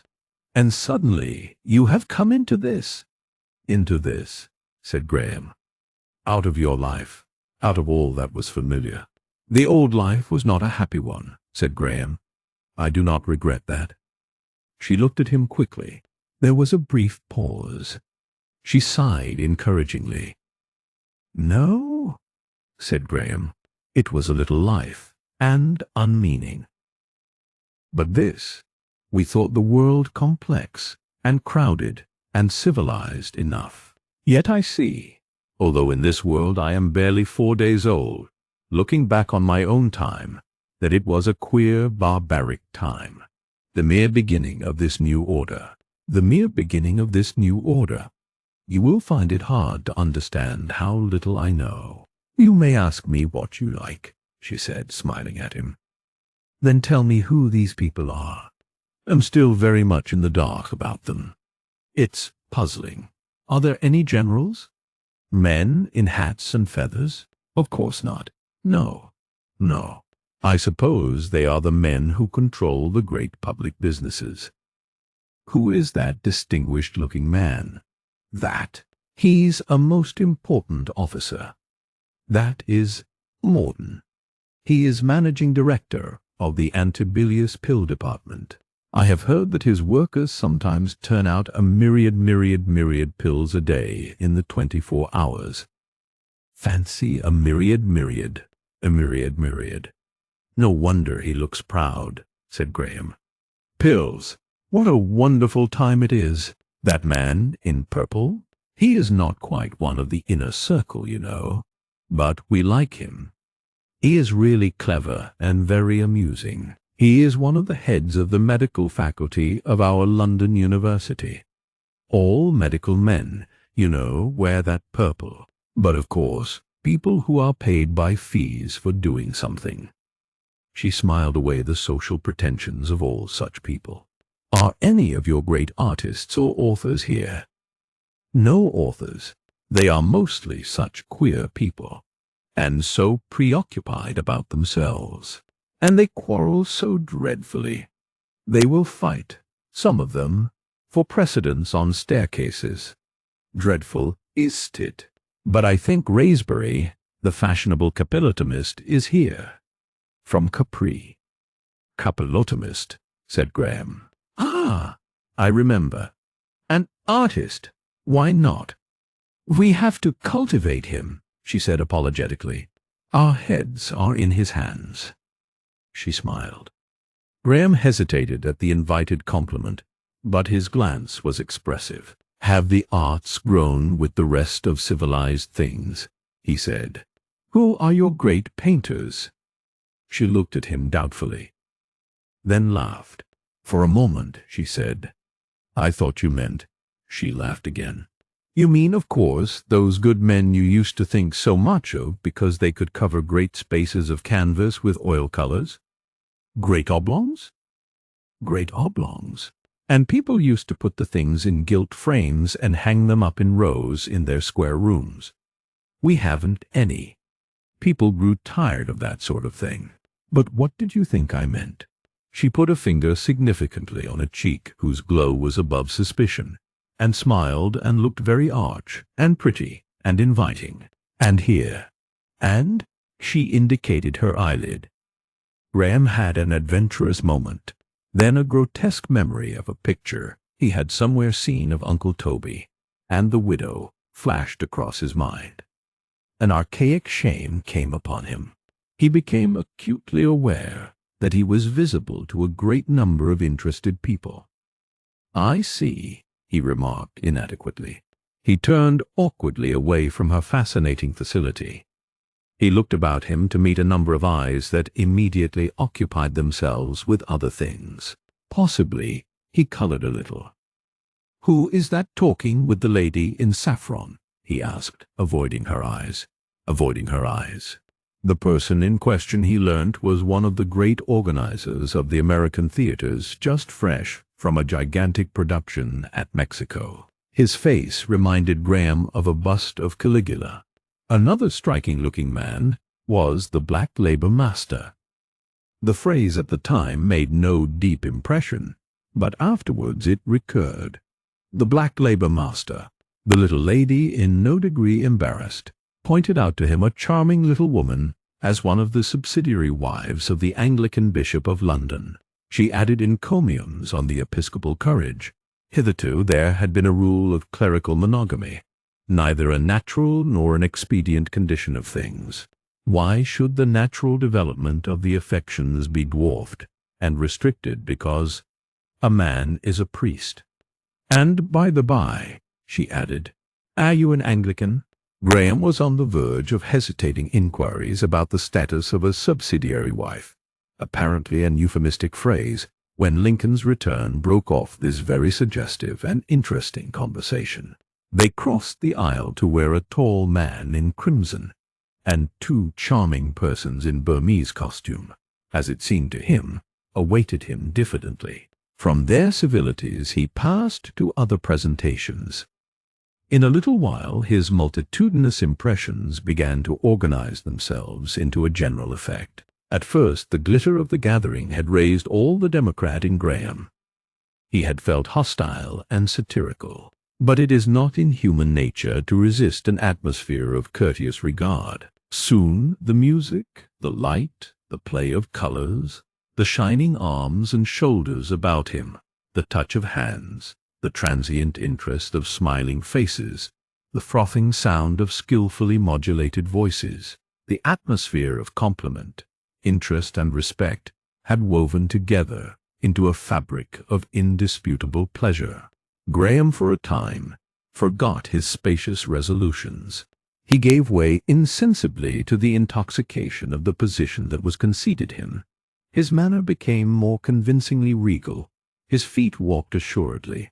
The black robe fell with a bolder fold, and pride ennobled his voice. After all, this was a brilliant, interesting world. He looked up and saw passing across a bridge of porcelain, and looking down upon him, a face that was almost immediately hidden, the face of the girl he had seen overnight in the little room beyond the theatre after his escape from the council, and she was watching him. For the moment he did not remember when he had seen her, and then came a vague memory of the stirring emotions of their first encounter. But the dancing web of melody about him kept the air of that great marching song from his memory. The lady to whom he talked repeated her remark, and Graham recalled himself to the quasi-regal flirtation upon which he was engaged. Yet, unaccountably, a vague restlessness, a feeling that grew to dissatisfaction, came into his mind. He was troubled as if by some half-forgotten duty, by the sense of things important slipping from him amidst this light and brilliance. The attraction that these ladies who crowded about him were beginning to exercise ceased. He no longer gave vague and clumsy responses to the subtly amorous advances that he was now assured were being made to him, and his eyes wandered for another sight of the girl of the first revolt. Where, precisely, had he seen her? Graham was in one of the upper galleries in conversation with a bright-eyed lady on the subject of Edomite. The subject was his choice, and not hers. He had interrupted her warm assurances of personal devotion with a matter-of-fact inquiry. He found her, as he had already found several other latter-day women that night, less well-informed than charming, suddenly struggling against the eddying drift of nearer melody, the song of the revolt. The great song he had heard in the hall, hoarse and massive, came beating down to him. Ah! Now he remembered. He glanced up, startled, and perceived above him an oeil-de-boeuf through which this song had come, and beyond, the upper courses of cable, the blue haze, and the pendant fabric of the lights of the public ways. He heard the song break into a tumult of voices and cease. He perceived quite clearly the drone and tumult of the moving platforms and a murmur of many people. He had a vague persuasion that he could not account for, a sort of instinctive feeling that outside in the ways a huge crowd must be watching this place in which their master amused himself. Though the song had stopped so abruptly, though the special music of this gathering reasserted itself, the motif of the marching song, once it had begun, lingered in his mind. The bright-eyed lady was still struggling with the mysteries of Edomite when he perceived the girl he had seen in the theater again. She was coming now along the gallery towards him. He saw her first before she saw him. She was dressed in a faintly luminous gray. Her dark hair about her brows was like a cloud, and as he saw her the cold light from the circular opening into the ways fell upon her downcast face. The lady in trouble about the Edomite saw the change in his expression, and grasped her opportunity to escape. "Would you care to know that girl, sire?" she asked boldly. "She is Helen Wotton, a niece of Ostrog's. She knows a great many serious things. She is one of the most serious persons alive. I am sure you will like her." In another moment Graham was talking to the girl, and the bright-eyed lady had fluttered away. "I remember you quite well," said Graham. "You were in that little room, when all the people were singing and beating time with their feet, before I walked across the hall." Her momentary embarrassment passed. She looked up at him, and her face was steady. "It was wonderful," she said, hesitated, and spoke with a sudden effort. "All those people would have died for you, sire. Countless people did die for you that night." Her face glowed. She glanced swiftly aside to see that no other heard her words. Lincoln appeared some way off along the gallery, making his way through the press towards them. She saw him, and turned to Graham strangely eager, with a swift change to confidence and intimacy. "Sire," she said quickly, "I cannot tell you now and here, but the common people are very unhappy. They are oppressed. They are misgoverned. Do not forget the people who faced death that you might live." "I know nothing," began Graham. "I cannot tell you now." Lincoln's face appeared close to them. He bowed an apology to the girl. "You find the New World amusing, sire?" asked Lincoln with smiling deference, and indicating the space and splendor of the gathering by one comprehensive gesture. "At any rate, you find it changed." "Yes," said Graham, "changed. And yet, after all, not so greatly changed." "Wait till you are in the air," said Lincoln. "The wind has fallen. Even now an aeroplane awaits you." The girl's attitude awaited dismissal. Graham glanced at her face, was on the verge of a question, found a warning in her expression, bowed to her, and turned to accompany Lincoln. Chapter 16. The monoplane. The flying stages of London were collected together in an irregular crescent on the southern side of the river. They formed 3 groups of 2 each, and retained the names of ancient suburban hills or villages. They were named in order: Roehampton, Wimbledon Park, Streatham, Norwood, Blackheath, and Shooter's Hill. They were uniform structures rising high above the general roof surfaces. Each was about 4,000 yards long and 1,000 broad, and constructed of the compound of aluminum and iron that had replaced iron in architecture. Their higher tiers formed an open work of girders through which lifts and staircases ascended. The upper surface was a uniform expanse, with portions, the starting carriers, that could be raised, and were then able to run on very slightly inclined rails to the end of the fabric. Graham went to the flying stages by the public ways. He was accompanied by Asano, his Japanese attendant. Lincoln was called away by Ostrog, who was busy with his administrative concerns. A strong guard of the Wind Vane police awaited the master outside the Wind Vane offices, and they cleared a space for him on the upper moving platform. His passage to the flying stages was unexpected. Nevertheless, a considerable crowd gathered and followed him to his destination. As he went along, He could hear the people shouting his name, and saw numberless men and women and children in blue come swarming up the staircases in the central path, gesticulating and shouting. He could not hear what they shouted. He was struck again by the evident existence of a vulgar dialect among the poor of the city. When at last he descended, his guards were immediately surrounded by a dense, excited crowd. Afterwards it occurred to him that some had attempted to reach him with petitions. His guards cleared a passage for him with difficulty. He found a monoplane in charge of an aeronaut awaiting him on the westward stage. Seen close, this mechanism was no longer small. As it lay on its launching carrier upon the wide expanse of the flying stage, its aluminum body skeleton was as big as the hull of a 20-ton yacht. Its lateral supporting sails, braced and stayed with metal nerves, almost like the nerves of a bee's wing, and made of some sort of glassy artificial membrane, cast their shadow over many hundreds of square yards. The chairs for the engineer and his passenger hung free to swing by a complex tackle, within the protecting ribs of the frame, and well abaft the middle. The passenger's chair was protected by a wind guard and guarded about with metallic rods carrying air cushions.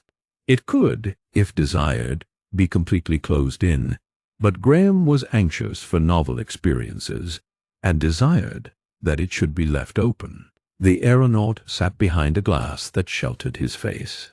The passenger could secure himself firmly in his seat, and this was almost unavoidable on landing, or he could move along by means of a little rail and rod to a locker at the stem of the machine, where his personal luggage, his wraps and restoratives were placed, and which also, with the seats, served as a make-weight to the parts of the central engine that projected to the propeller at the stern. The flying stage about him was empty, save for Asano and their suite of attendants. Directed by the aeronaut, he placed himself in his seat.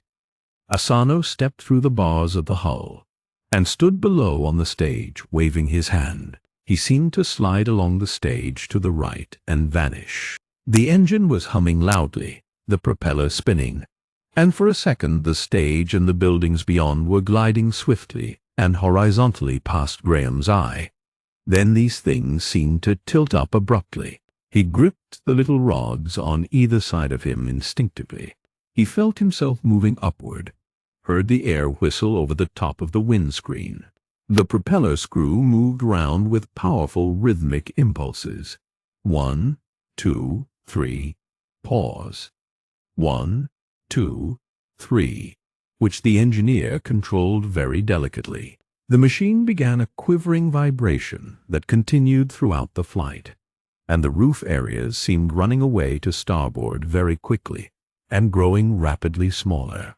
He looked from the face of the engineer through the ribs of the machine. Looking sideways, there was nothing very startling in what he saw. A rapid funicular railway might have given the same sensations. He recognized the council house and the Highgate Ridge. And then he looked straight down between his feet. For a moment physical terror possessed him, a passionate sense of insecurity. He held tight.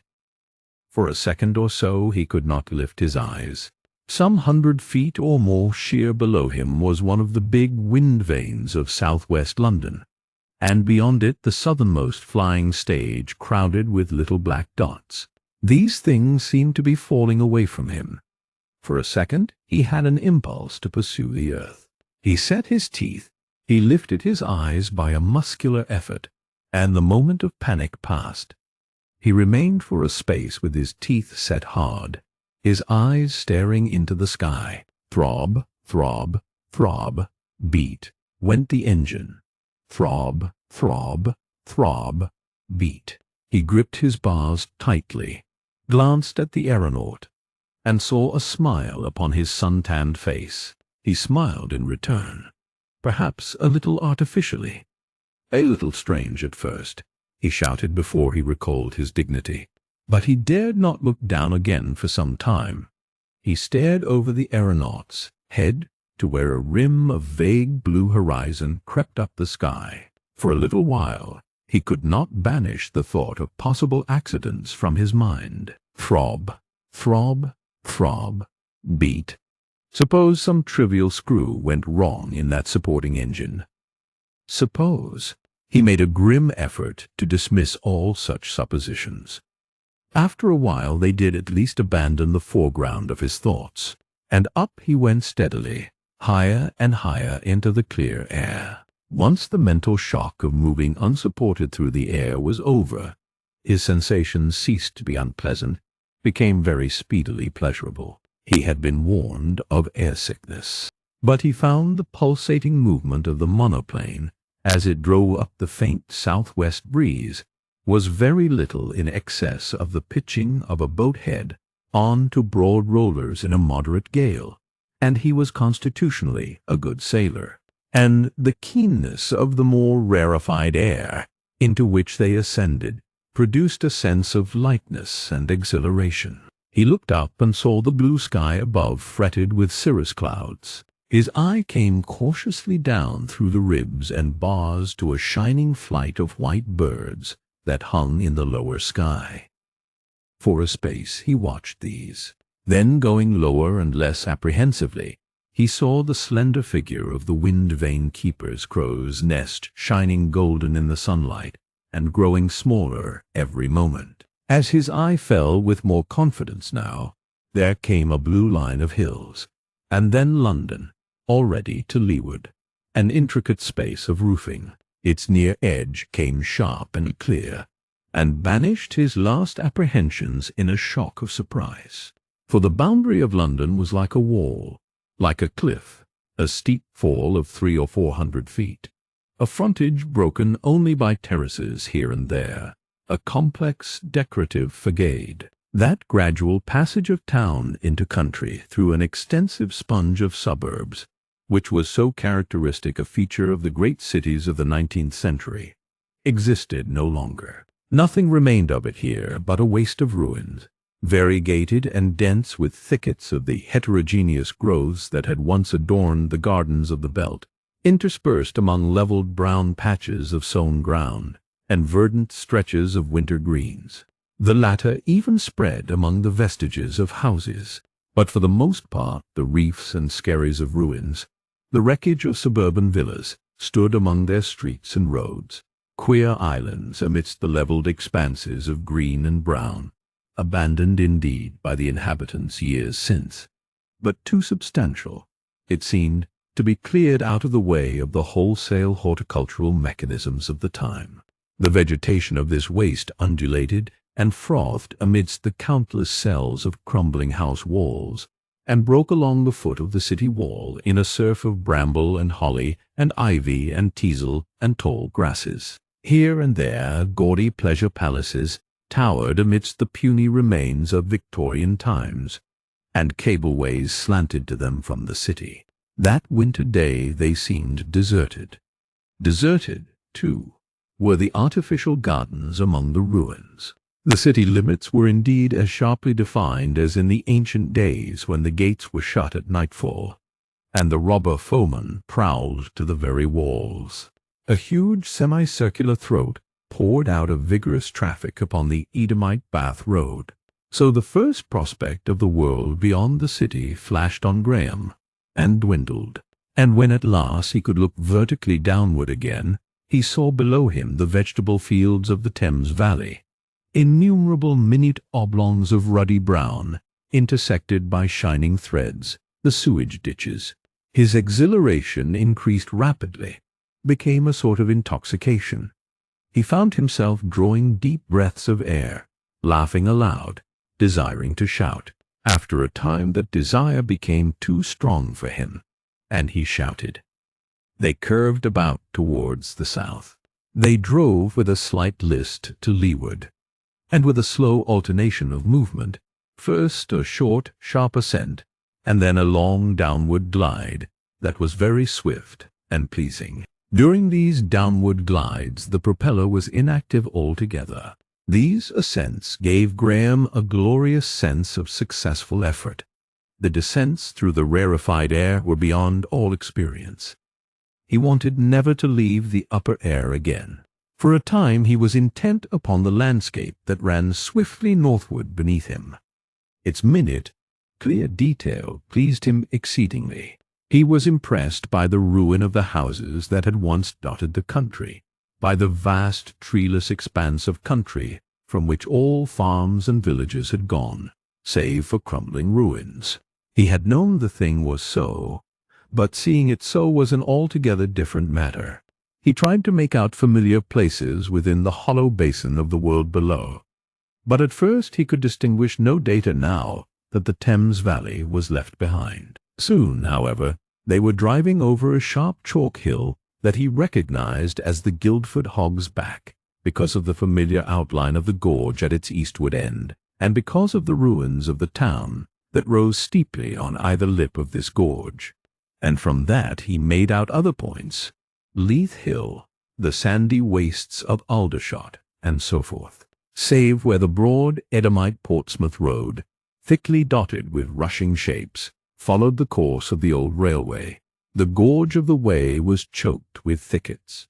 The whole expanse of the Downs escarpment, so far as the grey haze permitted him to see, was set with wind-wheels to which the largest of the city was but a younger brother. They stirred with a stately motion before the south-west wind, and here and there were patches dotted with the sheep of the British Food Trust, and here and there a mounted shepherd made a spot of black. Then, rushing under the stern of the monoplane, came the Wealdon Heights, the line of Hindhead, Pitch Hill, and Leith Hill, with a second row of wind-wheels that seemed striving to rob the downland whirlers of their share of breeze. The purple heather was speckled with yellow gorse, and on the further side a drove of black oxen stampeded before a couple of mounted men. Swiftly these swept behind, and dwindled and lost color, and became scarce moving specks that were swallowed up in haze. And when these had vanished in the distance, Graham heard a peewit wailing close at hand. He perceived he was now above the South Downs, and staring over his shoulder saw the battlements of Portsmouth Landing Stage towering over the ridge of Portsdown Hill. In another moment there came into sight a spread of shipping like floating cities, the little white cliffs of the Needles dwarfed and sunlit, and the grey and glittering waters of the narrow sea. They seemed to delete the Solent in a moment, and in a few seconds the Isle of Wight was running past, and then beneath him spread a wider and wider extent of sea, here purple with the shadow of a cloud, here grey, here a burnished mirror, and here a spread of cloudy greenish blue. The Isle of Wight grew smaller and smaller. In a few more minutes a strip of grey haze detached itself from other strips that were clouds, descended out of the sky, and became a coastline, sunlit and pleasant, the coast of northern France. It rose, it took colour, became definite and detailed, and the counterpart of the downland of England was speeding by below. In a little time, as it seemed, Paris came above the horizon, and hung there for a space, and sank out of sight again, as the monoplane circled about to the north. But he perceived the Eiffel Tower still standing, and beside it a huge dome surmounted by a pinpoint colossus. And he perceived, too, though he did not understand it at the time, a slanting drift of smoke. The aeronaut said something about trouble in the underways that Graham did not heed, but he marked the minarets and towers and slender masses that streamed skyward above the city wind vanes, and knew that in the matter of grace at least Paris still kept in front of her larger rival. And even as he looked, a pale blue shape ascended very swiftly from the city like a dead leaf driving up before a gale. It curved round and soared towards them, growing rapidly larger and larger. The aeronaut was saying something. "What?" said Graham, loath to take his eyes from this. "London aeroplane, sire," bawled the aeronaut, pointing. They rose and curved about northward as it drew nearer. Nearer it came and nearer, larger and larger. The throb, throb, throb, beat of the monoplane's flight that had seemed so potent and so swift suddenly appeared slow by comparison with this tremendous rush. How great the monster seemed! How swift and steady! It passed quite closely beneath them, driving along silently, a vast spread of wire-netted translucent wings, a thing alive.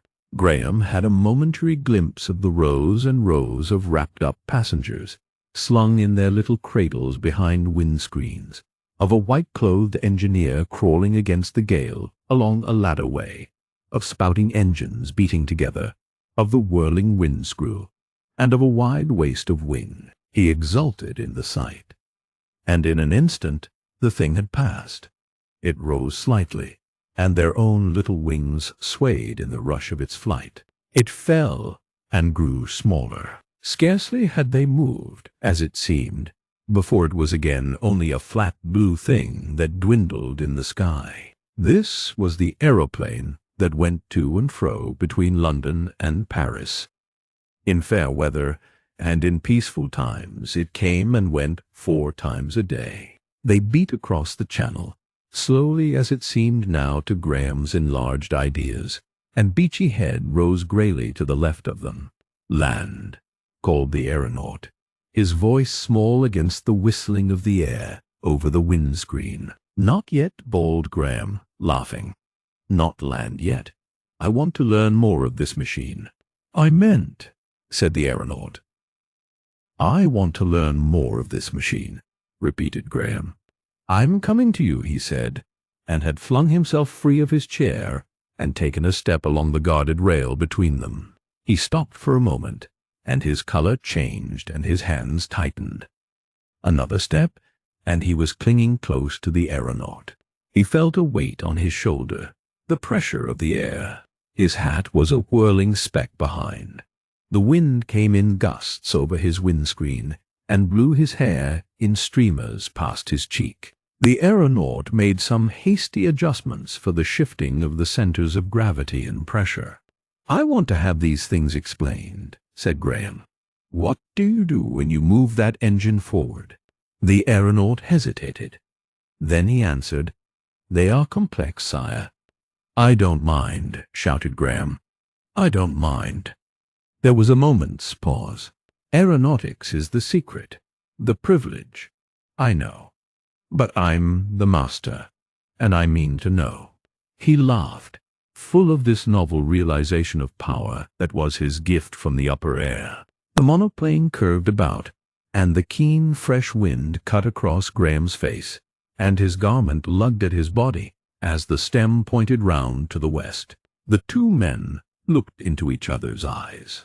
"Sir, there are rules." "Not where I am concerned," said Graham. "You seem to forget." The aeronaut scrutinized his face. "No," he said. "I do not forget, sire. But in all the earth, no man who is not a sworn aeronaut has ever a chance. They come as passengers." "I have heard something of the sort. But I'm not going to argue these points. Do you know why I have slept 200 years? To fly, sir," said the aeronaut. "The rules. If I break the rules." Graham waved the penalties aside. "Then if you will watch me." "No," said Graham, swaying and gripping tight as the machine lifted its nose again for an ascent.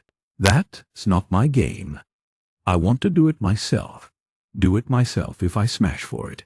No, I will. See, I am going to clamber by this, to come and share your seat. Steady. I mean to fly of my own accord. If I smash at the end of it, I will have something to pay for my sleep. Of all other things, in my past, it was my dream to fly. Now, keep your balance. A dozen spies are watching me, sire." Graham's temper was at end. Perhaps he chose it should be. He swore. He swung himself round the intervening mass of levers, and the monoplane swayed. "Am I master of the earth?" he said. "Or is your society? Now, take your hands off those levers and hold my wrists. Yes, so. And now, how do we turn her nose down to the glide?" "Sir," said the aeronaut. "What is it? You will protect me?" "Lord, yes. if I have to burn London. Now." And with that promise, Graham bought his first lesson in aerial navigation.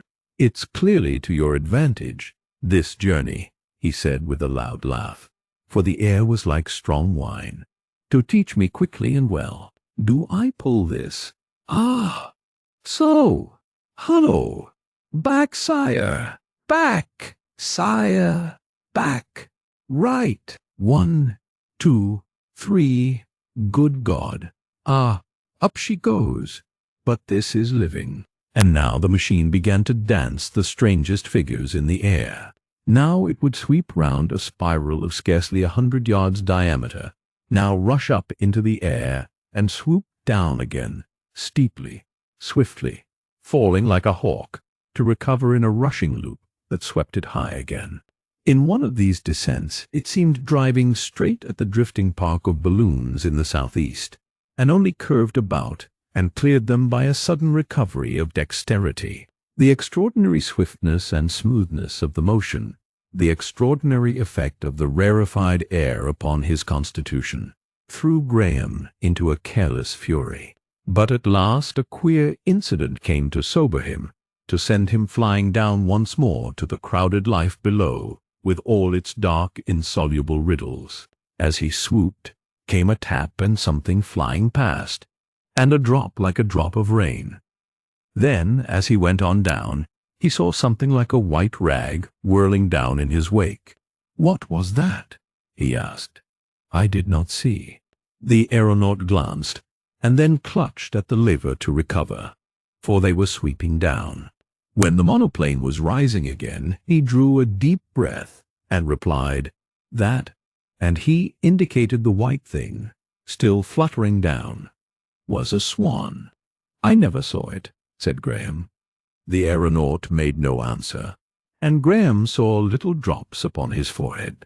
They drove horizontally while Graham clambered back to the passenger's place out of the lash of the wind. And then came a swift rush down, with the wind-screw whirling to check their fall, and the flying stage growing broad and dark before them. The sun, sinking over the chalk hills in the west, fell with them, and left the sky a blaze of gold. Soon men could be seen as little specks. He heard a noise coming up to meet him, a noise like the sound of waves upon a pebbly beach, and saw that the roofs about the flying stage were dense with his people rejoicing over his safe return. A black mass was crushed together under the stage, a darkness stippled with innumerable faces, and quivering with the minute oscillation of waved white handkerchiefs and waving hands. Chapter 17. 3 days Lincoln awaited Graham in an apartment beneath the flying stages. He seemed curious to learn all that had happened, pleased to hear of the extraordinary delight and interest which Graham took in flying. Graham was in a mood of enthusiasm. "I must learn to fly," he cried. "I must master that. I pity all poor souls who have died without this opportunity. The sweet, swift air. It is the most wonderful experience in the world." "You will find our new times full of wonderful experiences," said Lincoln. "I do not know what you will care to do now. We have music that may seem novel." "For the present," said Graham, "flying holds me. Let me learn more of that. Your aeronaut was saying there is some trades union objection to one's learning." "There is, I believe," said Lincoln. "But for you, if you would like to occupy yourself with that, we can make you a sworn aeronaut tomorrow." Graham expressed his wishes vividly, and talked of his sensations for a while. "And as for affairs," he asked abruptly, "how are things going on?" Lincoln waved affairs aside. "Ostrog will tell you that tomorrow," he said. "Everything is settling down. The revolution accomplishes itself all over the world. Friction is inevitable here and there, of course, but your rule is assured. You may rest secure with things in Ostrog's hands.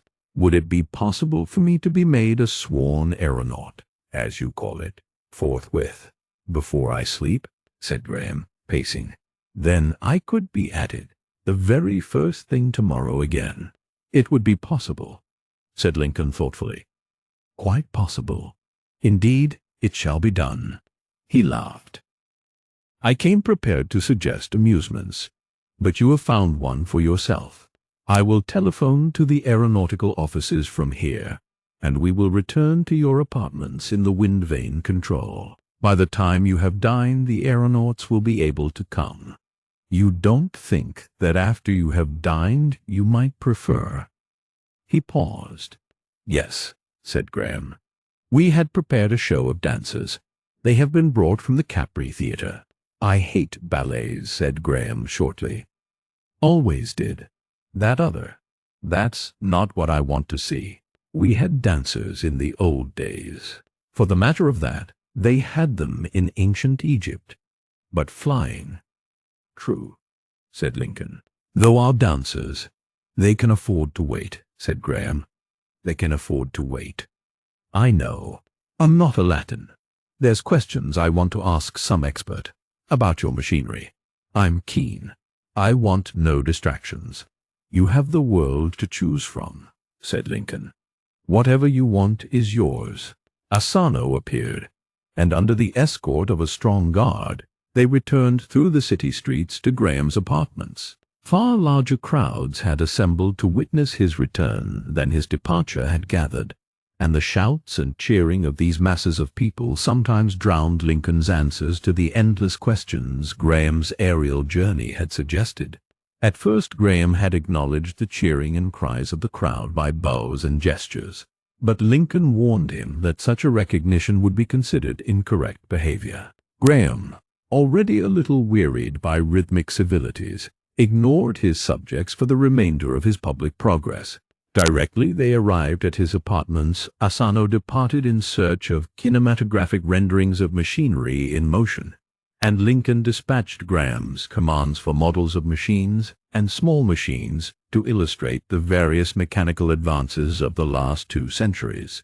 The little group of appliances for telegraphic communication attracted the master so strongly that his delightfully prepared dinner, served by a number of charmingly dexterous girls, waited for a space. The habit of smoking had almost ceased from the face of the earth, but when he expressed a wish for that indulgence, inquiries were made, and some excellent cigars were discovered in Florida, and sent to him by pneumatic dispatch while the dinner was still in progress. Afterwards came the aeronauts, and a feast of ingenious wonders in the hands of a latter-day engineer. For the time, at any rate, the neat dexterity of counting and numbering machines, building machines, spinning engines, patent doorways, explosive motors, grain and water elevators, slaughterhouse machines and harvesting appliances was more fascinating to Graham than any Bayadre. We were savages, was his refrain. We were savages. We were in the Stone Age, compared with this. And what else have you? There came also practical psychologists with some very interesting developments in the art of hypnotism. The names of Milne Bramwell, Fechner, Liebau, William James, Myers, and Gurney, he found, bore a value now that would have astonished their contemporaries. Several practical applications of psychology were now in general use. It had largely superseded drugs, antiseptics, and anesthetics in medicine, was employed by almost all who had any need of mental concentration. A real enlargement of human faculty seemed to have been effected in this direction. The feats of calculating boys, the wonders, as Graham had been wont to regard them, of mesmerizers, were now within the range of anyone who could afford the services of a skilled hypnotist. Long ago, the old examination methods in education had been destroyed by these expedients. Instead of years of study, candidates had substituted a few weeks of trances, and during the trances expert coaches had simply to repeat all the points necessary for adequate answering, adding a suggestion of the post-hypnotic recollection of these points. In process mathematics particularly, this aid had been of singular service, and it was now invariably invoked by such players of chess and games of manual dexterity as were still to be found. In fact, All operations conducted under finite rules, of a quasi-mechanical sort that is, were now systematically relieved from the wanderings of imagination and emotion, and brought to an unexampled pitch of accuracy. Little children of the laboring classes, so soon as they were of sufficient age to be hypnotized, were thus converted into beautifully punctual and trustworthy machine-minders, and released forthwith from the long, long thoughts of youth. Aeronautical pupils, who gave way to giddiness, could be relieved from their imaginary terrors. In every street were hypnotists ready to print permanent memories upon the mind. If anyone desired to remember a name, a series of numbers, a song or a speech, it could be done by this method, and conversely memories could be effaced, habits removed, and desires eradicated. A sort of psychic surgery was, in fact, in general use. Indignities, humbling experiences, were thus forgotten. Widows would obliterate their previous husbands. Angry lovers released themselves from their slavery. To graft desires, however, was still impossible, and the facts of thought transference were yet unsystematized. The psychologists illustrated their expositions with some astounding experiments in mnemonics, made through the agency of a troop of pale-faced children in blue. Graham, like most of the people of his former time, distrusted the hypnotist, or he might then and there have eased his mind of many painful preoccupations. But in spite of Lincoln's assurances, he held to the old theory that to be hypnotized was in some way the surrender of his personality, the abdication of his will. At the banquet of wonderful experiences that was beginning, he wanted very keenly to remain absolutely himself. The next day, and another day, and yet another day passed in such interests as these. Each day Graham spent many hours in the glorious entertainment of flying. On the third, he soared across middle France, and within sight of the snow-clad Alps. These vigorous exercises gave him restful sleep. He recovered almost wholly from the spiritless anemia of his first awakening. And whenever he was not in the air and awake, Lincoln was assiduous in the cause of his amusement. All that was novel and curious in contemporary invention was brought to him, until at last his appetite for novelty was well nigh glutted. One might fill a dozen inconsecutive volumes with the strange things they exhibited.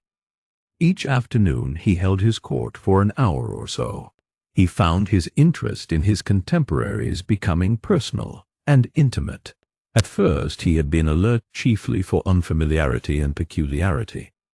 Any foppishness in their dress, any discordance with his preconceptions of nobility in their status and manners had jarred upon him, and it was remarkable to him how soon that strangeness and the faint hostility that arose from it disappeared. How soon he came to appreciate the true perspective of his position, and see the old Victorian days remote and quaint. He found himself particularly amused by the red-haired daughter of the manager of the European piggeries. On the second day after dinner he made the acquaintance of a latter-day dancing girl, and found her an astonishing artist. And after that, more hypnotic wonders. On the third day Lincoln was moved to suggest that the master should repair to a pleasure city, but this Graham declined, nor would he accept the services of the hypnotists in his aeronautical experiments. The link of locality held him to London. He found a delight in topographical identifications that he would have missed abroad. Here, or 100 feet below here, he could say, I used to eat my midday cutlets during my London university days. Underneath here was Waterloo, and the tiresome hunt for confusing trains. Often have I stood waiting down there, bag in hand, and stared up into the sky above the forest of signals, little thinking I should walk some day 100 yards in the air. And now, in that very sky that was once a grey smoke canopy, I circle in a monoplane. During those 3 days Graham was so occupied with these distractions that the vast political movements in progress outside his quarters had but a small share of his attention. Those about him told him little. Daily came Ostrog, the boss, his grand vizier, his mayor of the palace, to report in vague terms the steady establishment of his rule. A little trouble, soon to be settled in this city, a slight disturbance in that. The song of the social revolt came to him no more. He never learned that it had been forbidden in the municipal limits, and all the great emotions of the crow's nest slumbered in his mind. But on the second and third of the 3 days he found himself, in spite of his interest in the daughter of the pig manager, or it may be by reason of the thoughts her conversation suggested, remembering the girl Helen Wotton, who had spoken to him so oddly at the Windvane Keeper's gathering.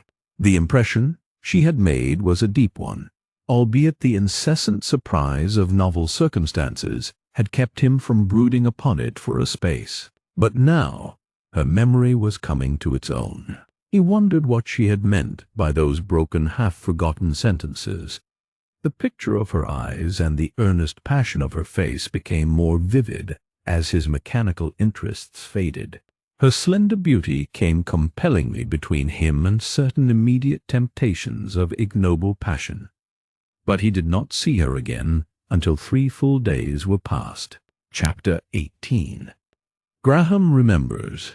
She came upon him at last in a little gallery that ran from the Windvane offices toward his state apartments.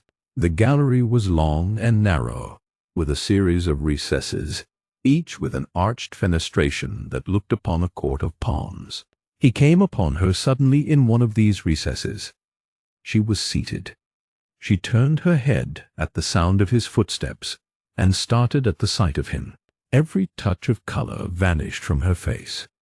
She rose instantly, made a step toward him, as if to address him, and hesitated. He stopped and stood still, expectant. Then he perceived that a nervous tumult silenced her, perceived, too, that she must have sought speech with him to be waiting for him in this place. He felt a regal impulse to assist her. "I have wanted to see you," he said. "A few days ago you wanted to tell me something. You wanted to tell me of the people. What was it you had to tell me?" She looked at him with troubled eyes. "You said the people were unhappy." For a moment she was silent still. "It must have seemed strange to you," she said abruptly. "It did. And yet it was an impulse." "Well, well, that is all." She looked at him with a face of hesitation. She spoke with an effort. "You forget," she said, drawing a deep breath. "What? What? The people? Do you mean?" "You forget the people." He looked interrogative. "Yes, I know you are surprised, for you do not understand what you are. You do not know the things that are happening." "Well, well, you do not understand. Not clearly, perhaps. But tell me." She turned to him with sudden resolution. "It is so hard to explain. I have meant to. I have wanted to.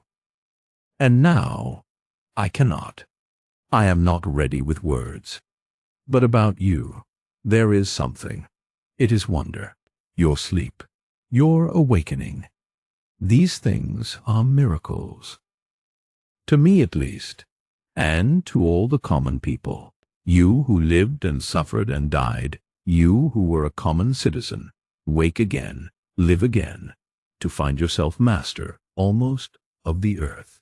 "Master of the earth," he said. "So they tell me. But try and imagine how little I know of it. Cities, trusts, the Labor Department, principalities, powers, dominions, the power and the glory. Yes, I have heard them shout. I know. I am master, king if you wish, with Ostrog, the boss." He paused. She turned upon him and surveyed his face with a curious scrutiny. "Well?" He smiled. "To take the responsibility. That is what we have begun to fear." For a moment she said no more. "No," she said slowly. "You will take the responsibility. You will take the responsibility. The people look to you." She spoke softly. "Listen. For at least half the years of your sleep, In every generation, multitudes of people, in every generation greater multitudes of people, have prayed that you might awake. Prayed. Graham moved to speak, and did not. She hesitated, and a faint color crept back to her cheek. Do you know that you have been to myriads? King Arthur Barbarossa, the king who would come in his own good time and put the world right for them. I suppose the imagination of the people. Have you not heard our proverb? When the sleeper wakes, while you lay insensible and motionless there, thousands came. Thousands. Every first of the month you lay in state, with a white robe upon you, and the people filed by you. When I was a little girl, I saw you like that, with your face white and calm. She turned her face from him and looked steadfastly at the painted wall before her. Her voice fell. When I was a little girl, I used to look at your face.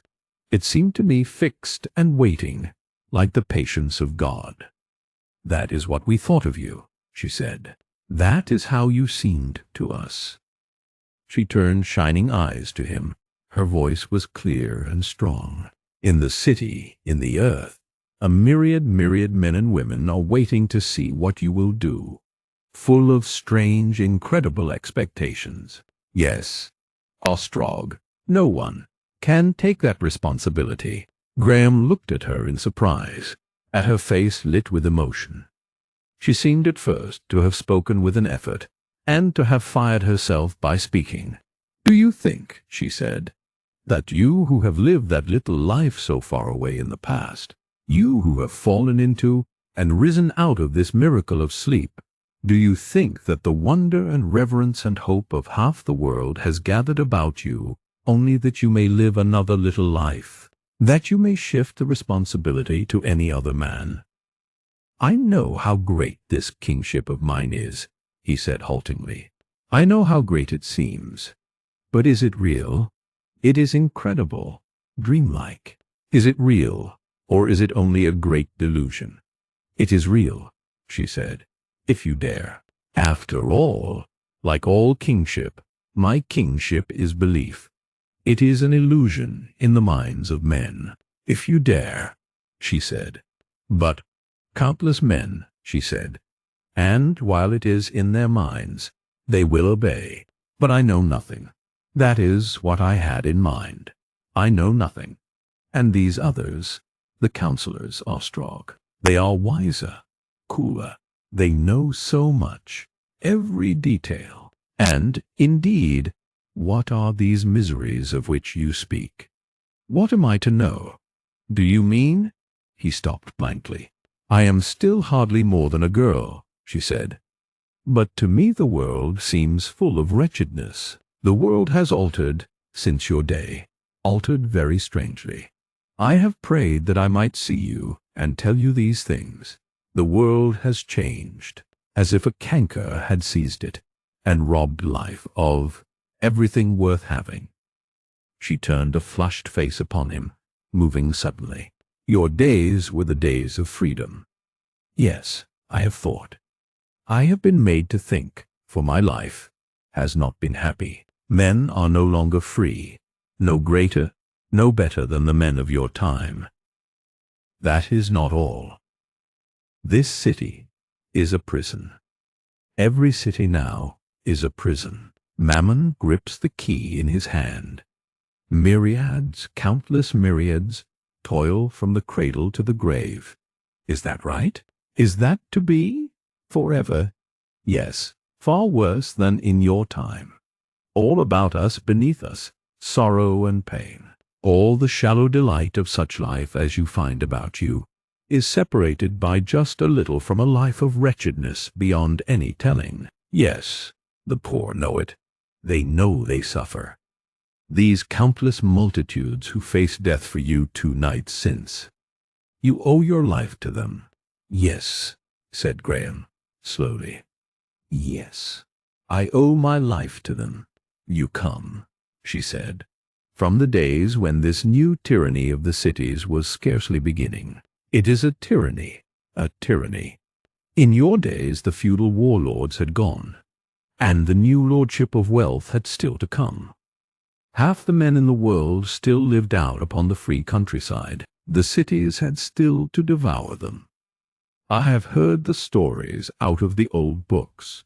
There was nobility. Common men led lives of love and faithfulness then. They did 1,000 things. And you come from that time. It was not. But never mind. How is it now? Gain and the pleasure cities, or slavery, unthanked, unhonored, slavery, and the slavery, he said. Slavery. You don't mean to say that human beings are chattels? Worse. That is what I want you to know, what I want you to see. I know you do not know. They will keep things from you. They will take you presently to a pleasure city. But you have noticed men and women and children in pale blue canvas, with thin yellow faces and dull eyes, speaking a horrible dialect, coarse and weak. I have heard it. They are the slaves, your slaves, your slaves. They are the slaves of the Labor Department you own. The Labor Department. In some way, that is familiar. Ah, now I remember. I saw it when I was wandering about the city, after the lights returned, great fronts of buildings colored pale blue. Do you really mean? Yes. How can I explain it to you? Of course, the blue uniform struck you. Nearly 1/3 of our people wear it. More assume it now every day. This Labor Department has grown imperceptibly. What is this Labor Department? Asked Graham. In the old times, how did you manage with starving people? There was the workhouse, which the parishes maintained. Workhouse. Yes, there was something. In our history lessons. I remember now. The Labor Department ousted the workhouse. It grew, partly, out of something. You perhaps may remember it. An emotional religious organization called the Salvation Army. That became a business company. In the first place, it was almost a charity to save people from workhouse rigors. There had been a great agitation against the workhouse. Now, I come to think of it, it was one of the earliest properties your trustees acquired. They bought the Salvation Army and reconstructed it as this. The idea in the first place was to organize the labor of starving homeless people. Yes, nowadays there are no workhouses, no refuges and charities, nothing but the department. Its offices are everywhere. That blue is its color, and any man, woman or child who comes to be hungry and weary and with neither home nor friend nor resort must go to the department in the end, or seek some way of death. The euthanacy is beyond their means. For the poor there is no easy death, and at any hour in the day or night there is food, shelter, and a blue uniform for all comers. That is the first condition of the department's incorporation, and in return for a day, shelter the department extracts a day's work, and then returns the visitor's proper clothing, and sends him or her out again. Yes? Yes? Perhaps that does not seem so terrible to you. In your time, men starved in your streets. That was bad, but they died. Men. These people in blue. The proverb runs, blue canvas once and ever. The department trades in their labor, and it has taken care to assure itself of the supply. People come to it starving and helpless. They eat and sleep for a night and day. They work for a day, and at the end of the day they go out again. If they have worked well, they have a penny or so, enough for a theater or a cheap dancing place, or a kinematograph story, or a dinner or a bet. They wander about after that is spent. Begging is prevented by the police of the ways. Besides, no one gives. They come back again the next day or the day after, brought back by the same incapacity that brought them first.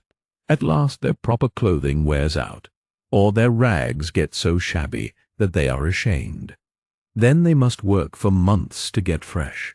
If they want fresh, a great number of children are born under the department's care. The mother owes them a month thereafter. The children they cherish and educate until they are 14, and they pay 2 years' service. You may be sure these children are educated for the blue canvas. And so it is the department works. And none are destitute in the city. None. They are either in blue canvas or in prison. We have abolished destitution. It is engraved upon the department's checks. If they will not work, most people will work at that pitch, and the department has powers. There are stages of unpleasantness in the work, stoppage of food, and a man or woman who has refused to work once is known by a thumb-marking system in the department's offices all over the world. Besides, who can leave the city poor? To go to Paris costs 2 lions. And for insubordination there are the prisons, dark and miserable, out of sight below. There are prisons now for many things, and 1/3 of the people wear this blue canvas. More than 1/3. Toilers, living without pride or delight or hope, with the stories of pleasure cities ringing in their ears, mocking their shameful lives, their privations and hardships, too poor even for the euthanasia. The rich man's refuge from life. Dumb, crippled millions, countless millions, all the world about, ignorant of anything but limitations and unsatisfied desires. They are born, they are thwarted, and they die. That is the state to which we have come. For a space Graham sat downcast. But there has been a revolution, he said. All these things will be changed. Ostrog. That is our hope. That is the hope of the world. But Ostrog will not do it. He is a politician. To him, it seems things must be like this. He does not mind. He takes it for granted. All the rich, all the influential, all who are happy, come at last to take these miseries for granted. They use the people in their politics. They live in ease by their degradation. But you who come from a happier age, it is to you the people look. To you. He looked at her face.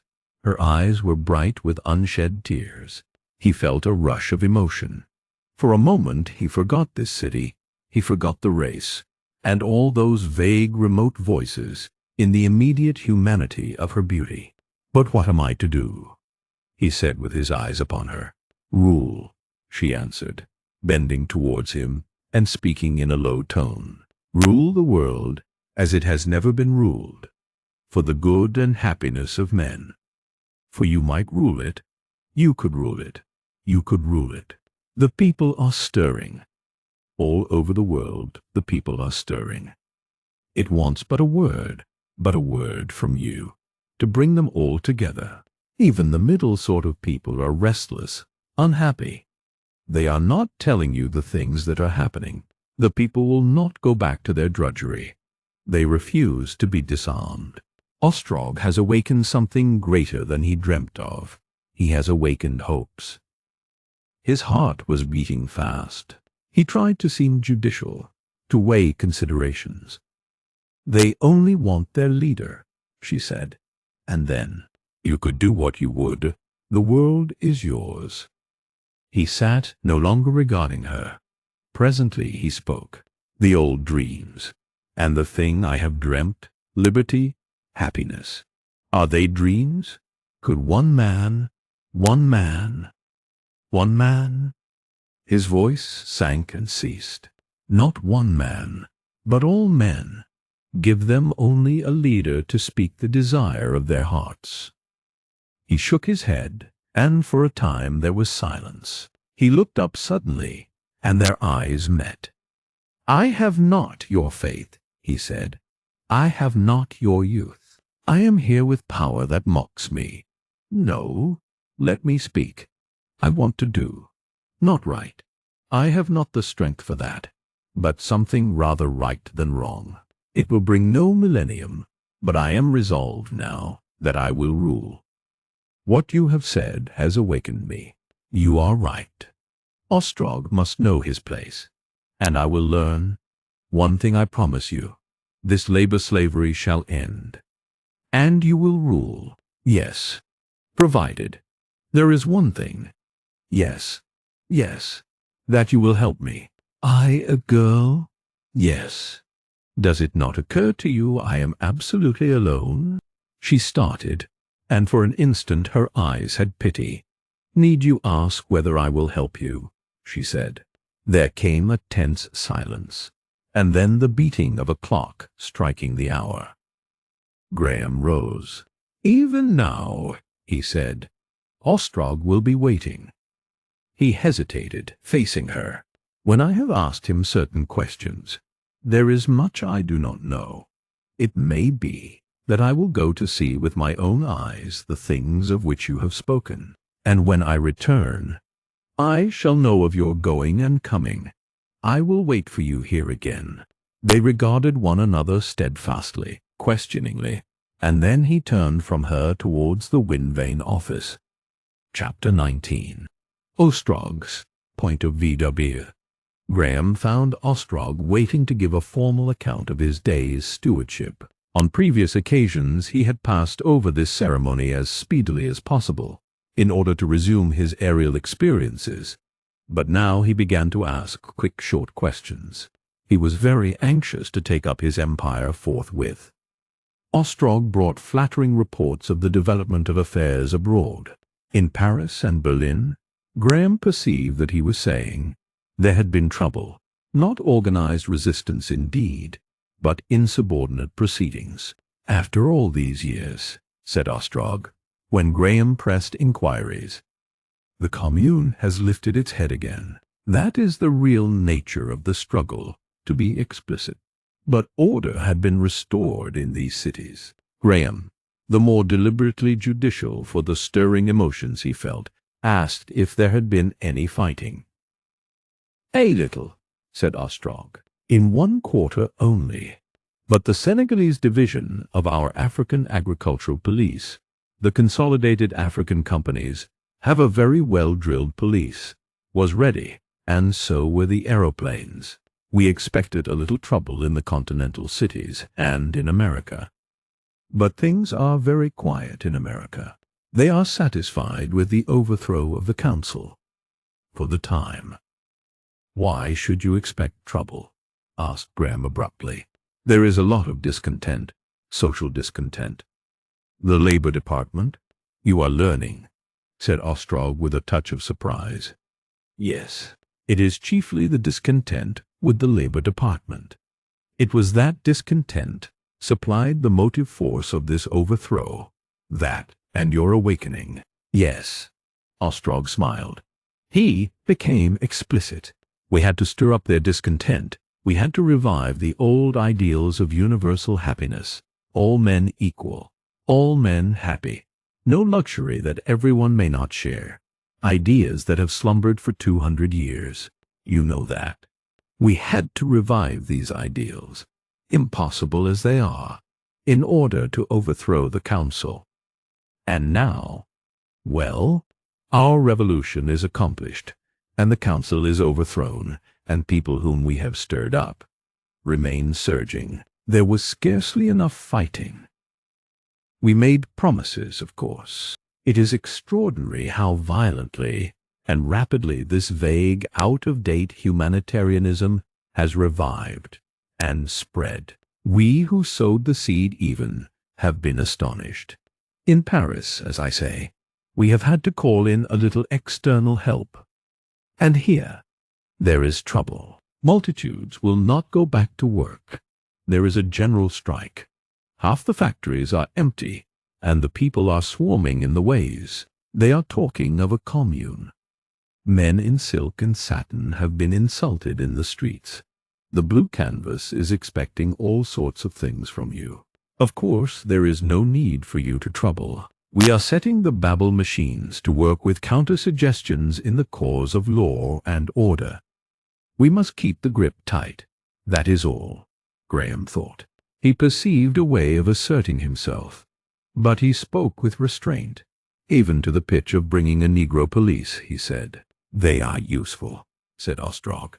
"They are fine loyal brutes, with no wash of ideas in their heads, such as our rabble has.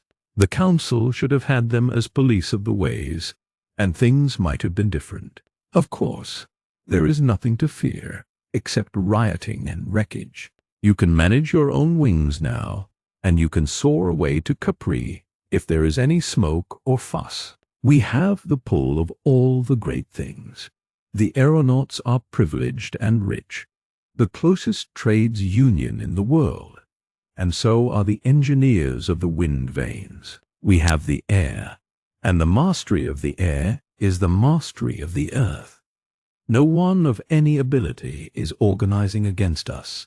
They have no leaders, only the sectional leaders of the secret society we organized before your very opportune awakening. Mere busybodies and sentimentalists they are, and bitterly jealous of each other. None of them is man enough for a central figure. The only trouble will be a disorganized upheaval.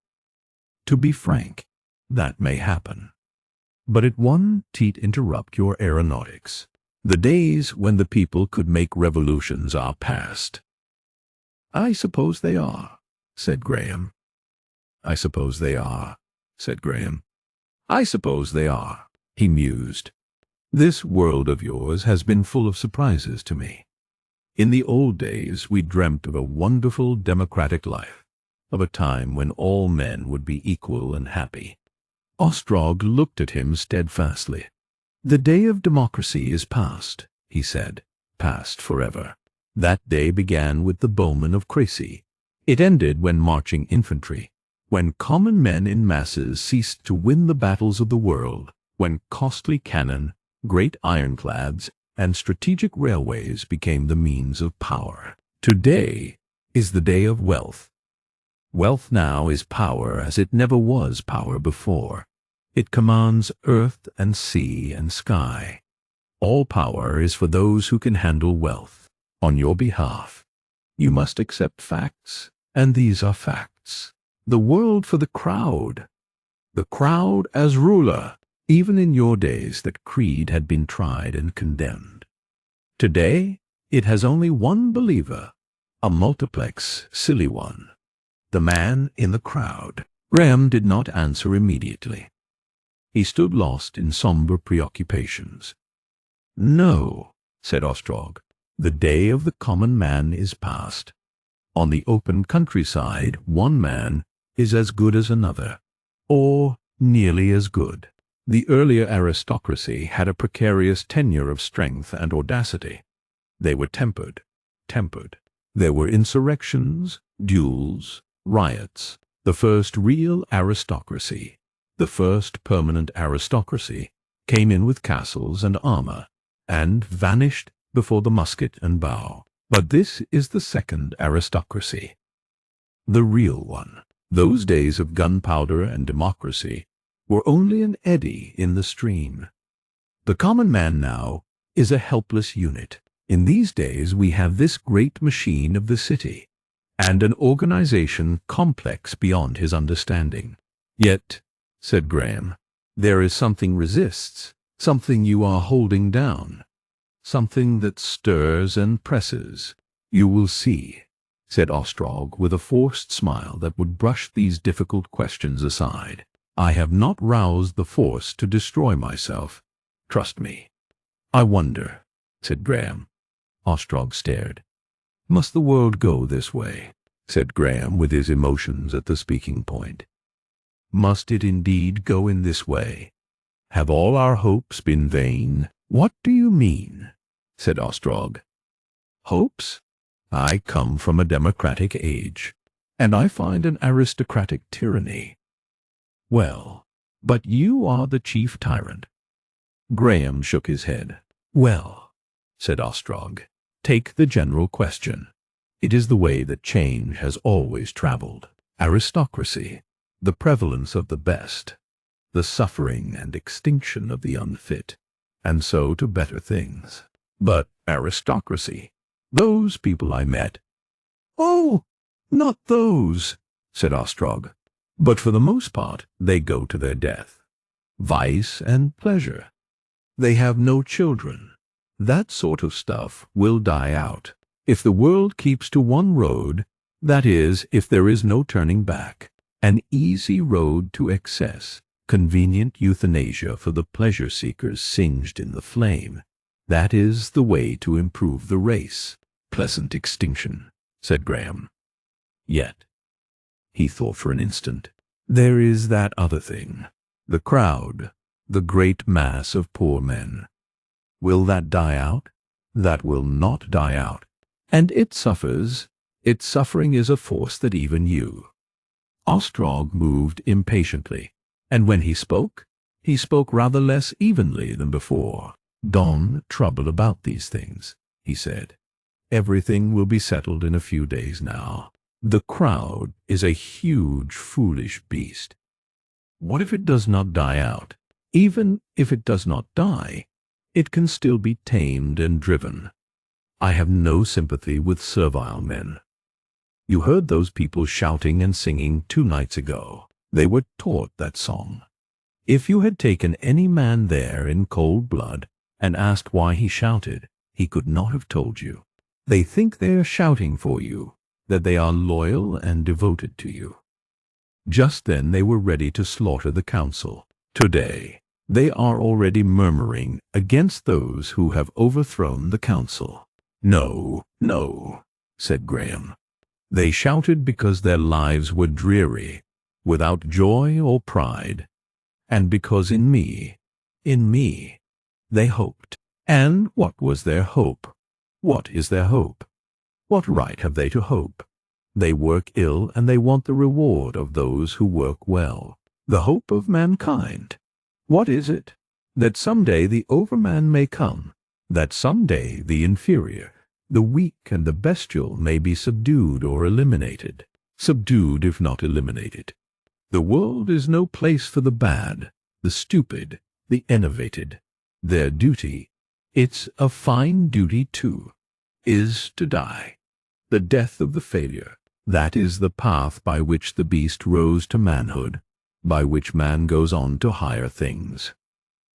Ostrog took a pace, seemed to think, and turned on Graham.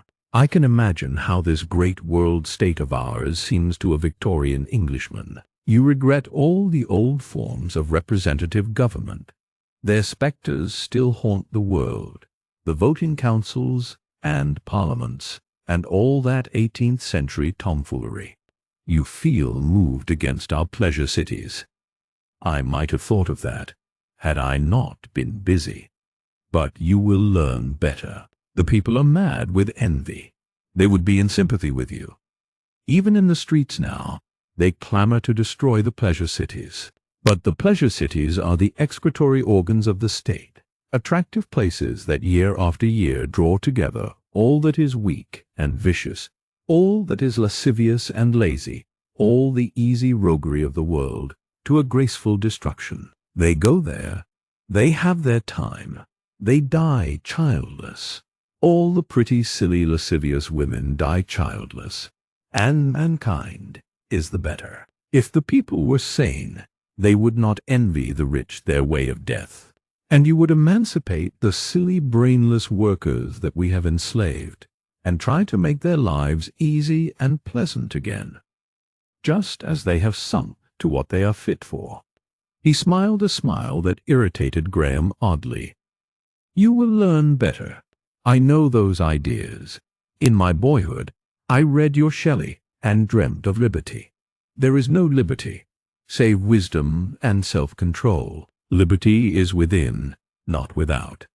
It is each man his own affair. Suppose, which is impossible, that these swarming, yelping fools in blue get the upper hand of us. What then? They will only fall to other masters. So long as there are sheep, nature will insist on beasts of prey. It would mean but a few 100 years' delay. The coming of the aristocrat is fatal and assured. The end will be the overman, for all the mad protests of humanity. Let them revolt, let them win, and kill me, and my like. Others will arise, other masters. The end will be the same. I wonder, said Graham doggedly. For a moment he stood downcast. But I must see these things for myself, he said, suddenly assuming a tone of confident mastery. Only by seeing can I understand. I must learn. That is what I want to tell you, Ostrog. I do not want to be king in a pleasure city. That is not my pleasure. I have spent enough time with aeronautics and those other things. I must learn how people live now, how the common life has developed. Then I shall understand these things better. I must learn how common people live, the labor people more especially, how they work, marry, bear children, die. You get that from our realistic novelists, suggested Ostrog, suddenly preoccupied. I want reality, said Graham. There are difficulties, said Ostrog, and thought. On the whole, I did not expect. I had thought. And yet perhaps, you say you want to go through the ways of the city and see the common people. Suddenly he came to some conclusion. You would need to go disguised, he said. The city is intensely excited, and the discovery of your presence among them might create a fearful tumult. Still, this wish of yours to go into this city, this idea of yours. Yes, now I think the thing over. It seems to me not altogether. It can be contrived, if you would really find an interest in that. You are, of course, master. You can go soon if you like. A disguise Asano will be able to manage. He would go with you. After all, it is not a bad idea of yours. You will not want to consult me in any matter? Asked Graham suddenly, struck by an odd suspicion. Oh, dear, no. No, no. I think you may trust affairs to me for a time, at any rate, said Ostrog, smiling. Even if we differ. Graham glanced at him sharply. There is no fighting likely to happen soon? He asked abruptly. Certainly not. I have been thinking about these Negroes. I don't believe the people intend any hostility to me, and after all, I am the master. I do not want any Negroes brought to London. It is an archaic prejudice, perhaps, but I have peculiar feelings about Europeans and the subject races, even about Paris. Ostrog stood watching him from under his drooping brows. I am not bringing Negroes to London, he said slowly. But if you are not to bring armed Negroes to London, whatever happens, said Graham. In that matter, I am quite decided. Ostrog resolved not to speak, and bowed deferentially. Chapter 20. In the City Ways. And that night, unknown and unsuspected, Graham, dressed in the costume of an inferior Win Vane official keeping holiday, and accompanied by Asano in Labor Department canvas, surveyed the city through which he had wandered when it was veiled in darkness. But now he saw it lit and waking, a whirlpool of life. In spite of the surging and swaying of the forces of revolution, in spite of the unusual discontent, the mutterings of the greater struggle of which the first revolt was but the prelude, the myriad streams of commerce still flowed wide and strong. He knew now something of the dimensions and quality of the new age, but he was not prepared for the infinite surprise of the detailed view, for the torrent of color and vivid impressions that poured past him. This was his first real contact with the people of these latter days. He realized that all that had gone before, saving his glimpses of the public theaters and markets, had had its element of seclusion, had been a movement within the comparatively narrow political quarter, that all his previous experiences had revolved immediately about the question of his own position. But here was the city at the busiest hours of night. The people to a large extent returned to their own immediate interests, the resumption of the real informal life, the common habits of the new time. They emerged at first into a street whose opposite ways were crowded with the blue canvas liveries. This swarm, Graham saw, was a portion of a procession. It was odd to see a procession parading the city seated. They carried banners of coarse black stuff with red letters. "No disarmament," said the banners, for the most part in crudely daubed letters and with variant spelling. "And why should we disarm? No disarming. No disarming." Banner after banner went by, a stream of banners flowing past, and at last, at the end, the song of the revolt and a noisy band of strange instruments. "They all ought to be at work," said Asano. "They have had no food these 2 days, or they have stolen it." Presently, Asano made a detour to avoid the congested crowd that gaped upon the occasional passage of dead bodies from hospital to a mortuary, the gleanings after death's harvest of the first revolt. That night few people were sleeping. Everyone was abroad. A vast excitement, perpetual crowds perpetually changing, surrounded Graham. His mind was confused and darkened by an incessant tumult, by the cries and enigmatical fragments of the social struggle that was as yet only beginning. Everywhere festoons and banners of black and strange decorations intensified the quality of his popularity. Everywhere he caught snatches of that crude, thick dialect that served the illiterate class, the class, that is, beyond the reach of phonograph culture, in their commonplace intercourse. Everywhere this trouble of disarmament was in the air, with a quality of immediate stress of which he had no inkling during his seclusion in the wind-vane quarter. He perceived that as soon as he returned he must discuss this with Ostrog, this and the greater issues of which it was the expression, in a far more conclusive way than he had so far done. Perpetually that night, even in the earlier hours of their wanderings about the city, the spirit of unrest and revolt swamped his attention, to the exclusion of countless strange things he might otherwise have observed. This preoccupation made his impressions fragmentary. Yet amidst so much that was strange and vivid, no subject, however personal and insistent, could exert undivided sway.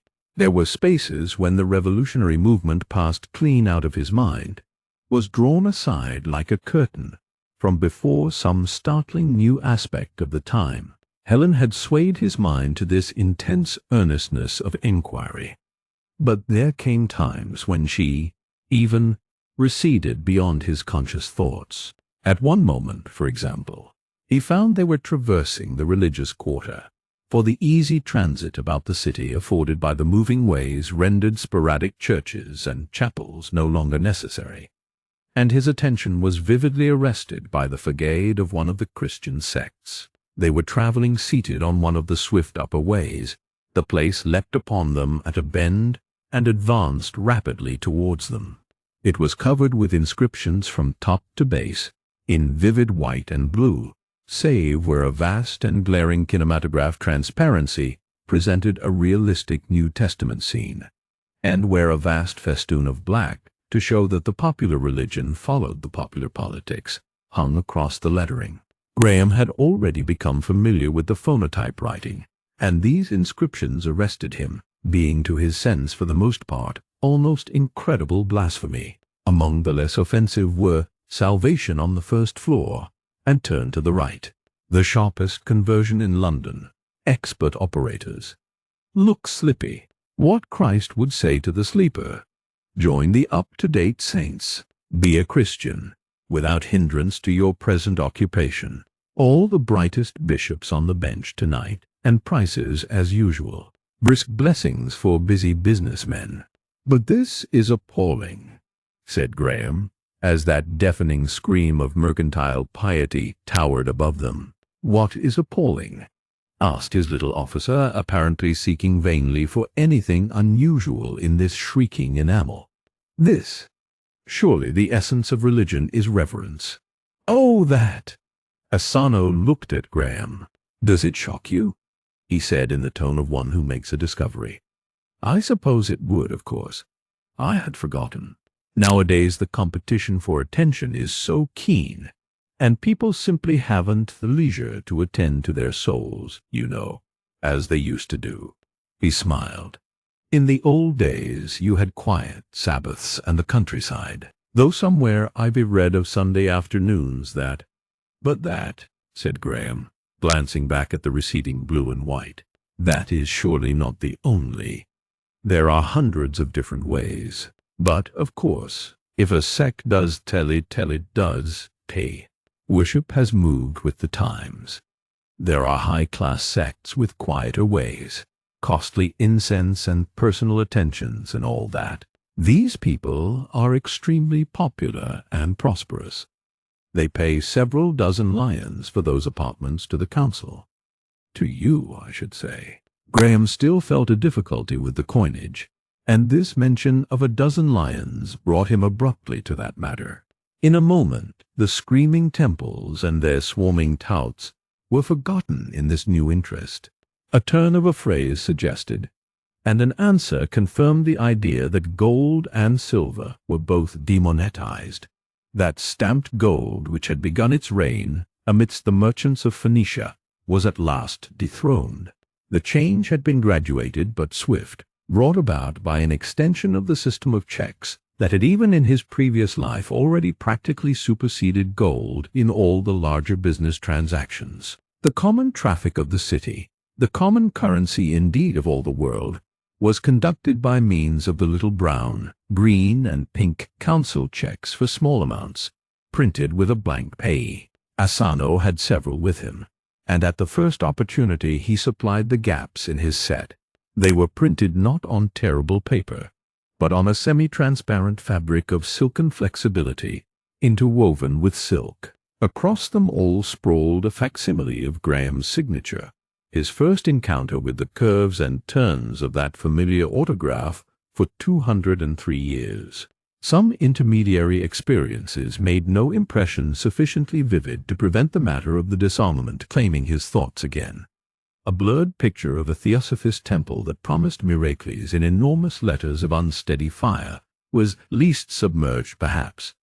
But then came the view of the dining hall in Northumberland Avenue. That interested him very greatly. By the energy and thought of Asano, he was able to view this place from a little screened gallery, reserved for the attendants of the tables. The building was pervaded by a distant muffled hooting, piping and bawling, of which he did not at first understand the import, but which recalled a certain mysterious leathery voice he had heard after the resumption of the lights on the night of his solitary wandering. He had grown accustomed to vastness and great numbers of people. Nevertheless, this spectacle held him for a long time. It was as he watched the table service more immediately beneath, and interspersed with many questions and answers concerning details, that the realization of the full significance of the feast of several thousand people came to him. It was his constant surprise to find that points that one might have expected to strike vividly at the very outset never occurred to him until some trivial detail suddenly shaped as a riddle and pointed to the obvious thing he had overlooked. He discovered only now that this continuity of the city, this exclusion of weather, these vast halls and ways, involved the disappearance of the household. That the typical Victorian home, the little brick cell containing kitchen and scullery, living rooms and bedrooms, had, save for the ruins that diversified the countryside, vanished as surely as the wattle hut. But now he saw what had indeed been manifest from the first, that London, regarded as a living place, was no longer an aggregation of houses, but a prodigious hotel, an hotel with 1,000 classes of accommodation, thousands of dining halls, chapels, theatres, markets and places of assembly, a synthesis of enterprises, of which he chiefly was the owner. People had their sleeping rooms, with, it might be, antechambers, rooms that were always sanitary, at least whatever the degree of comfort and privacy, and for the rest they lived much as many people had lived in the new-made giant hotels of the Victorian days, eating, reading, thinking, playing, converses of public resort, going to their work in the industrial quarters of the city, or doing business in the trading section. He perceived at once how necessarily this state of affairs had developed from the Victorian city. The fundamental reason for the modern city had ever been the economy of cooperation. The chief thing to prevent the merging of the separate households in his own generation was simply the still imperfect civilization of the people, the strong barbaric pride, passions, and prejudices, the jealousies, rivalries, and violence of the middle and lower classes, which had necessitated the entire separation of contiguous households. But the change, the taming of the people, had been in rapid progress even then. In his brief 30 years of previous life, he had seen an enormous extension of the habit of consuming meals from home. The casually patronized horsebox coffee-house had given place to the open and crowded aerated bread shop, for instance. Women's clubs had had their beginning, and an immense development of reading rooms, lounges, and libraries had witnessed to the growth of social confidence. These promises had by this time attained to their complete fulfillment. The locked and barred household had passed away. These people below him belonged, he learnt, to the lower middle class, the class just above the blue labourers, a class so accustomed in the Victorian period to feed with every precaution of privacy that its members, when occasion confronted them with a public meal, would usually hide their embarrassment under horseplay or a markedly militant demeanour. But these gaily, if lightly dressed people below, albeit vivacious, hurried, and uncommunicative, were dexterously mannered, and certainly quite at their ease with regard to one another. He noted a slight significant thing. The table, as far as he could see, was and remained delightfully neat. There was nothing to parallel the confusion, the broadcast crumbs, the splashes of viand and condiment, the overturned drink, and displaced ornaments, which would have marked the stormy progress of the Victorian meal. The table furniture was very different. There were no ornaments, no flowers, and the table was without a cloth, being made, he learned, of a solid substance having the texture and appearance of damask. He discerned that this damask substance was patterned with gracefully designed trade advertisements. In a sort of recess before each diner was a complex apparatus of porcelain and metal. There was one plate of white porcelain, and by means of taps for hot and cold volatile fluids the diner washed this himself between the courses. He also washed his elegant white metal knife and fork and spoon as occasion required. Soup and the chemical wine that was the common drink were delivered by similar taps, and the remaining covers travelled automatically in tastefully arranged dishes down the table along silver rails. The diner stopped these and helped himself at his discretion. They appeared at a little door at one end of the table and vanished at the other. That turn of democratic sentiment in decay, that ugly pride of menial souls, which renders equals loath to wait on one another, was very strong, he found, among these people. He was so preoccupied with these details that it was only as he was leaving the place that he remarked the huge advertisement dioramas that marched majestically along the upper walls and proclaimed the most remarkable commodities. Beyond this place they came into a crowded hall, and he discovered the cause of the noise that had perplexed him. They paused at a turnstile at which a payment was made. Graham's attention was immediately arrested by a violent, loud hoot, followed by a vast, leathery voice. "The master is sleeping peacefully," it vociferated. "He is in excellent health. He is going to devote the rest of his life to aeronautics. He says women are more beautiful than ever. Galloop! Wow! Our wonderful civilization astonishes him beyond measure. Beyond all measure. Galloop! He puts great trust in Boss Ostrog. Absolute confidence in Boss Ostrog. Ostrog is to be his chief minister. Is authorized to remove or reinstate public officers. All patronage will be in his hands. All patronage in the hands of Boss Ostrog. The councillors have been sent back to their own prison, above the council house. Graham stopped at the first sentence, and, looking up, beheld a foolish trumpet face from which this was brayed. This was the General Intelligence Machine. For a space it seemed to be gathering breath, and a regular throbbing from its cylindrical body was audible. Then it trumpeted, "Galloop, Galloop," and broke out again. "Paris is now pacified. All resistance is over. Galloop. The black police hold every position of importance in the city. They fought with great bravery, singing songs written in praise of their ancestors by the poet Kipling. Once or twice they got out of hand, and tortured and mutilated wounded and captured insurgents, men and women. Morale, don't go rebelling. Ha ha! Galloop, Galloop. They are lively fellows, lively brave fellows. Let this be a lesson to the disorderly bandologue of this city. Yah! Bandologue! Filth of the earth! Galloop! Galloop! The voice ceased. There was a confused murmur of disapproval among the crowd. Damned niggers! A man began to harangue near them. "Is this the master's doing, brothers? Is this the master's doing?" "Black police," said Graham. "What is that?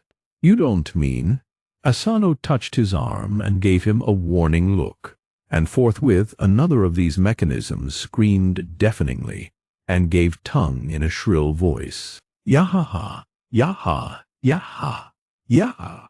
Hear a live paper yelp. Live paper. Yaha! Shocking outrage in Paris. Yaha!" The Parisians exasperated by the black police to the pitch of assassination. Dreadful reprisals. Savage times come again. Blood! Blood! Yaha! The nearer Babel machine hooted stupendously. Galloop, Galloop, Galloop, drowned the end of the sentence, and proceeded in a rather flatter note than before with novel comments on the horrors of disorder. "Law and order must be maintained," said the nearer Babel machine. "But," began Graham. "Don't ask questions here," said Asano, "or you will be involved in an argument." "Then let us go on," said Graham, "for I want to know more of this." As he and his companion pushed their way through the excited crowd that swarmed beneath these voices towards the exit, Graham conceived more clearly the proportion and features of this room. Altogether, great and small, there must have been nearly 1,000 of these erections, piping, hooting, bawling and gabbling in that great space, each with its crowd of excited listeners, the majority of them men dressed in blue canvas.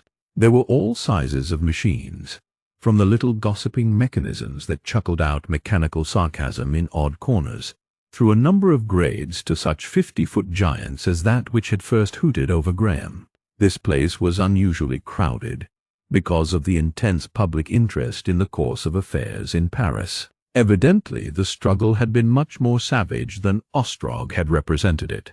All the mechanisms were discoursing upon that topic, and the repetition of the people made the huge hive buzz with such phrases as lynched policemen, women burnt alive, fuzzy wuzzy. "But does the master allow such things?" asked a man near him. "Is this the beginning of the master's rule?" Is this the beginning of the master's rule? For a long time after he had left the place, the hooting, whistling, and braying of the machines pursued him. Galloop, Galloop, yaha-ha, yaha, yaha, yaha, yaha. Is this the beginning of the master's rule? Directly they were out upon the ways, he began to question Asano closely on the nature of the Parisian struggle. This disarmament. What was their trouble? What does it all mean? Asano seemed chiefly anxious to reassure him that it was all right. "But these outrages—" "You cannot have an omelette," said Asano, "without breaking eggs. It is only the rough people, only in one part of the city. All the rest is all right. The Parisian laborers are the wildest in the world, except ours." "What? The Londoners?" No, the Japanese. They have to be kept in order. But burning women alive? A commune, said Asano. They would rob you of your property. They would do away with property and give the world over to mob rule. You are master. The world is yours. But there will be no commune here. There is no need for black police here. And every consideration has been shown. It is their own Negroes, French-speaking Negroes, Senegal regiments, and Niger and Timbuktu. Regiments? Said Graham. I thought there was only one. No, said Asano, and glanced at him. There is more than one. Graham felt unpleasantly helpless. I did not think, he began, and stopped abruptly. He went off at a tangent to ask for information about these Babel machines. For the most part, the crowd present had been shabbily or even raggedly dressed, and Graham learnt that so far as the more prosperous classes were concerned, in all the more comfortable private apartments of the city were fixed Babel machines that would speak directly a lever was pulled. The tenant of the apartment could connect this with the cables of any of the great news syndicates that he preferred. When he learnt this presently, he demanded the reason of their absence from his own suite of apartments. Asano was embarrassed. I never thought, he said. Ostrog must have had them removed. Graham stared. How was I to know? He exclaimed. Perhaps he thought they would annoy you, said Asano. They must be replaced directly I return, said Graham after an interval. He found a difficulty in understanding that this newsroom and the dining hall were not great central places, that such establishments were repeated almost beyond counting all over the city. But ever and again during the night's expedition his ears would pick out from the tumult of the ways the peculiar hooting of the organ of Boss Ostrog.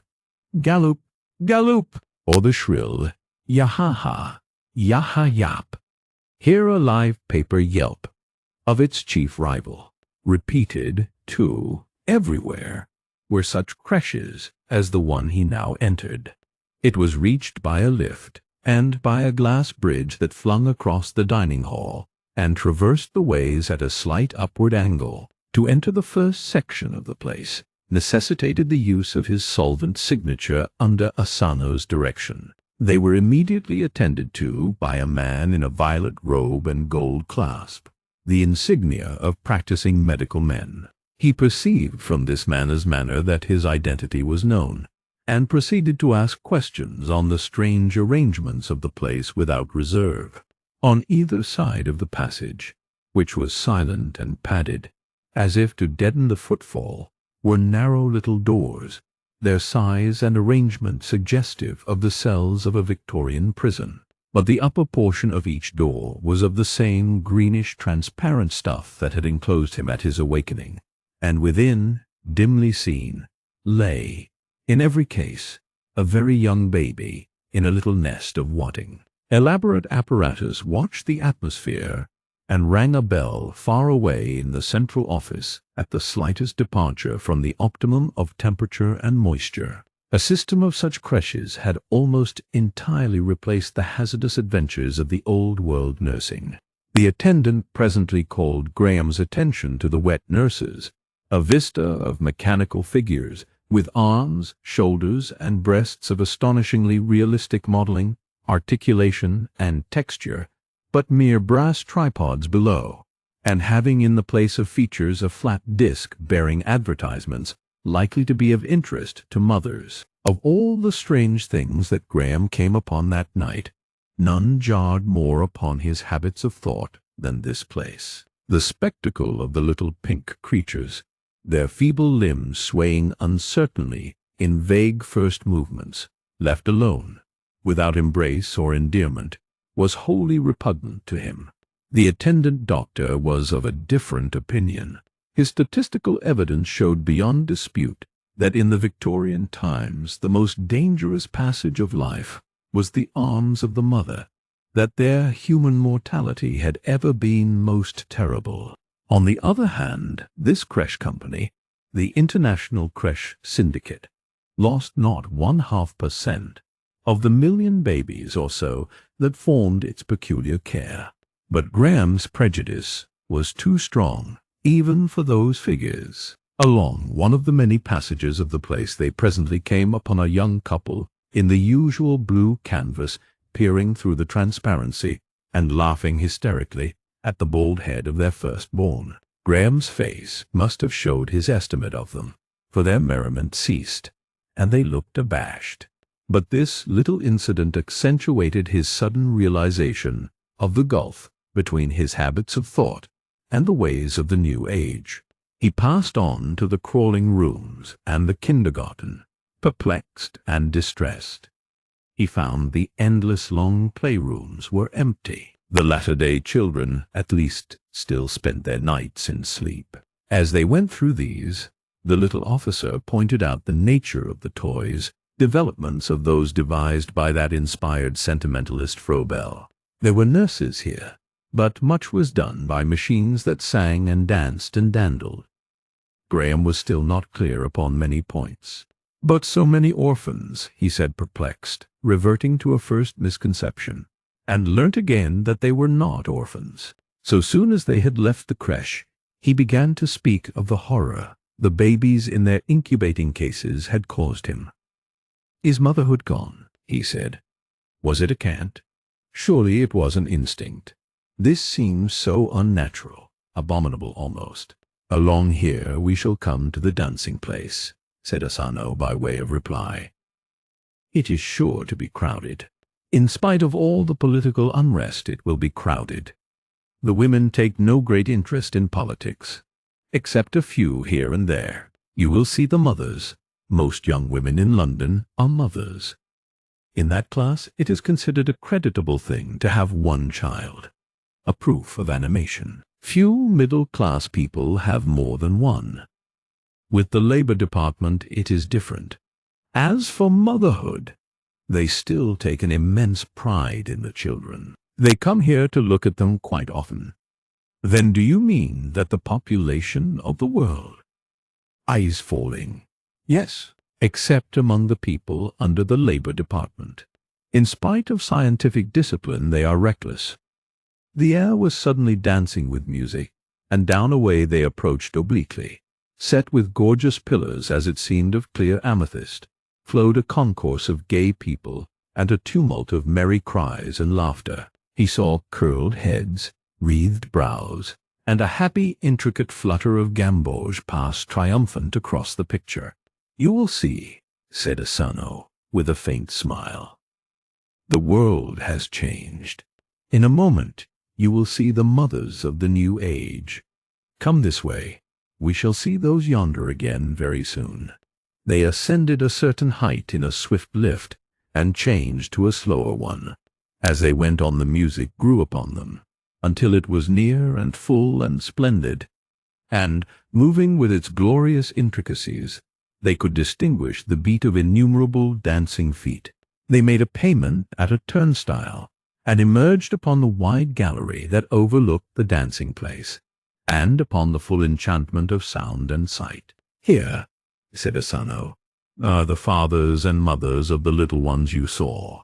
The hall was not so richly decorated as that of the Atlas, but saving that, it was, for its size, the most splendid Graham had seen. The beautiful white-limbed figures that supported the galleries reminded him once more of the restored magnificence of sculpture.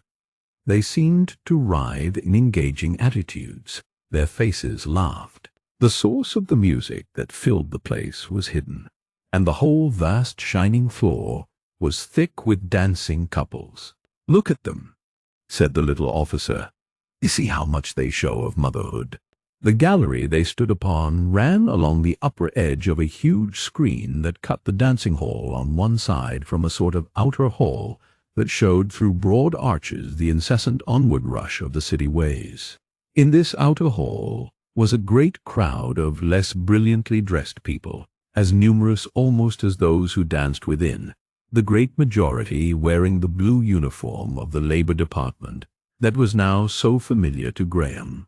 Too poor to pass the turnstiles to the festival, they were yet unable to keep away from the sound of its seductions. Some of them even had cleared spaces, and were dancing also, fluttering their rags in the air. Some shouted as they danced, jests and odd allusions Graham did not understand. Once someone began whistling the refrain of the revolutionary song, but it seemed as though that beginning was promptly suppressed. The corner was dark, and Graham could not see. He turned to the hall again. Above the caryatids were marble busts of men whom that age esteemed great moral emancipators and pioneers. For the most part, their names were strange to Graham, though he recognized Grant Allen, Le Gallienne, Nietzsche, Shelley, and Goodwin. Great black festoons and eloquent sentiments reinforced the huge inscription that partially defaced the upper end of the dancing place, and asserted that the Festival of the Awakening was in progress. Myriads are taking holiday or staying from work because of that, quite apart from the laborers who refuse to go back, said Asano. These people are always ready for holidays. Graham walked to the parapet and stood leaning over, looking down at the dancers. Save for 2 or 3 remote whispering couples who had stolen apart, he and his guide had the gallery to themselves. A warm breath of scent and vitality came up to him. Both men and women below were lightly clad, bare-armed, open-necked, as the universal warmth of the city permitted. The hair of the men was often a mass of effeminate curls. Their chins were always shaven, and many of them had flushed or colored cheeks. Many of the women were very pretty, and all were dressed with elaborate coquetry. As they swept by beneath, he saw ecstatic faces with eyes half closed in pleasure. "What sort of people are these?" he asked abruptly. "Workers. Prosperous workers. What you would have called the middle class. Independent tradesmen with little separate businesses have vanished long ago, but there are store servers, managers, engineers of 100 sorts. Tonight is a holiday, of course, and every dancing place in the city will be crowded, and every place of worship. But the women? The same. There's 1,000 forms of work for women now, but you had the beginning of the independent working woman in your days. Most women are independent now. Most of these are married more or less. There are a number of methods of contract, and that gives them more money and enables them to enjoy themselves." "I see," said Graham, looking at the flushed faces, the flash and swirl of movement, and still thinking of that nightmare of pink, helpless limbs. "And these are mothers, most of them. The more I see of these things, the more complex I find your problems. This, for instance, is a surprise. That news from Paris was a surprise." In a little while he spoke again. "These are mothers. Presently, I suppose, I shall get into the modern way of seeing things. I have old habits of mind clinging about me. Habits based, I suppose, on needs that are over and done with. Of course, in our time, a woman was supposed not only to bear children, but to cherish them, to devote herself to them, to educate them. All the essentials of moral and mental education a child owed its mother, or went without. Quite a number, I admit, went without. Nowadays, clearly, there is no more need for such care than if they were butterflies. I see that. Only there was an ideal. That figure of a grave, patient woman, silently and serenely mistress of a home, mother and maker of men. To love her was a sort of worship." He stopped and repeated, "A sort of worship." "Ideals change," said the little man, "as needs change." Graham awoke from an instant reverie, and Asano repeated his words. Graham's mind returned to the thing at hand. "Of course I see the perfect reasonableness of this. Restraint, soberness, the matured thought, the unselfish act, they are necessities of the barbarous state, the life of dangers. Donus is man's tribute to unconquered nature. But man has conquered nature now for all practical purposes. His political affairs are managed by bosses with a black police.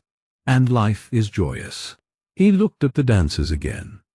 Joyous, he said.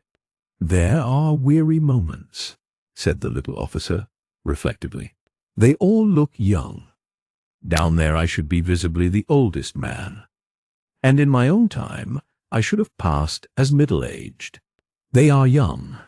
There are few old people in this class in the work cities. How is that? Old people's lives are not so pleasant as they used to be, unless they are rich to hire lovers and helpers. And we have an institution called euthanacy. Ah, that euthanacy, said Graham. The easy death? The easy death. It is the last pleasure. The euthanacy company does it well. People will pay the sum. It is a costly thing. Long beforehand, go off to some pleasure city and return impoverished and weary, very weary. There is a lot left for me to understand, said Graham after a pause. Yet I see the logic of it all. Our array of angry virtues and sour restraints was the consequence of danger and insecurity. The Stoic, the Puritan, even in my time, were vanishing types. In the old days man was armed against pain. Now he is eager for pleasure. There lies the difference. Civilization has driven pain and danger so far off for well-to-do people. And only well-to-do people matter now. I have been asleep 200 years. For a minute they leant on the balustrading, following the intricate evolution of the dance. Indeed, the scene was very beautiful. Before God, said Graham, suddenly, I would rather be a wounded sentinel freezing in the snow than one of these painted fools. In the snow, said Asano, one might think differently. I am uncivilized, said Graham, not heeding him. That is the trouble. I am primitive, Paleolithic. Their fountain of rage and fear and anger is sealed and closed. The habits of a lifetime make them cheerful and easy and delightful. You must bear with my 19th century shocks and disgusts. These people, you say, are skilled workers and so forth. And while these dance, men are fighting. Men are dying in Paris to keep the world. That they may dance. Asano smiled faintly. For that matter, men are dying in London, he said. There was a moment's silence. Where do these sleep? Asked Graham. Above and below, an intricate warren. And where do they work? This is the domestic life. You will see little work tonight. Half the workers are out or under arms. Half these people are keeping holiday. But we will go to the workplaces if you wish it. For a time Graham watched the dancers, then suddenly turned away. I want to see the workers. I have seen enough of these, he said. Asano led the way along the gallery across the dancing hall. Presently they came to a transverse passage that brought a breath of fresher, colder air. Asano glanced at this passage as they went past, stopped, went back to it, and turned to Graham with a smile. Here, sire, he said, is something. Will be familiar to you at least. And yet, but I will not tell you. Come. He led the way along a closed passage that presently became cold. The reverberation of their feet told that this passage was a bridge. They came into a circular gallery that was glazed in from the outer weather, and so reached a circular chamber which seemed familiar, though Graham could not recall distinctly when he had entered it before. In this was a ladder, the first ladder he had seen since his awakening, up which they went, and came into a high, dark, cold place in which was another, almost vertical ladder. This they ascended, Graham still perplexed. But at the top he understood, and recognized the metallic bars to which he clung. He was in the cage under the ball of St. Paul. The dome rose but a little way above the general contour of the city, into the still twilight, and sloped away, shining greasily under a few distant lights, into a circumambient ditch of darkness. Out between the bars he looked upon the wind-clear northern sky, and saw the starry constellations, all unchanged. Capella hung in the west. Vega was rising, and the 7 glittering points of the Great Bear swept overhead in their stately circle about the pole. He saw these stars in a clear gap of sky. To the east and south, the great circular shapes of complaining wind wheels blotted out the heavens, so that the glare about the council house was hidden. To the southwest hung Orion, showing like a pallid ghost through a tracery of ironwork and interlacing shapes above a dazzling coruscation of lights. A bellowing and siren, screaming that came from the flying stages, warned the world that one of the aeroplanes was ready to start. He remained for a space gazing towards the glaring stage. Then his eyes went back to the northward constellations. For a long time he was silent. "This," he said at last, smiling in the shadow, "seems the strangest thing of all. To stand in the dome of St. Paul's and look once more upon these familiar silent stars." Thence Graham was taken by Asano along devious ways to the great gambling and business quarters where the bulk of the fortunes in the city were lost and made. It impressed him as a well-nigh interminable series of very high halls, surrounded by tiers upon tiers of galleries, into which opened thousands of offices, and traversed by a complicated multitude of bridges, footways, aerial motor rails, and trapeze and cable leaps. And here more than anywhere the note of vehement vitality, of uncontrollable, hasty activity, rose high. Everywhere was violent advertisement, until his brain swam at the tumult of light and color, and babble machines of a peculiarly rancid tone were abundant, and filled the air with strenuous squealing and an idiotic slang. "Skin your eyes and slide," "Gu," "Bonanza," "Gulliver's come and hark." The place seemed to him to be dense with people either profoundly agitated or swelling with obscure cunning. Yet he learnt that the place was comparatively empty, that the great political convulsion of the last few days had reduced transactions to an unprecedented minimum. In one huge place were long avenues of roulette tables, each with an excited, undignified crowd about it. In another, a yelping babel of white-faced women and red-necked, leathery-lunged men bought and sold the shares of an absolutely fictitious business undertaking which, every 5 minutes, paid a dividend of 10% and cancelled a certain proportion of its shares by means of a lottery wheel. These business activities were prosecuted with an energy that readily passed into violence, and Graham, approaching a dense crowd, found at its center a couple of prominent merchants in violent controversy with teeth and nails on some delicate point of business etiquette. Something still remained in life to be fought for. Further, he had a shock at a vehement announcement in phonetic letters of scarlet flame, each twice the height of a man, that "We assure the proprietor." "We assure the proprietor." "Who's the proprietor?" "Who's the proprietor?" he asked. "You." "But what do they assure me?" he asked. "What do they assure me?" he asked. "What do they assure me?" "Didn't you have assurance?" Graham thought. Insurance. Yes, insurance. I remember that was the older word. They are insuring your life. Dozens of people are taking out policies. Myriads of lions are being put on you.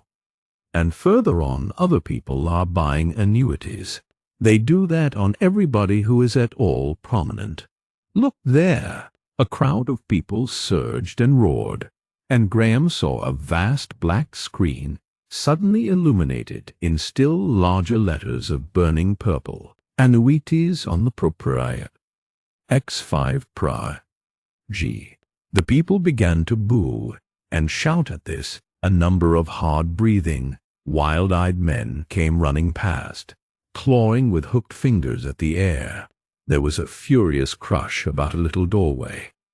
Asano did a brief, inaccurate calculation. 17% per annum is their annuity on you. They would not pay so much percent if they could see you now, sire.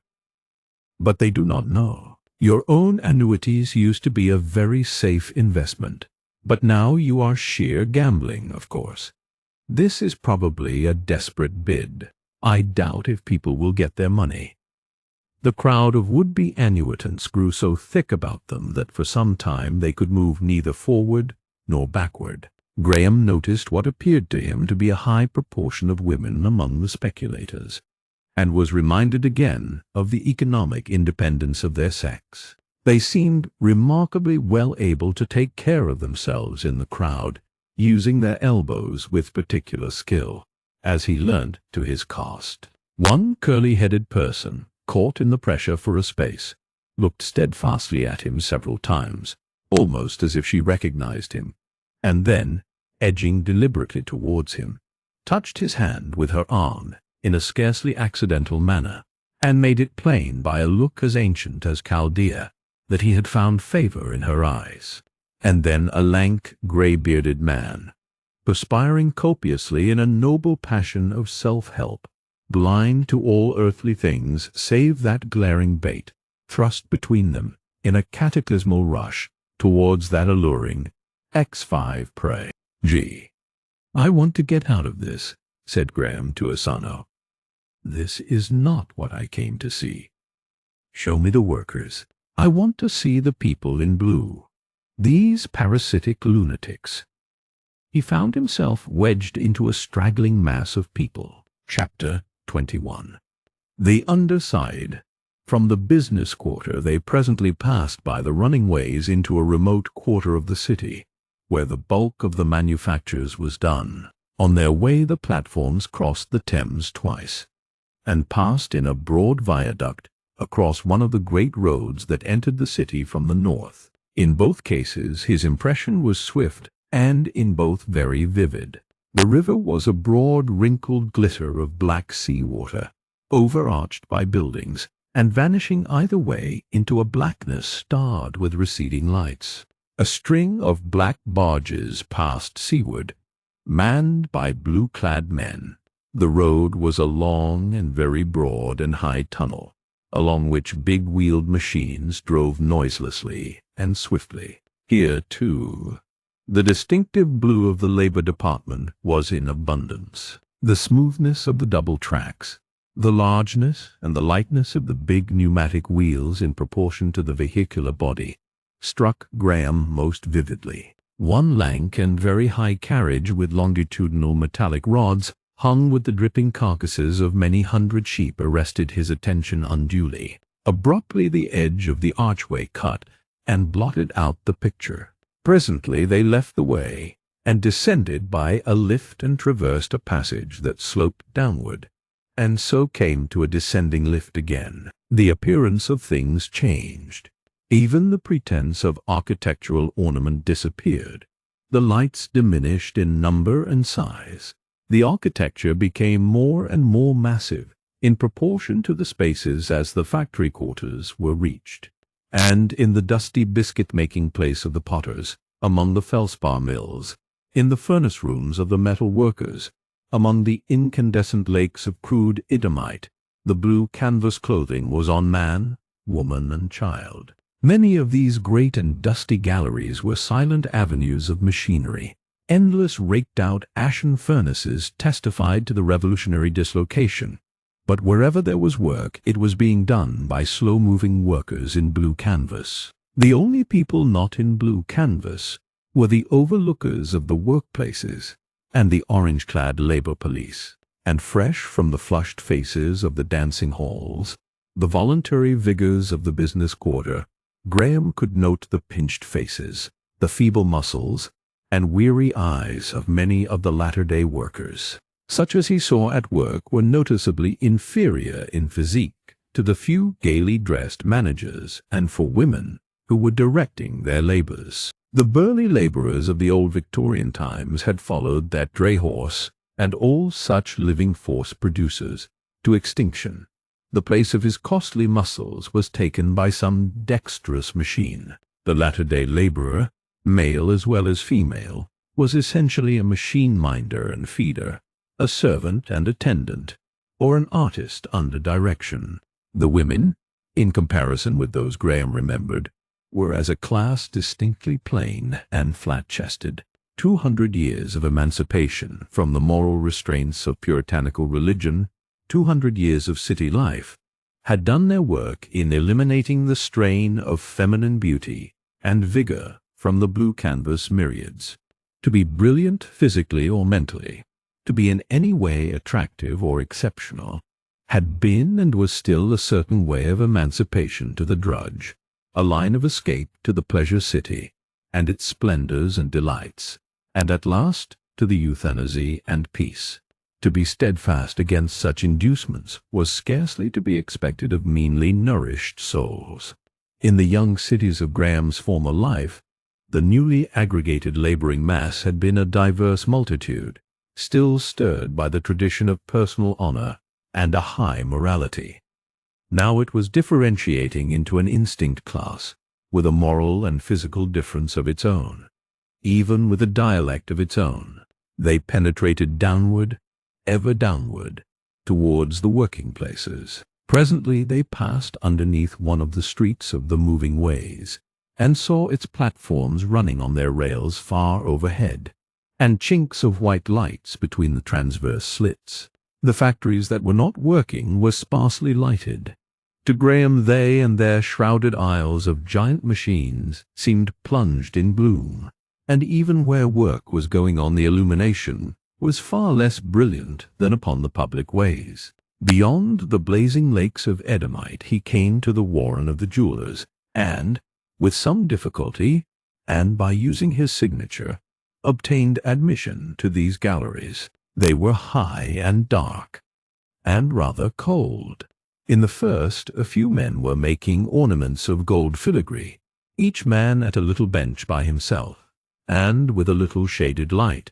The long vista of light patches, with the nimble fingers brightly lit and moving among the gleaming yellow coils, and the intent face like the face of a ghost in each shadow, had the oddest effect. The work was beautifully executed, but without any strength of modeling or drawing, for the most part intricate grotesques or the ringing of the changes on a geometrical motif. These workers wore a peculiar white uniform, without pockets or sleeves. They assumed this on coming to work, but at night they were stripped and examined before they left the premises of the department.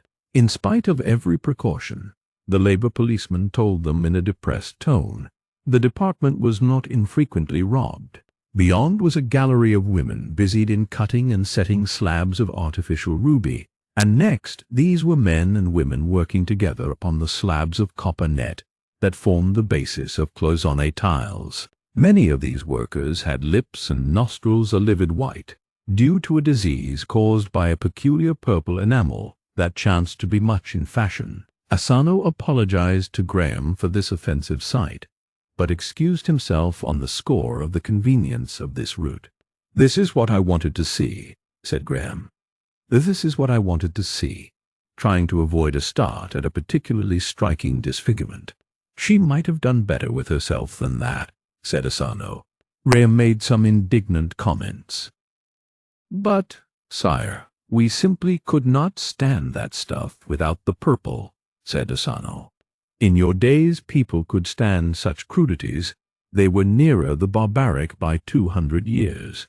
They continued along one of the lower galleries of this cloisonné factory, and came to a little bridge that spanned a vault. Looking over the parapet, Graham saw that beneath was a wharf under yet more tremendous archings than any he had seen. 3 barges, smothered in floury dust, were being unloaded of their cargoes of powdered feldspar by a multitude of coughing men, each guiding a little truck.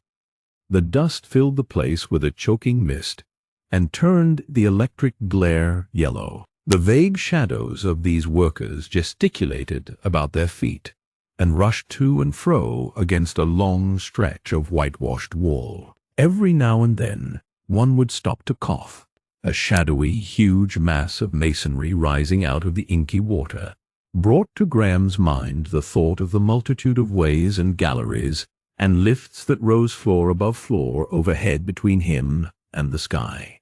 The men worked in silence under the supervision of 2 of the labor police. Their feet made a hollow thunder on the planks, along which they went to and fro. And as he looked at this scene, some hidden voice in the darkness began to sing. "Stop that!" shouted one of the policemen, but the order was disobeyed, and first one and then all the white-stained men who were working there had taken up the beating refrain, singing it defiantly, the song of the revolt. The feet upon the planks thundered now to the rhythm of the song. Tramp, tramp, tramp. The policeman who had shouted glanced at his fellow, and Graham saw him shrug his shoulders. He made no further effort to stop the singing, and so they went through these factories and places of toil, seeing many painful and grim things. That walk left on Graham's mind a maze of memories, fluctuating pictures of swathed halls, and crowded vaults seen through clouds of dust, of intricate machines, the racing threads of looms, the heavy beat of stamping machinery, the roar and rattle of belt and armature, of ill-lit subterranean aisles of sleeping places, illimitable vistas of pinpoint lights. Here was the smell of tanning, and here the reek of a brewery, and here unprecedented reeks. Everywhere were pillars and cross-archings of such a massiveness as Graham had never before seen, thick titans of greasy, shining brickwork, crushed beneath the vast weight of that complex city world, even as these anemic millions were crushed by its complexity. And everywhere were pale features, lean limbs, disfigurement and degradation. Once and again a third time, Graham heard the song of the revolt during his long, unpleasant research in these places, and once he saw a confused struggle down a passage, and learnt that a number of these serfs had seized their bread before their work was done. Graham was ascending towards the ways again, when he saw a number of blue-clad children running down a transverse passage, and presently perceived the reason of their panic in a company of the labor police, armed with clubs, trotting towards some unknown disturbance. And then came a remote disorder.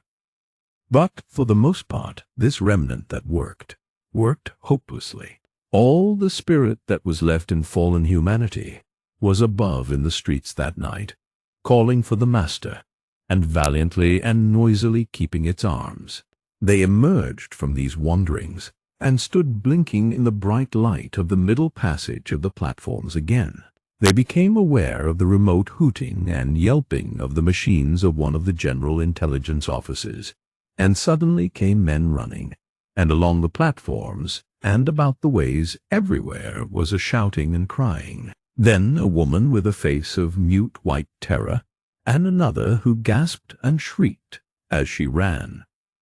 "What has happened now?" said Graham, puzzled, for he could not understand their thick speech.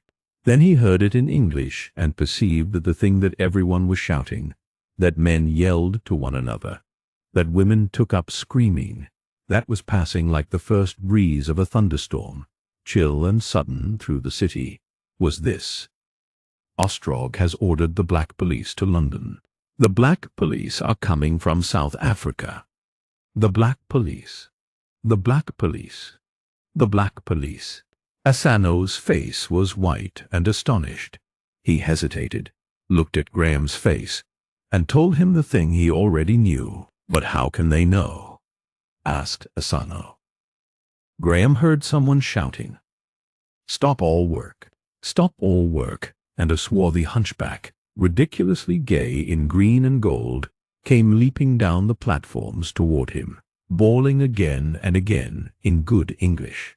"This is Ostrog's doing, Ostrog the knave. The master is betrayed." His voice was hoarse, and a thin foam dropped from his ugly shouting mouth. He yelled an unspeakable horror that the black police had done in Paris, and so passed shrieking. Ostrog the knave! For a moment Graham stood still, for it had come upon him again that these things were a dream. He looked up at the great cliff of buildings on either side, vanishing into blue haze at last above the lights, and down to the roaring tiers of platforms, and the shouting, running people who were gesticulating past. "The master is betrayed," they cried. "The master is betrayed." Suddenly the situation shaped itself in his mind, real and urgent. His heart began to beat fast and strong. "It has come," he said. "I might have known. The hour has come." He thought swiftly. "What am I to do?" "Go back to the council house," said Asano. "Why should I not appeal? The people are here. You will lose time. They will doubt if it is you. But they will mass about the council house. There you will find their leaders. Your strength is there, with them. To suppose this is only a rumor." "It sounds true," said Asano. "Let us have the facts," said Graham. Asano shrugged his shoulders. "We had better get towards the council house," he cried. "That is where they will swarm. Even now the ruins may be impassable." Graham regarded him doubtfully and followed him. They went up the stepped platforms to the swiftest one, and there Asano accosted a laborer. The answers to his questions were in the thick, vulgar speech. "What did he say?" asked Graham. "He knows little, but he told me that the black police would have arrived here before the people knew. Had not someone in the wind vane offices learned?" He said a girl. "A girl?" "Not?" He said a girl. He did not know who she was. Who came out from the council house crying aloud, and told the men at work among the ruins. And then another thing was shouted, something that turned an aimless tumult into determinate movements. It came like a wind along the street. "To your wards, to your wards. Every man get arms, every man to his ward." Chapter 22. The struggle in the council house. As Asano and Graham hurried along to the ruins about the council house, they saw everywhere the excitement of the people rising. "To your wards, to your wards." Everywhere men and women in blue were hurrying from unknown subterranean employments, up the staircases of the middle path. At one place Graham saw an arsenal of the Revolutionary Committee besieged by a crowd of shouting men. At another, a couple of men in the hated yellow uniform of the Labor Police, pursued by a gathering crowd, fled precipitately along the swift way that went in the opposite direction.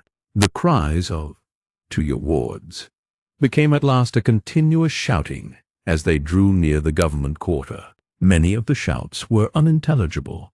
"Ostrog has betrayed us," one man bawled in a hoarse voice, again and again, dinning that refrain into Graham's ear until it haunted him.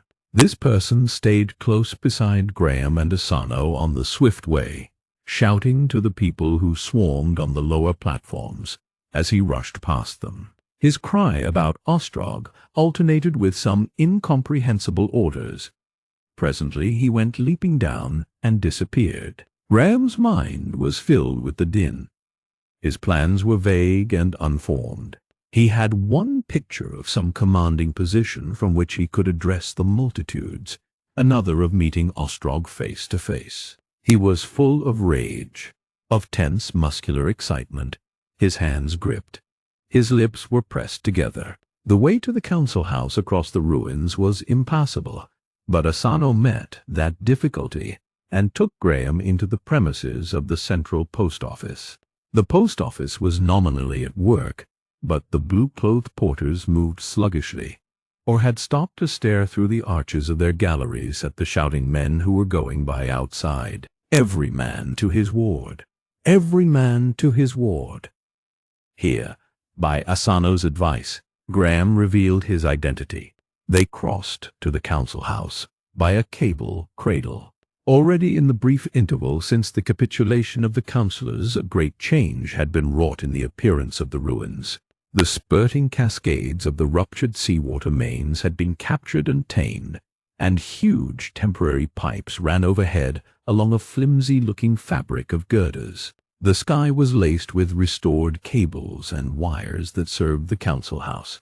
and a mass of new fabric with cranes and other building machines going to and fro upon it projected to the left of the white pile. The moving ways that ran across this area had been restored, albeit for once running under the open sky. These were the ways that Graham had seen from the little balcony in the hour of his awakening, not 9 days since, and the whole of his trance had been on the further side, where now shapeless piles of smashed and shattered masonry were heaped together. It was already high day, and the sun was shining brightly. Out of their tall caverns of blue electric light came the swift ways crowded with multitudes of people, who poured off them and gathered ever denser over the wreckage and confusion of the ruins. The air was full of their shouting, and they were pressing and swaying towards the central building.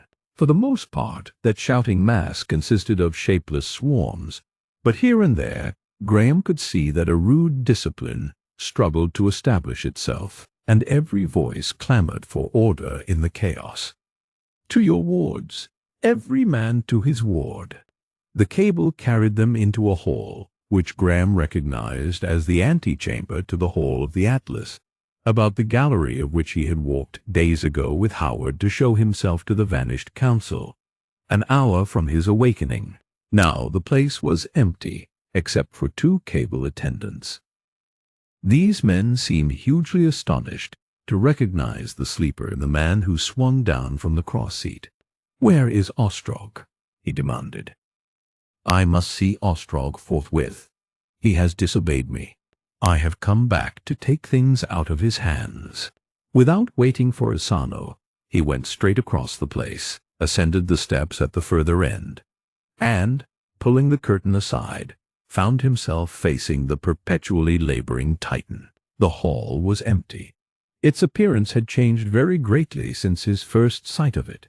It had suffered serious injury in the violent struggle of the first outbreak. On the right-hand side of the great figure, the upper half of the wall had been torn away for nearly 200 feet of its length, and a sheet of the same glassy film that had enclosed Graham at his awakening had been drawn across the gap.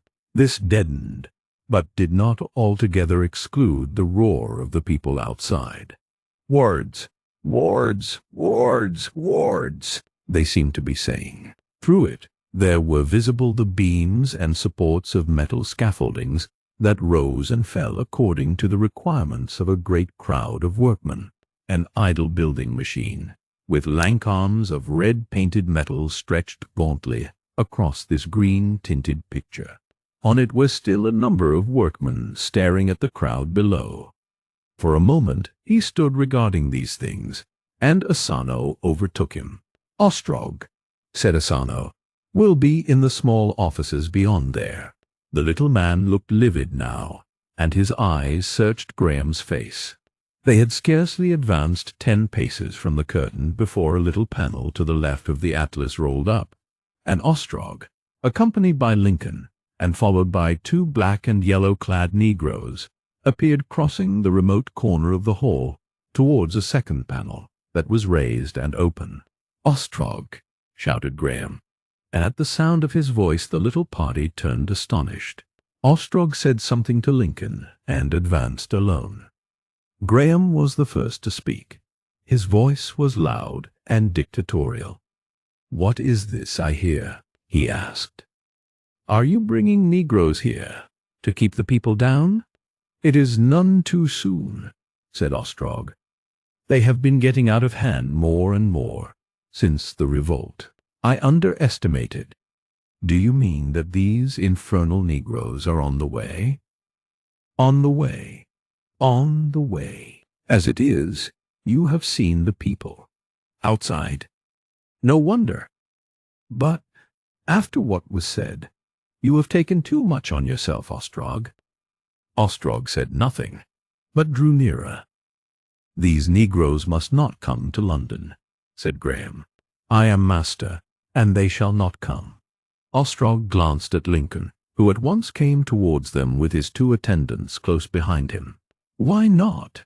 asked Ostrog. "White men must be mastered by white men. Besides, the Negroes are only an instrument. But that is not the question. I am the master. I mean to be the master. And I tell you these Negroes shall not come. The people? I believe in the people. Because you are an anachronism. You are a man out of the past. An accident. You are owner, perhaps, of the world. Nominally, legally. But you are not master. You do not know enough to be master.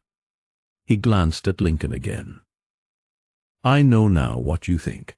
I can guess something of what you mean to do. Even now it is not too late to warn you. You dream of human equality, of some sort of socialistic order. You have all those worn-out dreams of the 19th century fresh and vivid in your mind, and you would rule this age that you do not understand. Listen, said Graham. You can hear it, a sound like the sea. Not voices, but a voice. Do you altogether understand? We taught them that, said Ostrog. Perhaps. Can you teach them to forget it? But enough of this. These Negroes must not come. There was a pause, and Ostrog looked him in the eyes. They will, he said. I forbid it, said Graham. They have started. I will not have it. No, said Ostrog. Sorry as I am to follow the method of the council. For your own good, you must not side with disorder. And now that you are here, it was kind of you to come here. Lincoln laid his hand on Graham's shoulder. Abruptly, Graham realized the enormity of his blunder in coming to the council house. He turned towards the curtains that separated the hall from the antechamber. The clutching hand of Asano intervened. In another moment, Lincoln had grasped Graham's cloak. He turned and struck at Lincoln's face, and incontinently a Negro had him by collar and arm. He wrenched himself away. His sleeve tore noisily, and he stumbled back, to be tripped by the other attendant. Then he struck the ground heavily, and he was staring at the distant ceiling of the hall. He shouted, rolled over, struggling fiercely, clutched an attendant's leg, and threw him headlong, and struggled to his feet. Lincoln appeared before him, went down heavily again with a blow under the point of the jaw, and lay still. Graham made 2 strides, stumbled, and then Ostrog's arm was round his neck. He was pulled over backward, fell heavily, and his arms were pinned to the ground. After a few violent efforts he ceased to struggle and lay staring at Ostrog's heaving throat. You are a prisoner, panted Ostrog, exulting. You were rather a fool to come back. Graham turned his head about and perceived through the irregular green window in the walls of the hall the men who had been working the building cranes gesticulating excitedly to the people below them. They had seen. Ostrog followed his eyes and started. He shouted something to Lincoln, but Lincoln did not move. A bullet smashed among the moldings above the Atlas. The 2 sheets of transparent matter that had been stretched across this gap were rent. The edges of the torn aperture darkened, curved, ran rapidly towards the framework, and in a moment the council chamber stood open to the air. A chilly gust blew in by the gap, bringing with it a war of voices from the ruinous spaces without, an elvish babblement. Salve the master! What are they doing to the master? The master is betrayed. And then he realized that Ostrog's attention was distracted, that Ostrog's grip had relaxed, and, wrenching his arms free, he struggled to his knees. In another moment he had thrust Ostrog back, and he was on one foot, his hand gripping Ostrog's throat, and Ostrog's hands clutching the silk about his neck. But now men were coming towards them from the dais, men whose intentions he misunderstood. He had a glimpse of someone running in the distance towards the curtains of the antechamber, and then Ostrog had slipped from him, and these newcomers were upon him. To his infinite astonishment, they seized him. They obeyed the shouts of Ostrog. He was lugged a dozen yards before he realized that they were not friends, that they were dragging him towards the open panel. When he saw this, he pulled back. He tried to fling himself down. He shouted for help with all his strength, and this time there were answering cries. The grip upon his neck relaxed, and behold, in the lower corner of the rent upon the wall, first one, and then a number of little black figures appeared shouting and waving arms. They came leaping down from the gap into the light gallery that had led to the silent rooms. They ran along it. So near were they that Graham could see the weapons in their hands. Then Ostrog was shouting in his ear to the men who held him, and once more he was struggling with all his strength against their endeavors to thrust him towards the opening that yawned to receive him. "They can come down," panted Ostrog. "They daren't tie fire. It's all right. We'll save him from them yet." For long minutes, as it seemed to Graham, that inglorious struggle continued. His clothes were rent in a dozen places. He was covered in dust. One hand had been trodden upon. He could hear the shouts of his supporters, and once he heard shots. He could feel his strength giving way, feel his efforts wild and aimless. But no help came, and surely, irresistibly, that black yawning opening came nearer. The pressure upon him relaxed, and he struggled up. He saw Ostrog's grey head receding and perceived that he was no longer held. He turned about and came full into a man in black. One of the green weapons cracked close to him. A drift of pungent smoke came into his face, and a steel blade flashed. The huge chamber span about him. He saw a man in pale blue stabbing one of the black and yellow attendants not 3 yards from his face. Then hands were upon him again. He was being pulled in 2 directions now. It seemed as though people were shouting to him. He wanted to understand, and could not. Someone was clutching about his thighs. He was being hoisted in spite of his vigorous efforts. He understood suddenly. He ceased to struggle. He was lifted up on men's shoulders and carried away from that devouring panel. 10,000 throats were cheering. He saw men in blue and black hurrying after the retreating Ostrogites and firing. Lifted up, he saw now across the whole expanse of the hall beneath the Atlas image, saw that he was being carried towards the raised platform in the center of the place. The far end of the hall was already full of people running towards him. They were looking at him and cheering. He became aware that a bodyguard surrounded him. Active men about him shouted vague orders. He saw close at hand the black-moustached man in yellow who had been among those who had greeted him in the public theater, shouting directions. The hall was already densely packed with swaying people.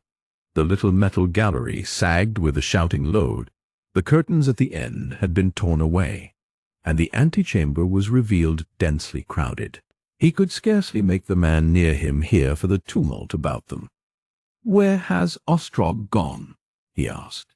The man he questioned pointed over the heads towards the lower panels about the hall on the side opposite the gap. They stood open, and armed men, blue-clad with black sashes, were running through them and vanishing into the chambers and passages beyond. It seemed to Graham that a sound of firing drifted through the riot. He was carried in a staggering curve across the great hall towards an opening beneath the gap. He perceived men working with a sort of rude discipline to keep the crowd off him, to make a space clear about him. He passed out of the hall and saw a crude new wall rising blankly before him, topped by blue sky. He was swung down to his feet. Someone gripped his arm and guided him. He found the man in yellow close at hand. They were taking him up a narrow stairway of brick, and close at hand rose the great red-painted masses, the cranes and levers, and the still engines of the big building machine. He was at the top of the steps. He was hurried across a narrow railed footway, and suddenly with a vast shouting the amphitheater of ruins opened again before him. "The Master is with us! The Master! The Master!" The shout swept athwart the lake of faces like a wave, broke against the distant cliff of ruins, and came back in a welter of cries. "The Master is on our side." Graham perceived that he was no longer encompassed by people. that he was standing upon a little temporary platform of white metal, part of a flimsy-seeming scaffolding that laced about the great mass of the council house. Over all the huge expanse of the ruins swayed and eddied the shouting people, and here and there the black banners of the revolutionary societies ducked and swayed and formed rare nuclei of organization in the chaos. Up the steep stairs of wall and scaffolding by which his rescuers had reached the opening in the Atlas chamber clung a solid crowd, and little energetic black figures clinging to pillars and projections were strenuous to induce these congested masses to stir. Behind him, at a higher point on the scaffolding, a number of men struggled upwards with the flapping folds of a huge black standard. Through the yawning gap in the walls below him he could look down upon the packed attentive multitudes in the hall of the Atlas. The distant flying stages to the south came out bright and vivid, brought nearer, as it seemed, by an unusual translucency of the air. A solitary monoplane beat up from the central stage, as if to meet the coming aeroplanes. "What has become of Ostrog?" asked Graham. And even as he spoke, he saw that all eyes were turned from him towards the crest of the council house building. He looked also in this direction of universal attention. For a moment he saw nothing but the jagged corner of a wall, hard and clear against the sky. Then in the shadow he perceived the interior of a room, and recognized with a start the green and white decorations of his former prison. And coming quickly across this open room, and up to the very verge of the cliff of the ruins, came a little white-clad figure, followed by two other smaller-seeming figures in black and yellow. He heard the man beside him exclaim, "Ostrog," and turned to ask a question. But he never did, because of the startled exclamation of another of those who were with him, and a lank finger suddenly pointing. He looked, and behold, the monoplane that had been rising from the flying stage when last he had looked in that direction was driving towards them. The swift, steady flight was still novel enough to hold his attention. Nearer it came, growing rapidly larger and larger, until it had swept over the further edge of the ruins and into view of the dense multitudes below. It drooped across the space and rose and passed overhead, rising to clear the mass of the council house, a filmy translucent shape with the solitary aeronaut peering down through its ribs. It vanished beyond the skyline of the ruins. Graham transferred his attention to Ostrog. He was signaling with his hands, and his attendants were busy breaking down the wall beside him. In another moment the monoplane came into view again, a little thing far away, coming round in a wide curve, and going slower. Then suddenly the man in yellow shouted, "What are they doing? What are the people doing? Why is Ostrog left there? Why is he not captured? They will lift him. The monoplane will lift him." Ah!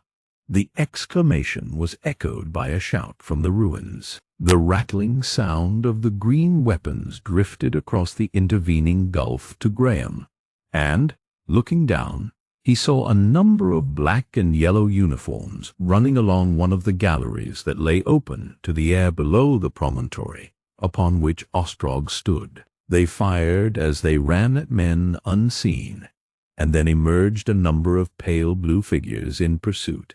These minute-fighting figures had the oddest effect. They seemed, as they ran, like little model soldiers in a toy. This queer appearance of a house cut open gave that struggle amidst furniture and passages a quality of unreality. It was perhaps 200 yards away from him, and very nearly 50 above the heads in the ruins below. The black and yellow men ran into an open archway, and turned and fired a volley. One of the blue pursuers, striding forward close to the edge, flung up his arms, staggered sideways, seemed to Graham's sense to hang over the edge for several seconds, and fell headlong down. Graham saw him strike a projecting corner, fly out, head over heels, and vanish behind the red arm of the building machine. And then a shadow came between Graham and the sun. He looked up, and the sky was clear, but he knew the little monoplane had passed. Ostrog had vanished. The man in yellow thrust before him, zealous and perspiring, pointing and blatant. "They are grounding," cried the man in yellow. "They are grounding. Tell the people to fire at him. Tell them to fire at him." Graham could not understand. He heard loud voices repeating these enigmatical orders. Suddenly he saw the prow of the monoplane come gliding over the edge of the ruins and stop with a jerk. In a moment Graham understood that the thing had grounded in order that Ostrog might escape by it. He saw a blue haze climbing out of the gulf, perceived that the people below him were now firing up at the projecting stem. A man beside him cheered hoarsely, and he saw that the blue rebels had gained the archway that had been contested by the men in black and yellow a moment before, and were running in a continual stream along the open passage. And suddenly the monoplane slipped over the edge of the council house and fell like a diving swallow. It dropped, tilting at an angle of 45 degrees, so steeply that it seemed to Graham, it seemed perhaps to most of those below, that it could not possibly rise again. It fell so closely past him that he could see Ostrog clutching the guides of the seat, with his grey hair streaming, see the white-faced aeronaut wrenching over the lever that turned the machine upward. He heard the apprehensive, vague cry of innumerable men below. Graham clutched the railing before him and gasped. The second seemed an age. The lower vane of the monoplane passed within an ace of touching the people, who yelled and screamed and trampled one another below. And then it rose. For a moment it looked as if it could not possibly clear the opposite cliff, and then that it could not possibly clear the wind-wheel that rotated beyond. And behold, it was clear and soaring, still heeling sideways, upward, into the wind-swept sky. The suspense of the moment gave place to a fury of exasperation as the swarming people realized that Ostrog had escaped them. With belated activity they renewed their fire, until the rattling wove into a roar, until the whole area became dim and blue, and the air pungent with the thin smoke of their weapons. Too late.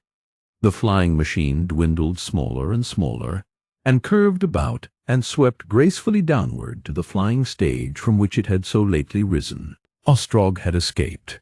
For a while a confused babblement arose from the ruins, and then the universal attention came back to Graham.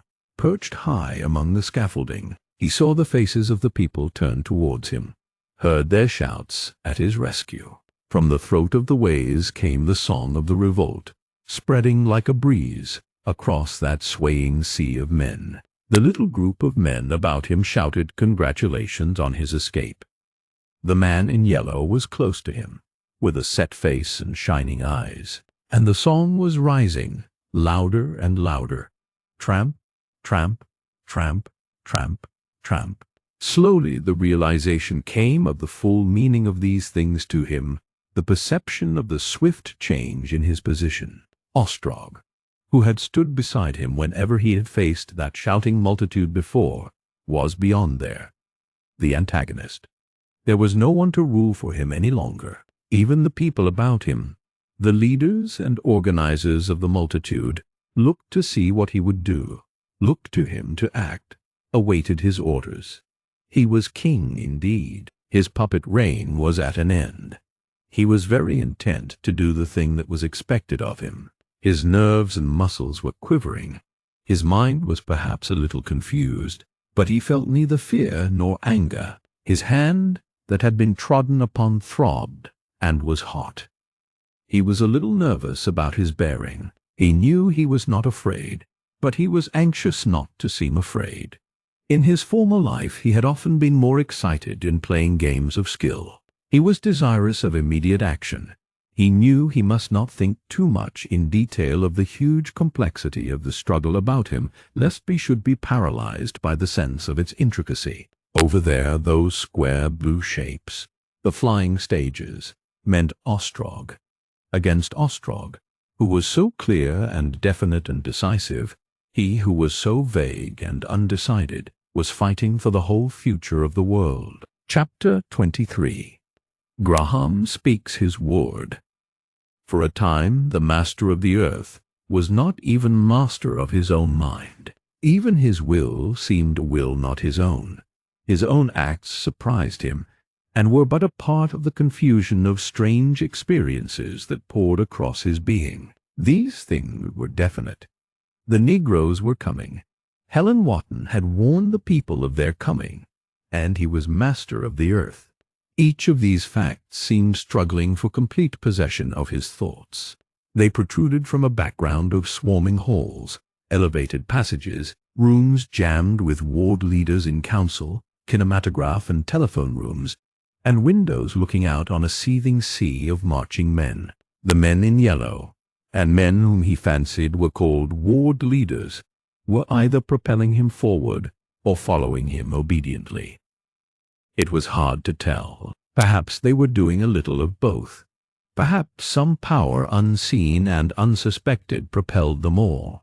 He was aware that he was going to make a proclamation to the people of the earth, aware of certain grandiose phrases floating in his mind as the thing he meant to say. Many little things happened, and then he found himself with the man in yellow entering a little room where this proclamation of his was to be made. This room was grotesquely latter-day in its appointments. In the center was a bright oval lit by shaded electric lights from above. The rest was in shadow, and the double finely fitting doors through which he came from the swarming hall of the Atlas made the place very still. The dead thud of these as they closed behind him, the sudden cessation of the tumult in which he had been living for hours, the quivering circle of light, the whispers and quick noiseless movements of vaguely visible attendants in the shadows, had a strange effect upon Graham. The huge ears of a phonographic mechanism gaped in a battery for his words. The black eyes of great photographic cameras awaited his beginning. Beyond, metal rods and coils glittered dimly, and something whirled about with a droning hum. He walked into the center of the light, and his shadow drew together black and sharp to a little blot at his feet. The vague shape of the thing he meant to say was already in his mind. But this silence, this isolation, the withdrawal from that contagious crowd, this audience of gaping, glaring machines, had not been in his anticipation. All his supports seemed withdrawn together. He seemed to have dropped into this suddenly to have discovered himself. In a moment he was changed. He found that he now feared to be inadequate. He feared to be theatrical. He feared the quality of his voice, the quality of his wit. Astonished, he turned to the man in yellow with a propitiatory gesture. "For a moment," he said, "I must wait. I did not think it would be like this. I must think of the thing I have to say." While he was still hesitating there came an agitated messenger with news that the foremost aeroplanes were passing over Madrid. "What news of the flying stages?" he asked. "The people of the southwest wards are ready." Ready! He turned impatiently to the blank circles of the lenses again. "I suppose it must be a sort of speech. Would to God I knew certainly the thing that should be said. Aeroplanes at Madrid. They must have started before the main fleet. Oh, what can it matter whether I speak well or ill?" he said, and felt the light grow brighter. He had framed some vague sentence of democratic sentiment when suddenly doubts overwhelmed him. His belief in his heroic quality and calling he found had altogether lost its assured conviction. The picture of a little strutting futility in a windy waste of incomprehensible destinies replaced it.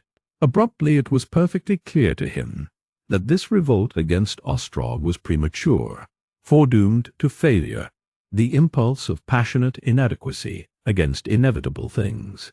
He thought of that swift flight of aeroplanes like the swoop of fate towards him. He was astonished that he could have seen things in any other light. In that final emergency he debated, thrust debate resolutely aside, determined at all costs to go through with the thing he had undertaken. and he could find no word to begin. Even as he stood, awkward, hesitating, with an indiscreet apology for his inability trembling on his lips, came the noise of many people crying out, the running to and fro of feet. "Wait!"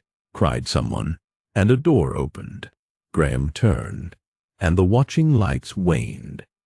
Through the open doorway he saw a slight girlish figure approaching. His heart leapt. It was Helen Wotton. The man in yellow came out of the nearer shadows into the circle of light. "This is the girl who told us what Ostrog had done," he said. She came in very quietly, and stood still, as if she did not want to interrupt Graham's eloquence. But his doubts and questionings fled before her presence. He remembered the things that he had meant to say. He faced the cameras again, and the light about him grew brighter. He turned back to her. "You have helped me," he said lamely. "Helped me very much. This is very difficult." He paused. He addressed himself to the unseen multitudes who stared upon him through those grotesque black eyes. At first he spoke slowly. "Men and women of the new age," he said, "you have arisen to do battle for the race. There is no easy victory before us. There is no easy victory before us." He stopped to gather words. He wished passionately for the gift of moving speech. "This night is a beginning," he said. "This battle that is coming, this battle that rushes upon us tonight, is only a beginning. All your lives, it may be, you must fight. Take no thought, though I am beaten, though I am utterly overthrown. I think I may be overthrown." He found the thing in his mind too vague for words. He paused momentarily, and broke into vague exhortations. And then a rush of speech came upon him. Much that he said was but the humanitarian commonplace of a vanished age, but the conviction of his voice touched it to vitality. He stated the case of the old days to the people of the new age, to the girl at his side. "I come out of the past to you," he said, "with the memory of an age that hoped. My age was an age of dreams, of beginnings, an age of noble hopes. Throughout the world we had made an end of slavery. Throughout the world we had spread the desire and anticipation that wars might cease, that all men and women might live nobly, in freedom and peace. So we hoped in the days that are past. And what of those hopes? How is it with man after 200 years? Great cities, vast powers, a collective greatness beyond our dreams. For that we did not work, and that has come. But how is it with the little lives that make up this greater life? How is it with the common lives, as it has ever been? Sorrow and labor, lives cramped and unfulfilled, lives tempted by power, tempted by wealth, and gone to waste and folly. The old faiths have faded and changed. The new faith. Is there a new faith? Is there a new faith? Charity and mercy, he floundered. Beauty and the love of beautiful things. Effort and devotion. Give yourselves as I would give myself, as Christ gave himself upon the cross. It does not matter if you understand. It does not matter if you seem to fail. You know, in the core of your hearts you know, there is no promise, there is no security, nothing to go upon but faith. There is no faith but faith, faith which is courage. Things that he had long wished to believe, he found that he believed. He spoke gustily, in broken, incomplete sentences, but with all his heart and strength, of this new faith within him. He spoke of the greatness of self-abnegation, of his belief in an immortal life of humanity, in which we live and move and have our being. His voice rose and fell, and the recording appliances hummed as he spoke. Dim attendants watched him out of the shadow. His sense of that silent spectator beside him sustained his sincerity. For a few glorious moments he was carried away. He felt no doubt of his heroic quality, No doubt of his heroic words. He had it all straight and plain. His eloquence limped no longer, and at last he made an end to speaking. "Here and now," he cried, "I make my will. All that is mine in the world I give to the people of the world. All that is mine in the world I give to the people of the world. To all of you, I give it to you, and myself I give to you. And as God wills tonight, I will live for you, or I will die." He ended. He found the light of his present exaltation reflected in the face of the girl. Their eyes met. Her eyes were swimming with tears of enthusiasm. "I knew," she whispered. "Oh, Father of the world! Sire, I knew you would say these things." "I have said what I could," he answered lamely, and grasped and clung to her outstretched hands. Chapter 24. While the aeroplanes were coming, the man in yellow was beside them. Neither had noted his coming. He was saying that the southwest wards were marching. "I never expected it so soon," he cried. "They have done wonders. You must send them a word to help them on their way." Graham stared at him absent-mindedly. Then, with a start, he returned to his previous preoccupation about the flying stages. "Yes," he said. "That is good. That is good. That is good." He weighed a message. "Tell them, well done, Southwest." He turned his eyes to Helen Wotton again. His face expressed his struggle between conflicting ideas. "We must capture the flying stages," he explained. "Unless we can do that, they will land Negroes. At all costs we must prevent that." He felt, even as he spoke, that this was not what had been in his mind before the interruption. He saw a touch of surprise in her eyes. She seemed about to speak, and a shrill bell drowned her voice. It occurred to Graham that she expected him to lead these marching people, that was the thing he had to do. He made the offer abruptly. He addressed the man in yellow, but he spoke to her. He saw her face respond. "Here I am doing nothing," he said. "It is impossible," protested the man in yellow. "It is a fight in a warren. Your place is here," he explained elaborately. He motioned towards the room where Graham must wait. He insisted no other course was possible. "We must know where you are," he said. "At any moment a crisis may arise needing your presence and decision." A picture had drifted through his mind of such a vast, dramatic struggle as the masses in the ruins had suggested. But here was no spectacular battlefield such as he imagined. Instead was seclusion and suspense. It was only as the afternoon wore on that he pieced together a truer picture of the fight that was raging, inaudibly and invisibly, within 4 miles of him, beneath the Roehampton stage. Strange and unprecedented contest it was, a battle that was 100,000 little battles, a battle in a sponge of ways and channels, fought out of sight of sky or sun under the electric glare, fought out in a vast confusion by multitudes untrained in arms, led chiefly by acclamation, multitudes dulled by mindless labor, and enervated by the tradition of toolized by lives of venial privilege and sensual indulgence. They had no artillery, no differentiation into this force or that. The only weapon on either side was the little green metal carbine, whose secret manufacture and sudden distribution in enormous quantities had been one of Ostrog's culminating moves against the council.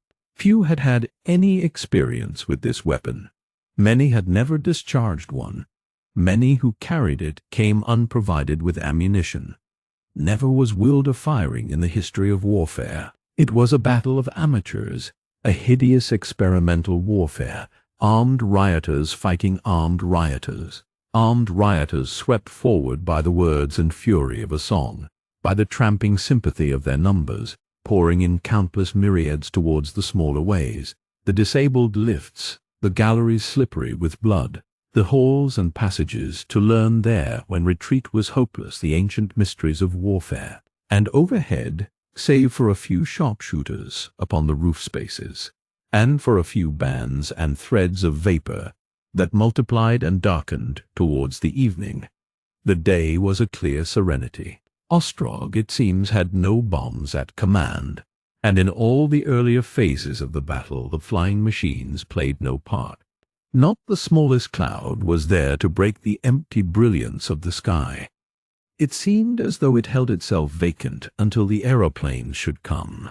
Ever and again there was news of these, drawing nearer, from this Spanish town, and then that, and presently from France. But of the new guns that Ostrog had made, and which were known to be in the city, came no news in spite of Graham's urgency, nor any report of successes from the dense felt of fighting strands about the flying stages. Section after section of the labor societies reported itself assembled, reported itself marching, and vanished from knowledge into the labyrinth of that warfare.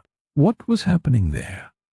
Even the busy ward leaders did not know. In spite of the opening and closing of doors, the hasty messengers, the ringing of bells, and the perpetual clitter-clack of recording implements, Graham felt isolated, strangely inactive, inoperative. His isolation seemed at times the strangest, the most unexpected of all the things that had happened since his awakening.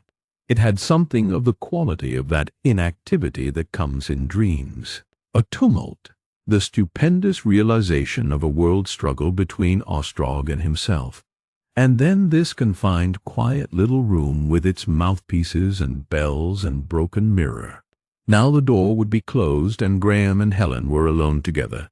They seemed sharply marked off then from all the unprecedented world storm that rushed together without, vividly aware of one another, only concerned with one another. Then the door would open again, messengers would enter, or a sharp bell would stab their quiet privacy, and it was like a window in a well-built, brightly lit house flung open suddenly to a hurricane. The dark hurry and tumult, the stress and vehemence of the battle rushed in and overwhelmed them. They were no longer persons, but mere spectators, mere impressions of a tremendous convulsion. They became unreal even to themselves, miniatures of personality, indescribably small, and the two antagonistic realities, the only realities in being, were first the city, that throbbed and roared yonder in a belated frenzy of defense, and secondly the aeroplanes hurling inexorably towards them over the round shoulder of the world. There came a sudden stir outside, a running to and fro, and cries. The girl stood up, speechless, incredulous. Metallic voices were shouting, "Victory!" Yes, it was victory. Bursting through the curtains appeared the man in yellow, startled and disheveled with excitement. "Victory!" he cried. "Victory!" he cried. "Victory! The people are winning. Ostrog's people have collapsed." She rose. "Victory? What do you mean?" asked Graham. "Tell me. What?" "We have driven them out of the under-galleries at Norwood. Streatham is afire and burning wildly, and Roehampton is ours. Ours! And we have taken the monoplane that lay thereon." A shrill bell rang. An agitated, grey-headed man appeared from the room of the ward leaders. "It is all over," he cried. "What matters it now that we have Roehampton? The aeroplanes have been sighted at Boulogne." "The Channel," said the man in yellow. He calculated swiftly. "Half an hour." "They still have 3 of the flying stages," said the old man. "Those guns?" cried Graham. "We cannot mount them in half an hour." "Do you mean they are found?" "Do." "Too late," said the old man. "If we could stop them another hour," cried the man in yellow. "Nothing can stop them now," said the old man. "They have near 100 aeroplanes in the First Fleet." "Another hour?" asked Graham. "To be so near," said the ward leader. "Now that we have found those guns, to be so near. If once we could get them out upon the roof spaces." "How long would that take?" asked Graham suddenly. "An hour, certainly." An hour, certainly. Literally. Too late, cried the ward leader. Too late.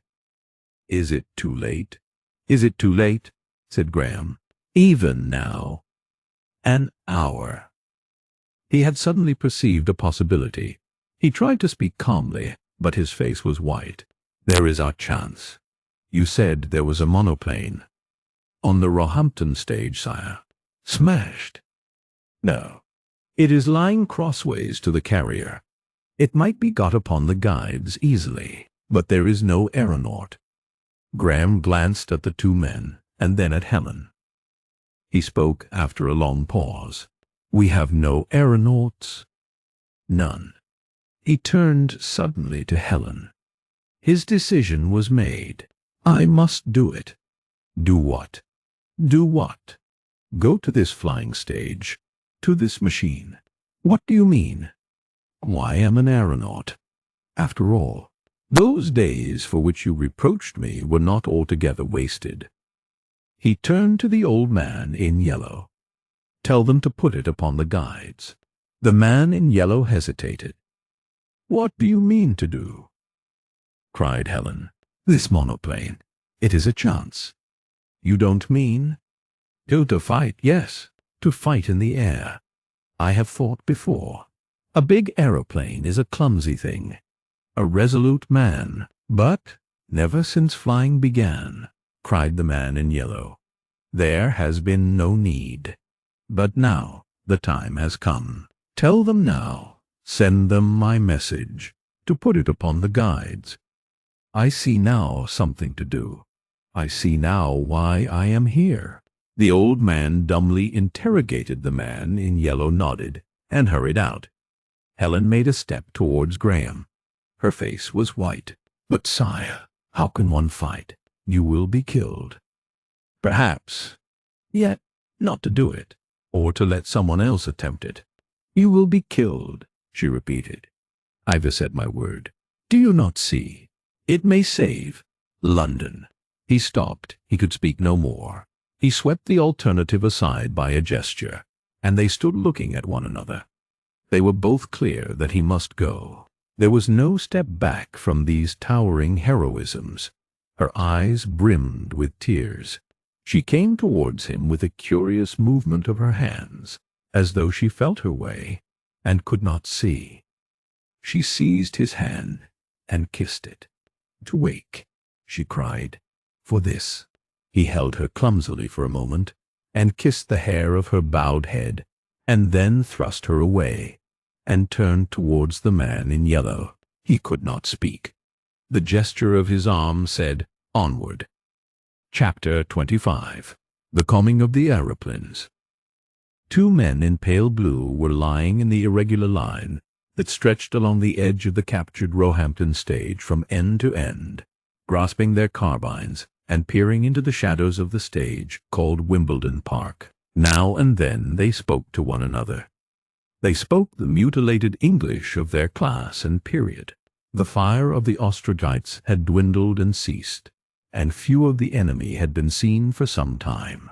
But the echoes of the fight that was going on now far below in the lower galleries of that stage came every now and then between the staccato of shots from the popular side. One of these men was describing to the other how he had seen a man down below there dodge behind a girder, and had aimed at a guess and hit him cleanly as he dodged too far.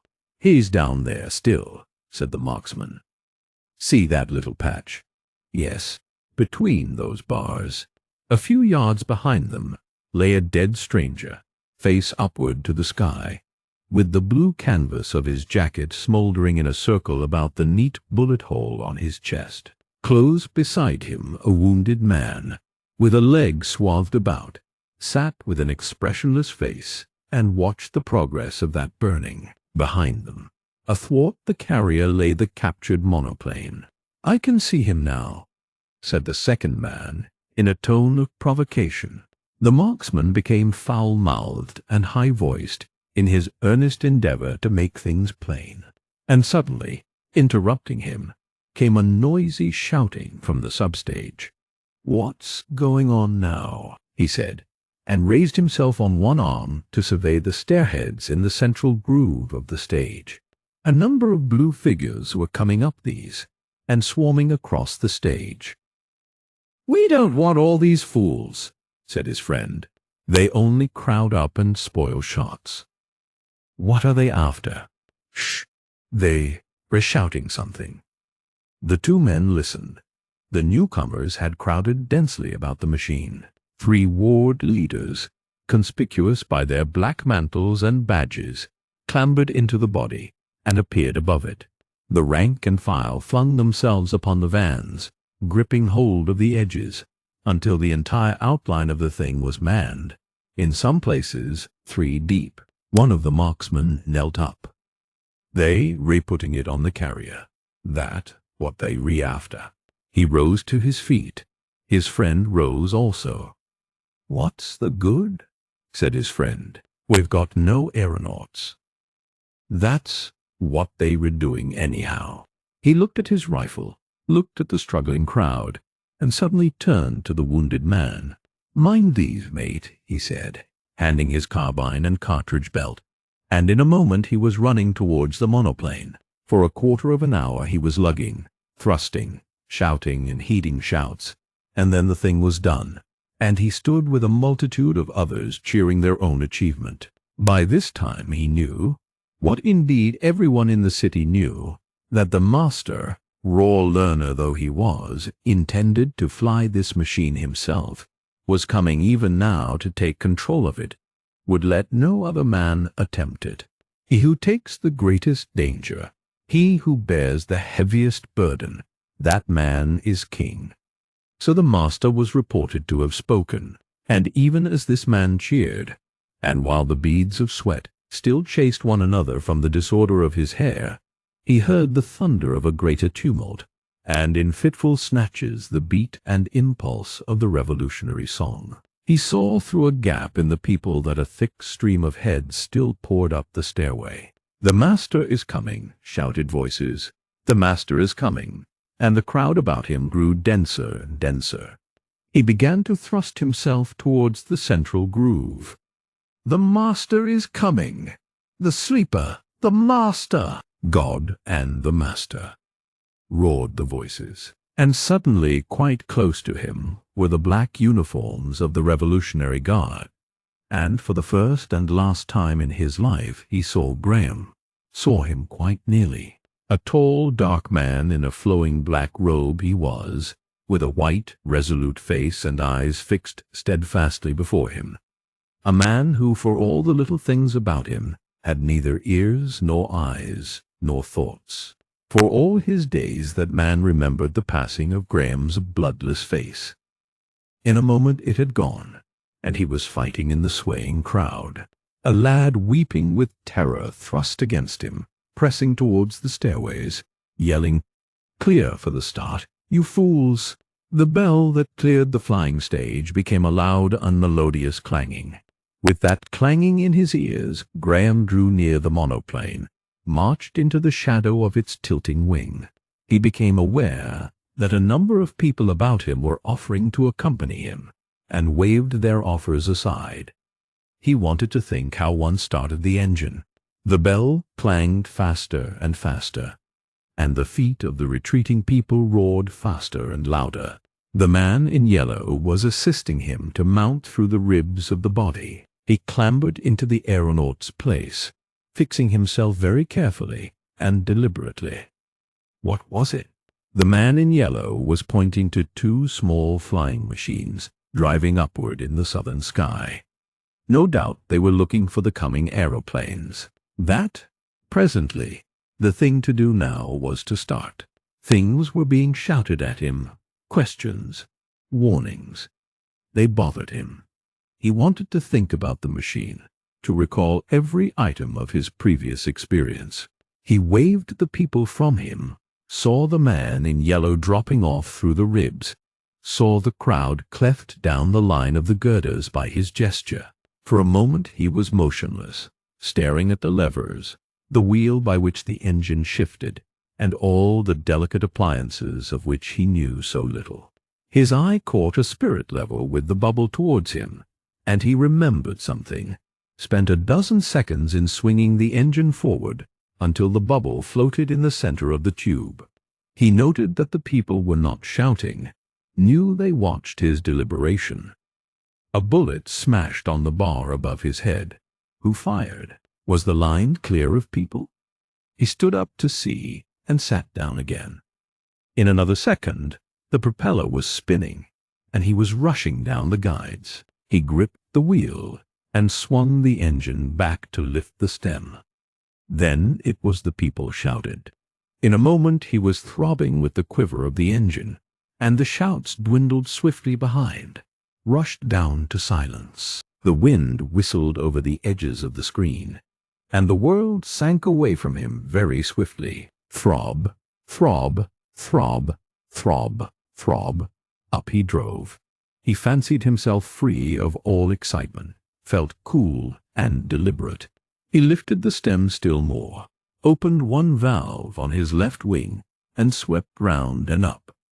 He looked down with a steady head and up. One of the Ostrogite monoplanes was driving across his course, so that he drove obliquely towards it and would pass below it at a steep angle. Its little aeronauts were peering down at him. What did they mean to do? His mind became active. One, he saw, held a weapon pointing, seemed prepared to fire. What did they think he meant to do? In a moment he understood their tactics, and his resolution was taken. His momentary lethargy was past. He opened two more valves to his left, swung round, and onto this hostile machine, closed his valves, and shot straight at it, stem and windscreen shielding him from the shot. They tilted a little as if to clear him. He flung up his stem. Throb, throb, throb, pause, throb.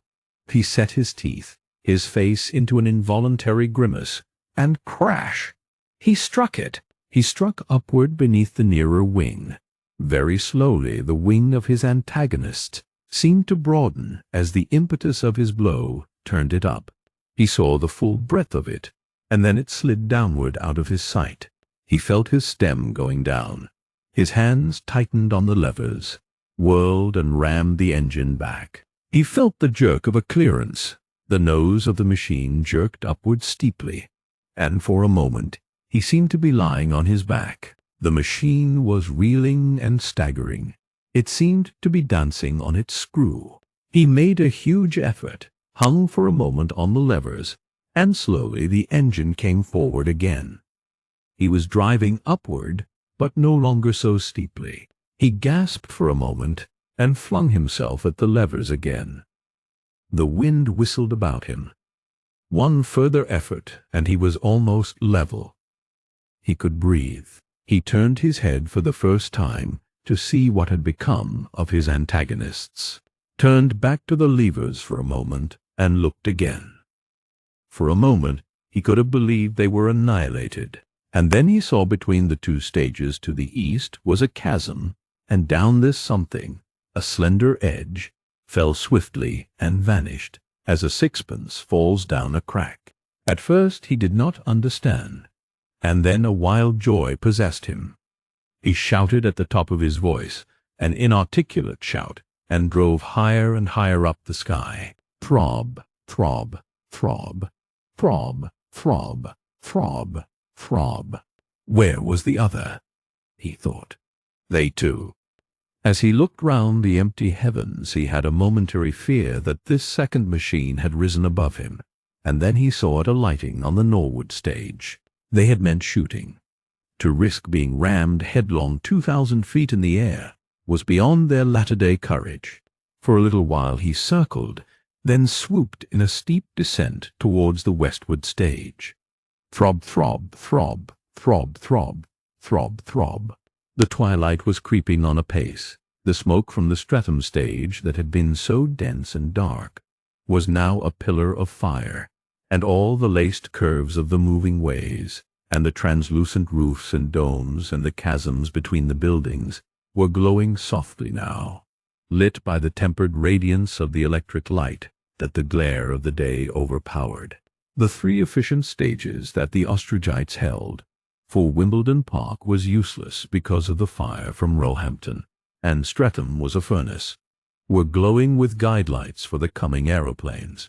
As he swept over the Roehampton stage, he saw the dark masses of the people thereon. He heard a clap of frantic cheering, heard a bullet from the Wimbledon Park stage tweet through the air, and went beating up above the Surrey wastes. He felt a breath of wind from the southwest, and lifted his westward wing as he had learnt to do, and so drove upward heeling into the rare swift upper air.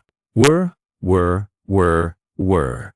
Up he drove and up, to that pulsating rhythm, until the country beneath was blue and indistinct, and London spread like a little map traced in light, like the mere model of a city near the brim of the horizon. The southwest was a sky of sapphire over the shadowy rim of the world, and ever as he drove upward the multitude of stars increased. And, behold, in the southward, low down and glittering swiftly nearer, were two little patches of nebulous light, and then two more, and then a glow of swiftly driving shapes. Presently he could count them. There were 24. The first fleet of aeroplanes had come. Beyond appeared a yet greater glow. He swept round in a half-circle, staring at this advancing fleet.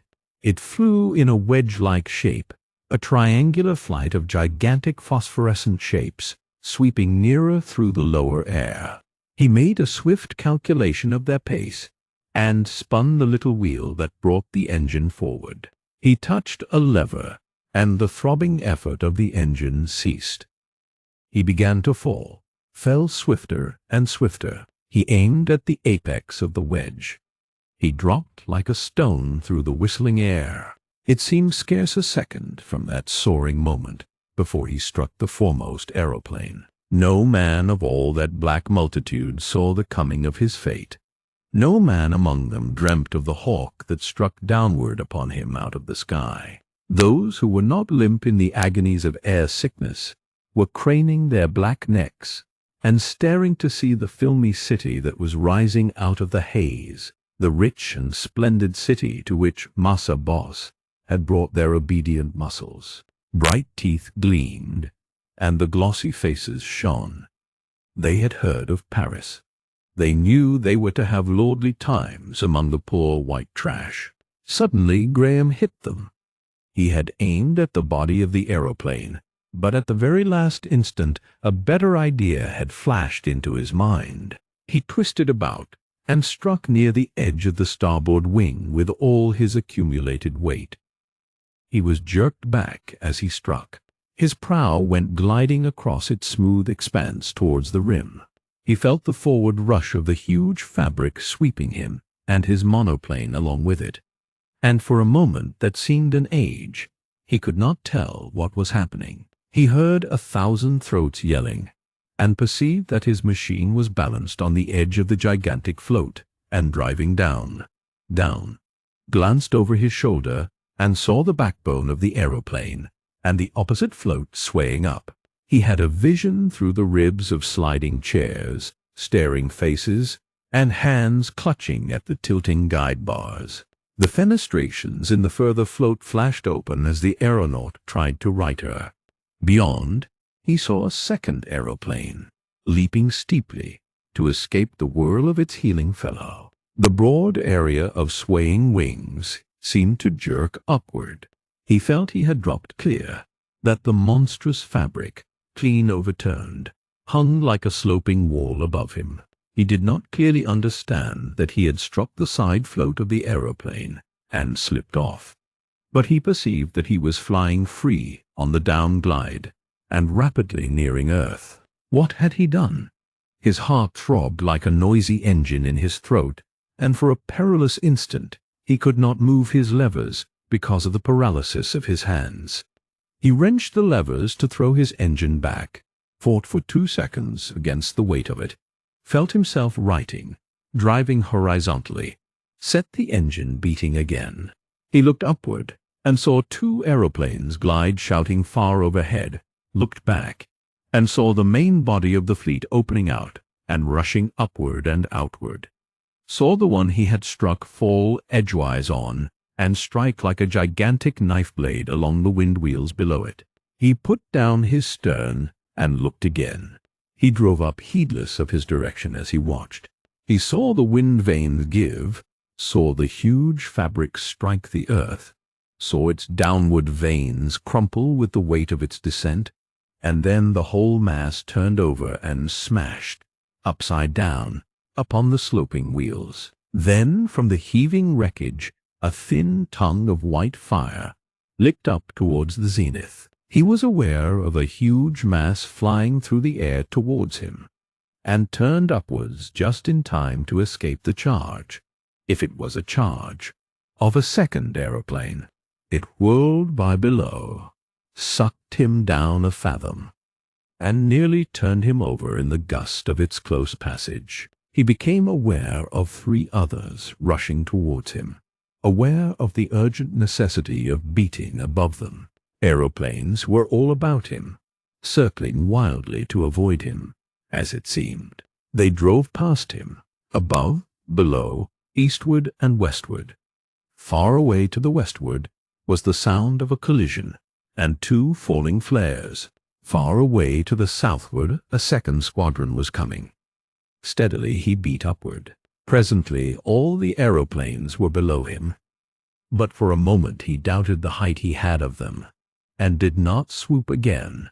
And then he came down upon a second victim, and all its load of soldiers saw him coming. The big machine heeled and swayed as the fear-maddened men scrambled to the stern for their weapons. A score of bullets sung through the air, and there flashed a star in the thick glass windscreen that protected him. The aeroplane slowed and dropped to foil his stroke, and dropped too low.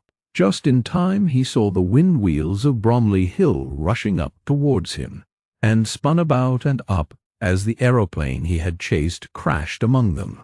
All its voices wove into a felt of yelling. The great fabric seemed to be standing on end for a second among the heeling and splintering vans, and then it flew to pieces. Huge splinters came flying through the air. Its engines burst like shells. A hot rush of flame shot overhead into the darkling sky. "Two!" he cried, with a bomb from overhead bursting as it fell, and forthwith he was beating up again. A glorious exhilaration possessed him now, a giant activity. His troubles about humanity, about his inadequacy, were gone forever. He was a man in battle rejoicing in his power. Aeroplanes seemed radiating from him in every direction, intent only upon avoiding him. The yelling of their packed passengers came in short gusts as they swept by. He chose his third quarry, struck hastily, and did but turn it on edge. It escaped him, to smash against the tall cliff of London Wall. Flying from that impact he skimmed the darkling ground, so nearly he could see a frightened rabbit bolting up a slope. He jerked up steeply, and found himself driving over South London with the air about him vacant.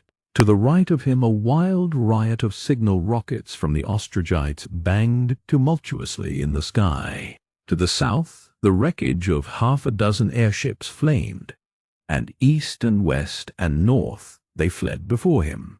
They drove away to the east and north, and went about in the south, for they could not pause in the air. In their present confusion any attempt at evolution would have meant disastrous collisions. He passed 200 feet or so above the Roehampton stage. It was black with people and noisy with their frantic shouting. But why was the Wimbledon Park stage black and cheering too? The smoke and flame of Streatham now hid the 3 further stages. He curved about and rose to see them, and the northern quarters. First came the square masses of Shooter's Hill into sight, from behind the smoke, lit and orderly with the aeroplane that had landed and its disembarking negroes. Then came Blackheath, and then under the corner of the reek the Norwood stage. On Blackheath no aeroplane had landed. Norwood was covered by a swarm of little figures running to and fro in a passionate confusion. Why?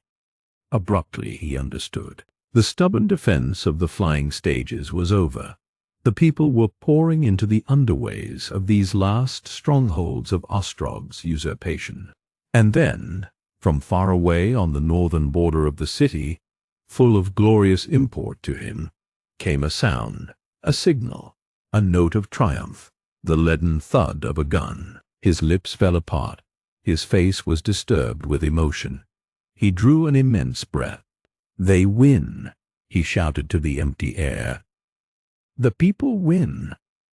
The sound of a second gun came like an answer, and then he saw the monoplane on Blackheath was running down its guides to launch. It lifted clean and rose. It shot up into the air, driving straight southward and away from him. In an instant it came to him what this meant. It must needs be Ostrog in flight. He shouted and dropped towards it. He had the momentum of his elevation and fell slanting down the air, and very swiftly. It rose steeply at his approach. He allowed for its velocity and drove straight upon it. It suddenly became a mere flat edge, and behold, he was past it, and driving headlong down with all the force of his futile blow. He was furiously angry.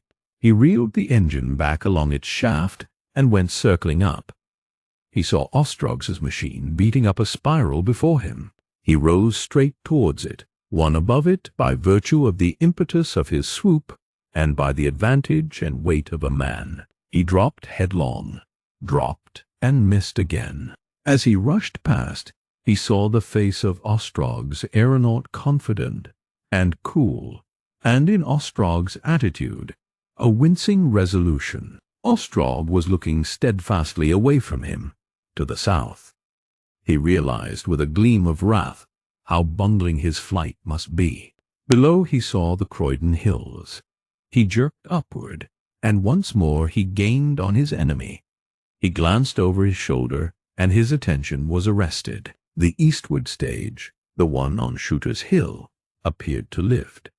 A flash changing to a tall grey shape, a cowled figure of smoke and dust, jerked into the air. For a moment this cowled figure stood motionless, dropping huge masses of metal from its shoulders, and then it began to uncoil a dense head of smoke. The people had blown it up, aeroplane and all. As suddenly a second flash and grey shape sprang up from the northward stage, and even as he stared at this came a dead report, and the air wave of the first explosion struck him. He was flung up and sideways. For a moment his monoplane fell nearly edgewise with her nose down, and seemed to hesitate whether to overset altogether. He stood on his windshield, wrenching the wheel that swayed up over his head. And then the shock of the second explosion took his machine sideways. He found himself clinging to one of the ribs of his machine, and the air was blowing past him and upward. He seemed to be hanging quite still in the air, with the wind blowing up past him. It occurred to him that he was falling. Then he was sure that he was falling. He could not look down. He found himself recapitulating with incredible swiftness all that had happened since his awakening, the days of doubt, the days of empire, and at last the tumultuous discovery of Ostrog's calculated treachery. The vision had a quality of utter unreality. Who was he?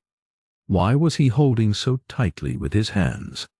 Why could he not let go? In such a fall as this countless dreams have ended. But in a moment he would wake.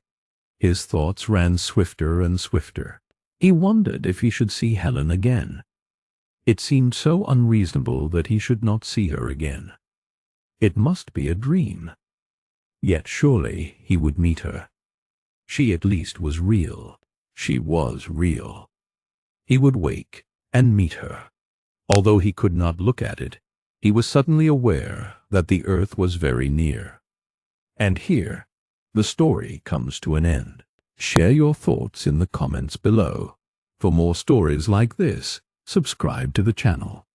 Thank you for watching.